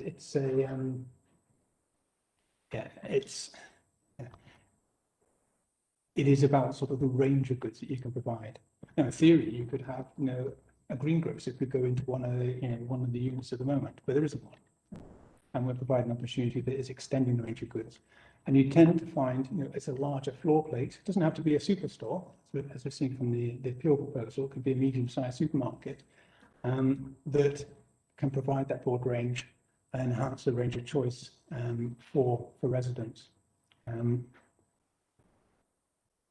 you also have to sort of look at it, and again, sort of going back to CD5, you've got to ask the question, well, why do people within this catchment area, and as I say, CD5, so come on to, but was based on a survey in Wrestelrig and Craig and Tinney. Why do so many actually undertake trips to shopping destinations a significant distance away? So, for example, on that survey, from question 1, 50% undertook shopping in locations which are clearly well outside the catchment. So that'd be Lidl, because there's no Lidl in the catchment area, Sainsbury's, M&S and Asda. That's half the people responded. And I'm not counting Morrison's in that, because that's on the boundary, so it's not well out with the catchment area. And only 18% took shopping within stores in the catchment area, and of course that includes all the stores in Portobello. So the question in terms of, we can see that there is clear evidence that people are choosing not to shop locally, because they're actually choosing stores which have got larger floor plates. And I would suggest that's because of the range of goods that are being offered there, and it's the overall retail offer in those units. And I don't want to decry the importance of small local shops, because they are important and they provide a very useful service at many levels. But what we see here is that there actually aren't. You'd need a lot of these local shops to provide the range of goods, the range of choice that a single mid-sized store as is a current proposal. And I think probably the final comment, just to pick up on from CD5, which is in paragraph 4.7 of that document, and then we're going to come back to this anyway, but it's a very strong level of support for Lidl. So the respondents to that survey considered that it was important, and in that document, saying in paragraph 4.7, it says the most common, the first reason stated was that the store was badly needed.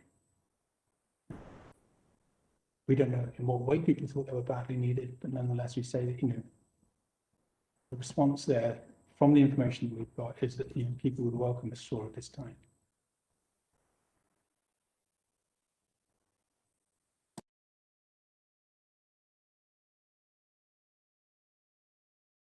Thank you. Mr. McLean, do you want to come back on that? Yes, I mean, what have we moved to question 8, or is it still question 7? No, we're still on question 7 about. Right, Mr. Hargis seemed to be talking about question 8. So I think just touched on that to yes, back up with question 7 answer, but we will be going on to the survey in more detail in the next question. So really Yes. to stick to why is the current provision deficient in respect of needing a modern, large floor plate retail premises? well, the council position is that it doesn't need the store of the size talked about, and also it's not in a good location to serve the sort of Restalrig areas, but because we've been through that on the difficulties of getting there by public transport and so on. So it doesn't need it.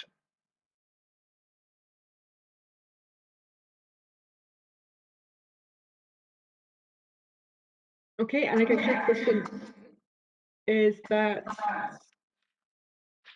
It doesn't need a large floor plate modern store. and there's no deficiency. No.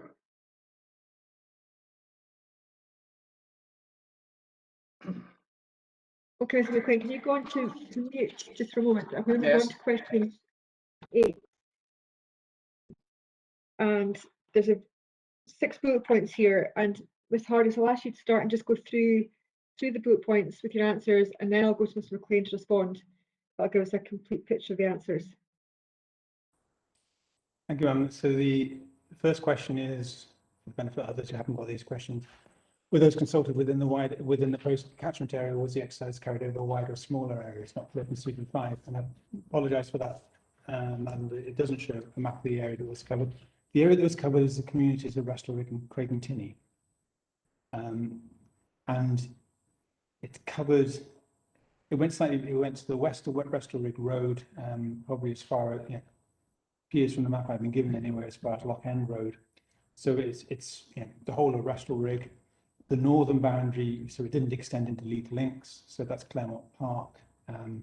Really eastwards is the sea, and on the south side it included Portobello Road, and then more or less then followed Restalrig Avenue, which is effectively the road to the north of the railway line. You have a map to see. So in effect it was Craigentinney and Restalrig only. In parts, it's in the west, it slightly extends before the identified catchment area. Clearly, to the south, it doesn't extend into Portobello. Did you say you have a map? Sorry, you're mute just now. So I've been very diligent about being mute and not getting feedback. Sorry, I do have a map that I've been emailed, which I described there to you. It can be provided. You might need tidying up a bit because it's been scribbled all over, but if you find that helpful, I'm sure we could provide that. I think it would be helpful. I don't want the council to take it unawares by this map, and it's really just a factual position of where the survey was undertaken. I don't know if the council's seen it or not. I'm happy for you to share it with the council first, make sure the council are content that it is just a factual representation of where the survey is taking place. I don't want to take anything from it other than I'm trying to write down and note street names. I don't have a map to look at, and it's quite difficult to have a representation of what that looks like. So if you want to maybe give a copy to the council first, make the council happy that all you're doing is producing the map, then I think it would be helpful from my perspective to have that. But I'll let you continue with what you're saying, but I would benefit from that rather than trying to plot out myself on a map where I think the survey took place. No, well, certainly, Madam, I will endeavour to get that distributed this evening if I can. Do my best to do that. So the second bullet, given the level of feedback received from consultation events and leaflet drop, how representative are the results? Let's start with the weakness of the survey. The weakness of this survey is it's self-selected. In the sense it was a leaflet drop to all households, and it's up to the household whether or not they respond. There was no incentive to respond, just a matter of,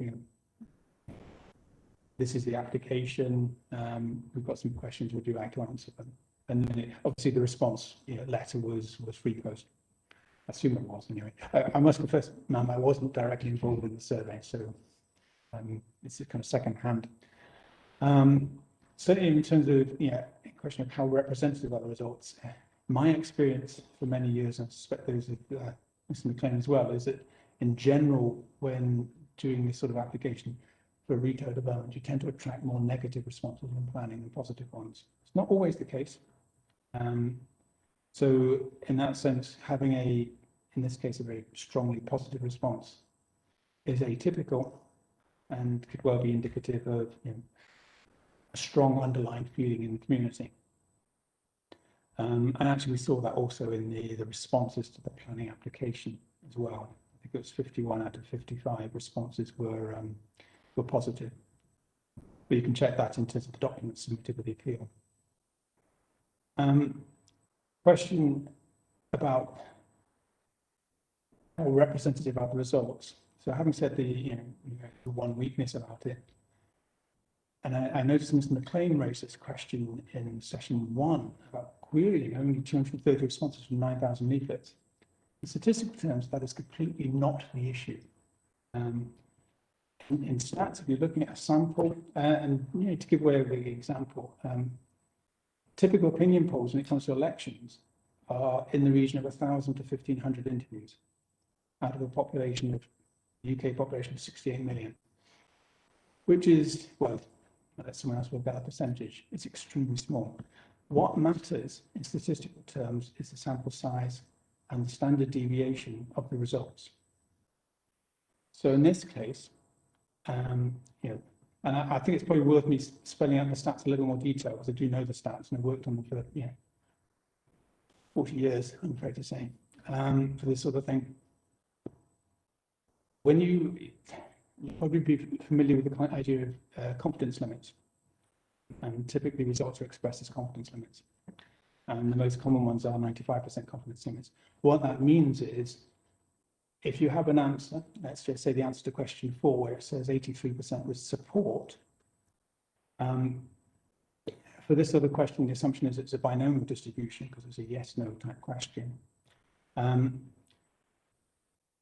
You can calculate exactly what the confidence limits are, and it's a function of standard deviation divided by the root of the sample size. So that's the root of 230 in this case. So the bigger the sample increases your reliability, basically. But here, we would say we're if you apply that statistical test, the 95% confidence limits will be between 77% and 89% support for the proposal. So even if you're way out, we've got an unusual bias, we've got at least 77% people are in support. And if we're way out in the other way, we could have almost 90% in support. So it isn't, the results are statistically extremely robust. And just by way of comparison, and this is not a criticism, if you look at the CD25 surveys, we can see in the appendices, and Mr. McLean can verify these. For example, in zone 3, there were 200 interviews undertaken for the whole of that zone.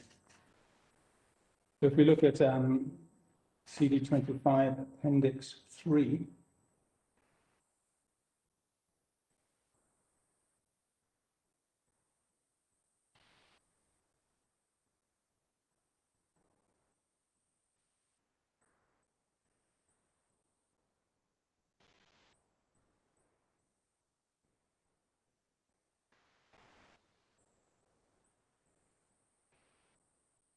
so in Appendix 3, you can see there, this is on page 73. The first page is the map of where the ward boundaries were. The second page is a schedule of effectively the sampling. And the company that undertook this for Mr. McLean NEMS is a very reputable company.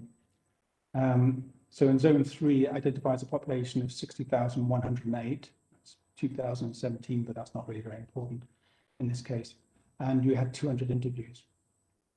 There's nothing to do with the percentage of interviews, of the total population, because on that basis, 200 compared to 60,000, compared to our survey on households, and that's population, our survey of 230 out of 9,000. There isn't a comparison, but it's not important. What's important is the sample size. And bear in mind that this is 200 for the whole of zone 3. So normally what you would expect in statistical terms is, because it's a wide area, that there'd be much larger deviation in responses, because there's geographically there's many more opportunities for people to shop. But I say that's not as a criticism of the BCNS. It's just to illustrate what the stats are. So in terms of the reliability of the results and how much weight can be placed on them, how representative are they? They're very strong results. And that's really the third question, actually. I realize I've kind of into that. The next question you have is, your plan suggests that there is a qualitative deficiency with Lidl and Aldi being limited or discounters form a distinct subsector. Can it be argued that only a certain proportion of the population of the catchment area would shop at the new store rather than go to a mainstream retailer?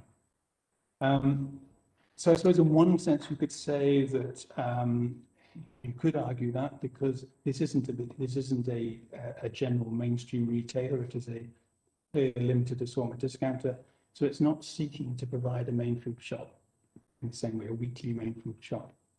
We've gone through in some detail the type of shopping that would take place here. But the second point really follows it, is it's expanding the choice to residents. So for some people, they would be able to undertake main food shop, maybe through a single visit, maybe through multiple visits during the week. But for others, it's providing complementary shopping, and for others, it's providing top-up shopping of one form or another. Interesting, though, in response to question 1 of the survey, quite a significant proportion actually said they do a lot of shopping at Lidl and Aldi. In fact, I think the figure is 41%. So clearly it's already an attractive shopping destination for a lot of the residents in the area, in this part of the city. I'm not sure, ma'am, whether you need me to answer the next question, which is in relation to question 2. The survey identified 81% indicated they shop. Would this be for top-up or the main food shop? Unless you feel otherwise, ma'am, I think we answered that in session 1. Yeah, I don't think I need an answer to that. I think I'm quite comfortable in that. Okay. And I think in a way I've already anticipated the final question, which is 83% support proposing principle. What significance does this have and what weight should be given? Just to reiterate the point, statistically, it's an extremely high percentage, but the survey is not controlled in the sense of being socially, economically, and demographically controlled. Actually, I don't think the NEMS one is either. It's controlled by geography and population distribution. I've already highlighted what the confidence limits would be in statistical terms. So that it's between 77 and 89%. And I would reiterate that that is a very high level of support. And I think, weight should be given to it, and that you can see that, for a significant number of residents in the catchment area, core part of the catchment area, since it's Russell Road and Craig and Tinney, it's being identified that, this is meeting a need that the respondents are identifying, and therefore they're supporting the proposal. I think, ma'am, that covers all the questions. I think it does cover all the questions. Thank you for that. I'm just looking at the time. Would everyone benefit from a small break at this point? 10-minute break? Or are people happy to continue? I've got no real preference either way. Mr. Armstrong? Mum, we're happy. We're obviously quite far through the questioning. We're happy to continue on, but I can well understand if people want a break. And Mr. Nelson, are you happy to continue, or would your team prefer a break? I think it's still a wee bit, ma'am, in terms of that's obviously a fairly long number of points to go through there, and still a bit after that. So I think it would probably still make sense to have a short break just now, and then allow us to bring it to a close thereafter. I'm happy to do that. We'll break until 3:20, so that's 10 minutes. And again, if we just switch off our videos and mute our mics, that would be good. So come back here at 3:20. Thank you.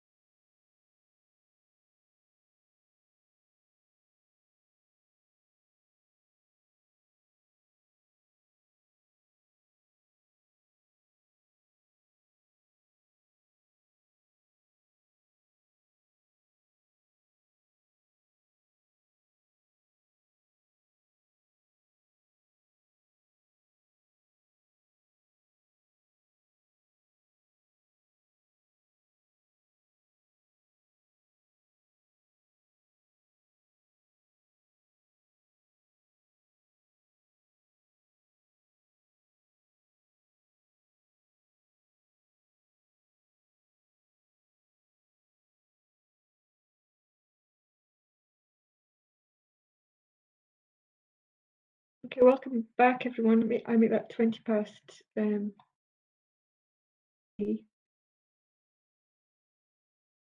make sure everyone's back. Yeah, that's good. So we just finished going through question 8 with Mr. Hardest. Ms. McLean, do you want to come back now and respond to the points that Ms. Hardest made? Oh yes, about the survey. Yes. Yes. I think the easiest thing would be to try and compare it. Say you did a telephone interview survey of 500 people in the catchment, and you asked them, let's say, would you be interested in the store or would you not? And you get responses to that, and you collect all your 500. Well, that would give you an idea of, say, for example, who would want it and who wouldn't. But the disadvantage of this type of leafleting survey is that it's not really a true sample at all. It just depends who responds, because it's fair to say that 8,700 people weren't interested enough actually to respond. So that is the difficulty. So you don't really get a sort of true sample like you might with, say, with a telephone interview survey, where they all respond. I mean, whereas this is leaving it open, so it's not really a balanced sample. But I was interested looking to see what stores they did use, and the ones who did reply. And I would say that it has mentioned the stores I would expect it to say, but it's probably not given nearly enough weight to Morrison's, because that is the biggest store altogether. So I don't think this is a particularly good guide, this leaflet survey, and it's also, being a little survey, it's people are responding because it's mostly the people who wanted the store. So it's not a true sample, really.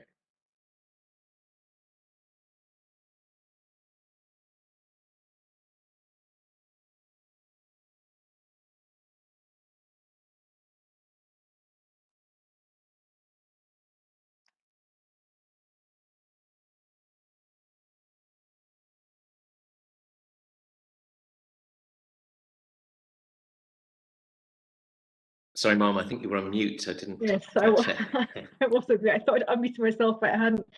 I was just asking Mr. McLean, based on his response so far, in your view, what weight should I give the survey?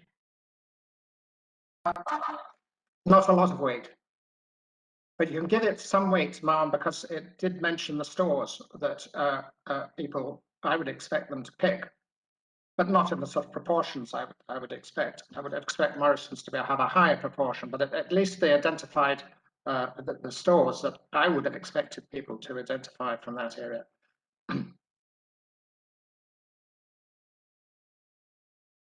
But you could also say, 8,700 people didn't reply. But we don't know why or what,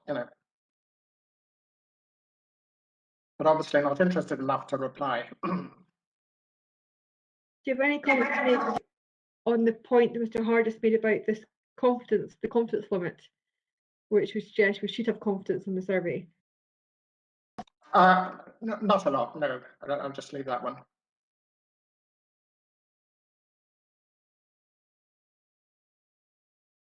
I suppose, would you accept what he's saying, and should I rely on that, or would you have a different view, or is that just not within your area of experience?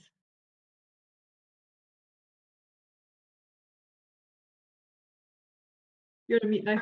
Yes, I don't think this is quite relevant here exactly, because the way this survey's been done, had it been, say, done as a telephone interview survey, then it would be straightforward to apply, confidence levels and looking at confidence intervals, the margins of error and whatever. But this has been done as a leaflet survey, so you've just got responses coming back, and it's not necessarily at all from, not particularly necessarily representative of the whole catchment, as I suggested, because, for example, Morrison's, I would have thought, would have attracted more, a higher proportion of people saying Morrison's, for example.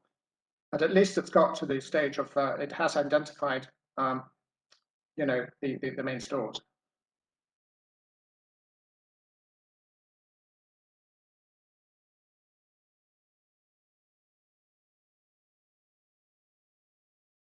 Mr. Hargis, on that. Thank you, ma'am. Yes, 1 or 2 points. But I think 1 or 2 of Mr. McLean's comments are slightly contradictory. I mean, he made a slightly facetious point about, well, what about the 8,800 people who, or households who didn't respond? Dare I say that the same could be said of the 59,908 who didn't respond to the ECNS survey, because the population identified there was 60,108 and you only did 200 interviews. It's not really the point. But furthermore, he did say that the survey was identifying the sorts of stores he expected to be identified, except not sufficient weights into Morrison's. Of course, that begs the question, you know, given that the sample for the whole zone east, zone 2 east was 200 interviews from a much wider geographical area, that in fact, you know, given that scale of response compared to the response from the little survey, you could question, well, which is correct? It doesn't necessarily mean the ECNS survey is correct. And in fact, maybe the ECNS is overstating the Morrisons. Or alternatively, probably a more reasonable interpretation is that, you know, those interviewed in other parts of Zone 2 East, such as Portobello, Duddingston, and so on, provided a greater proportion of shopping to Morrisons, whereas those in Craigentiny and Wrestlebrook directed a lower proportion. You can't say, but he seems to say that, well, it's producing the right sorts of results. And that to me is contradictory to say, you know, it would be contradictory to say, well, it's producing the right sort of answers, but at the same time, you can't put any weight on it because it's biased. It's effectively what he's saying. As I point out, the normal expectation on these, you know, these sorts of surveys and putting up planning applications, you tend to attract more opposition than support. The apathy tends to come from those who, you know, are reasonably happy with a proposal. So on that basis, I would, you know, yes, there is a degree of, you know, self-selection in response, but that doesn't necessarily mean that it's overstating positive response to the store. It may well actually be understating the positive response to the store. But I think really, you know, that's probably sufficient to answer on those points.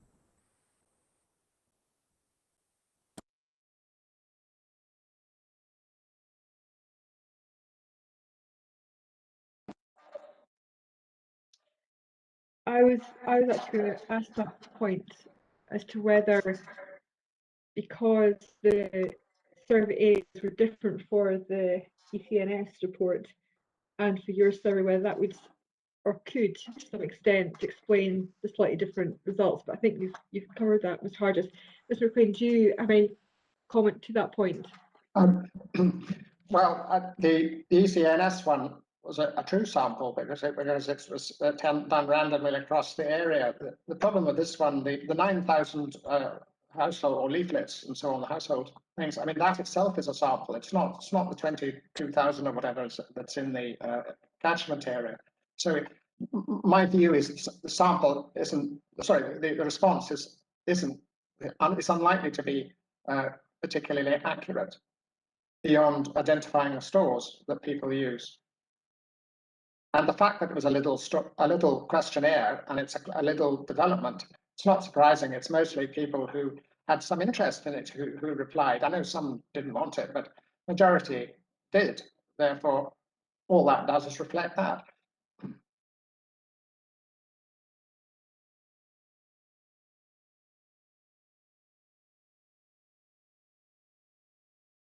I mean, a better approach would have been to do something like a telephone survey in the whole catchment randomly all over the place. It's done by a computer programs and things.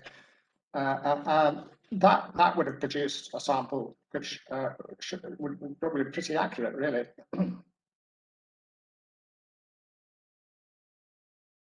I mean, I think Mr. Hargis did explain the weakness of the survey at the outset. Unless there's any final comments, I don't think I need anything more on question 8, but if any party's got a final comment, then I'm happy to take it. Mr. Hargis. Yeah, just a very brief comment. Yeah, just a very brief comment, and Mr. McLean talked about being a sample. As explained, the survey area, and I sent the map, is Craigentiny, Wrestlebrook, every property in that area. It wasn't a sample, it was every property. was included in the leaflet roll.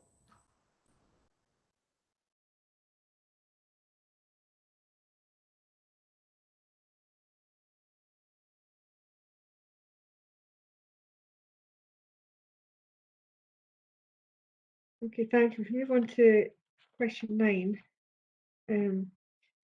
We've probably covered this to some extent, but I will cover it just now. The question was, is the rest of the area the only area where there's a minimal convenience provision? And does the quality deficiency really only relate to that area of the catchment? And if not, are there any deficiencies in any other parts of the catchment area? Mr. Hard, so I'll ask you first, because this is kind of drawn out from your hearing statement and rebuttal. Yes, ma'am, thank you. In terms of the first part's question, where's minimal convenience provision, it could be argued that the northern half, northern 2/3 of Craig and Tinney, which has got absolutely no shops in it. I only refer to the northern 2/3 because once you get to the lower third, you're within, a relatively short distance of Piers Hill.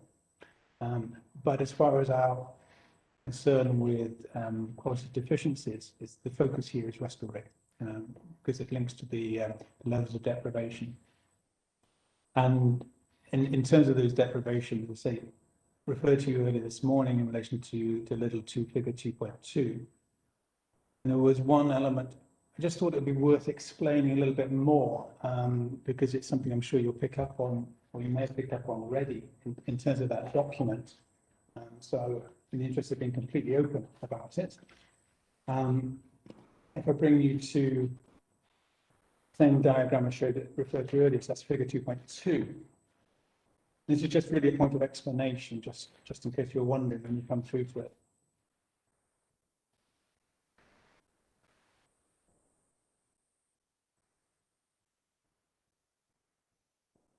Excellent. You'll see that at the bottom there's a table which sets out all the rankings, certainly the 7 kind of categories, which are on the right-hand side of that table, and identifying the ranking in terms of the 6,976 data zones that were used in that multiple deprivation indicator.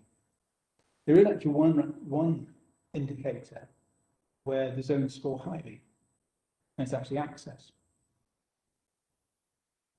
So that's the 3rd column from the right. You can see there the numbers are sort of like 4,400 upwards.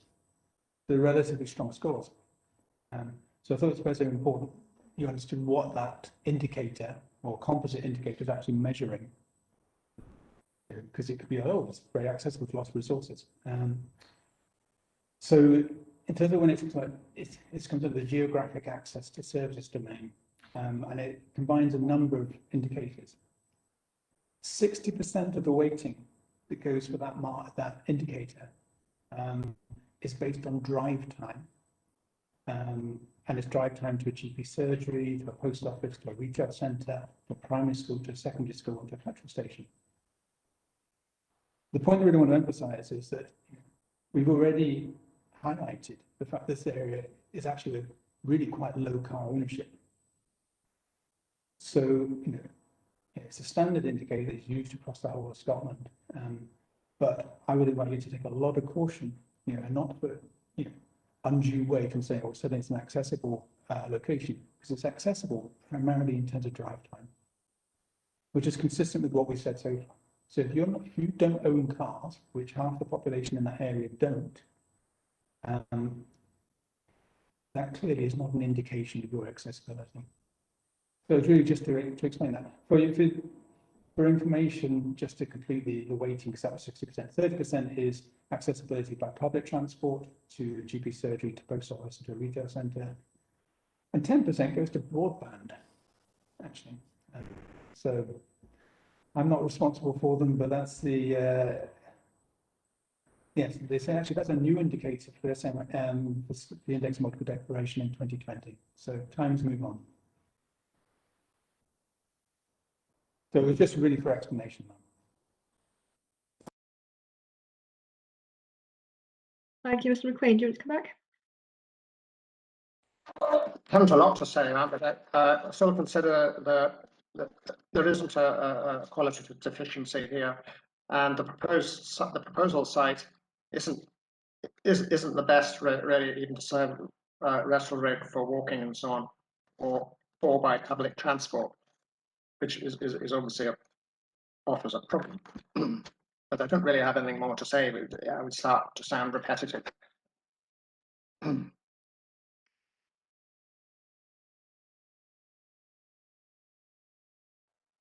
Okay, I don't think you need anything else. I think I'm very clear on the council position on this and the appellant's position, so I don't think I need more on that. So really, it's just the final concluding remarks. And again, I'll ask the council to go first on this, followed by the appellant.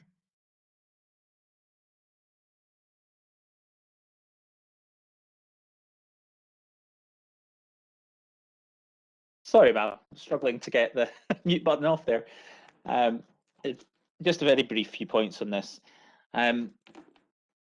So I think as we started this session on, it does go back again to looking at the LDB policy RET 6 and interpretation of that. And as has been stated from the outset by the council here, is assessment of whether there's a qualitative deficiency against the catchment area as a whole. We certainly do not consider it's appropriate to limit consideration down to just one component of the catchment. And this is an additional issue as to why the value of the survey is fairly limited. We've obviously gone through a number of other issues that we take with that as well. As it's less than half of the catchment that has been identified for this proposal. When the existing range of stores and we've gone through the existing range of transport modes to those stores are considered within the catchment, there is no qualitative deficiency. That's the council's position. I've not got anything more to add. Thank you.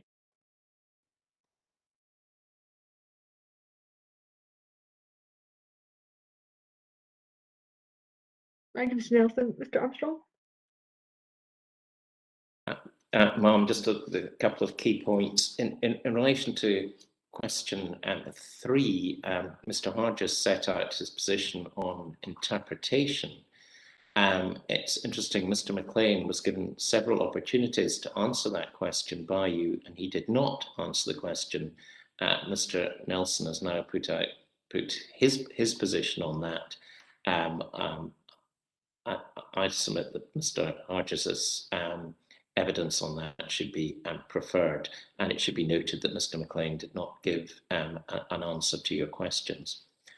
In relation to question 4, there was broad agreement between both witnesses in relation to the relevance of the TCRM, and in particular paragraphs 3.132 to 3.139 on this issue.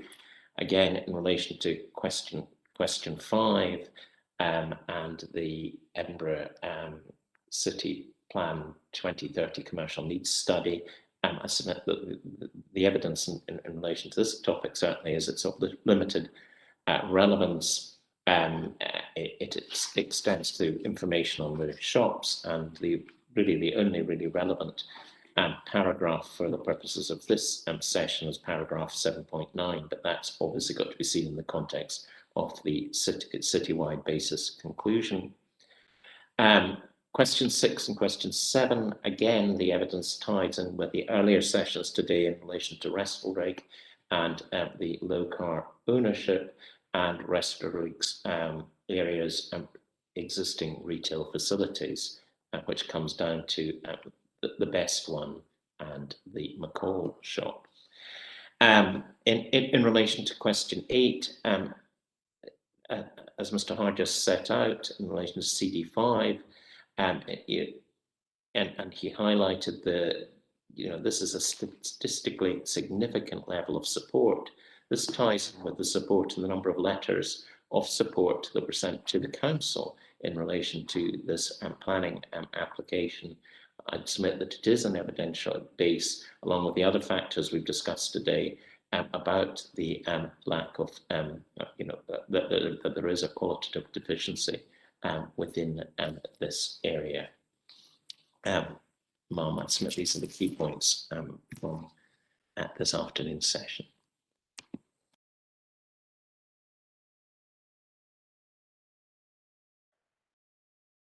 Okay, thank you for that. Well, I think that brings this session to a close, and it brings the hearing sessions to close. Thank everyone for participating in your contribution. It's been really helpful for me, and I think I've got what I need now on those areas, which is great. And we've got through a lot of stuff in 2 days, to be fair. So thank you for that. We move on to the inquiry session tomorrow on quantitative deficiencies, and we're starting at 1:30 in the afternoon. We've got Friday morning as well, if we need that, which we may do. Mr. Harris, I'm assuming you'll be going first for the appellants tomorrow. We will be taking preconditions as read, as set out in the protocols. So we'll reconvene at 1:30, and we'll take it from there tomorrow. Thank you very much for today. Thank you. Thank you. Thank you, ma'am. Thank you. Thanks, ma'am. Bye. Bye.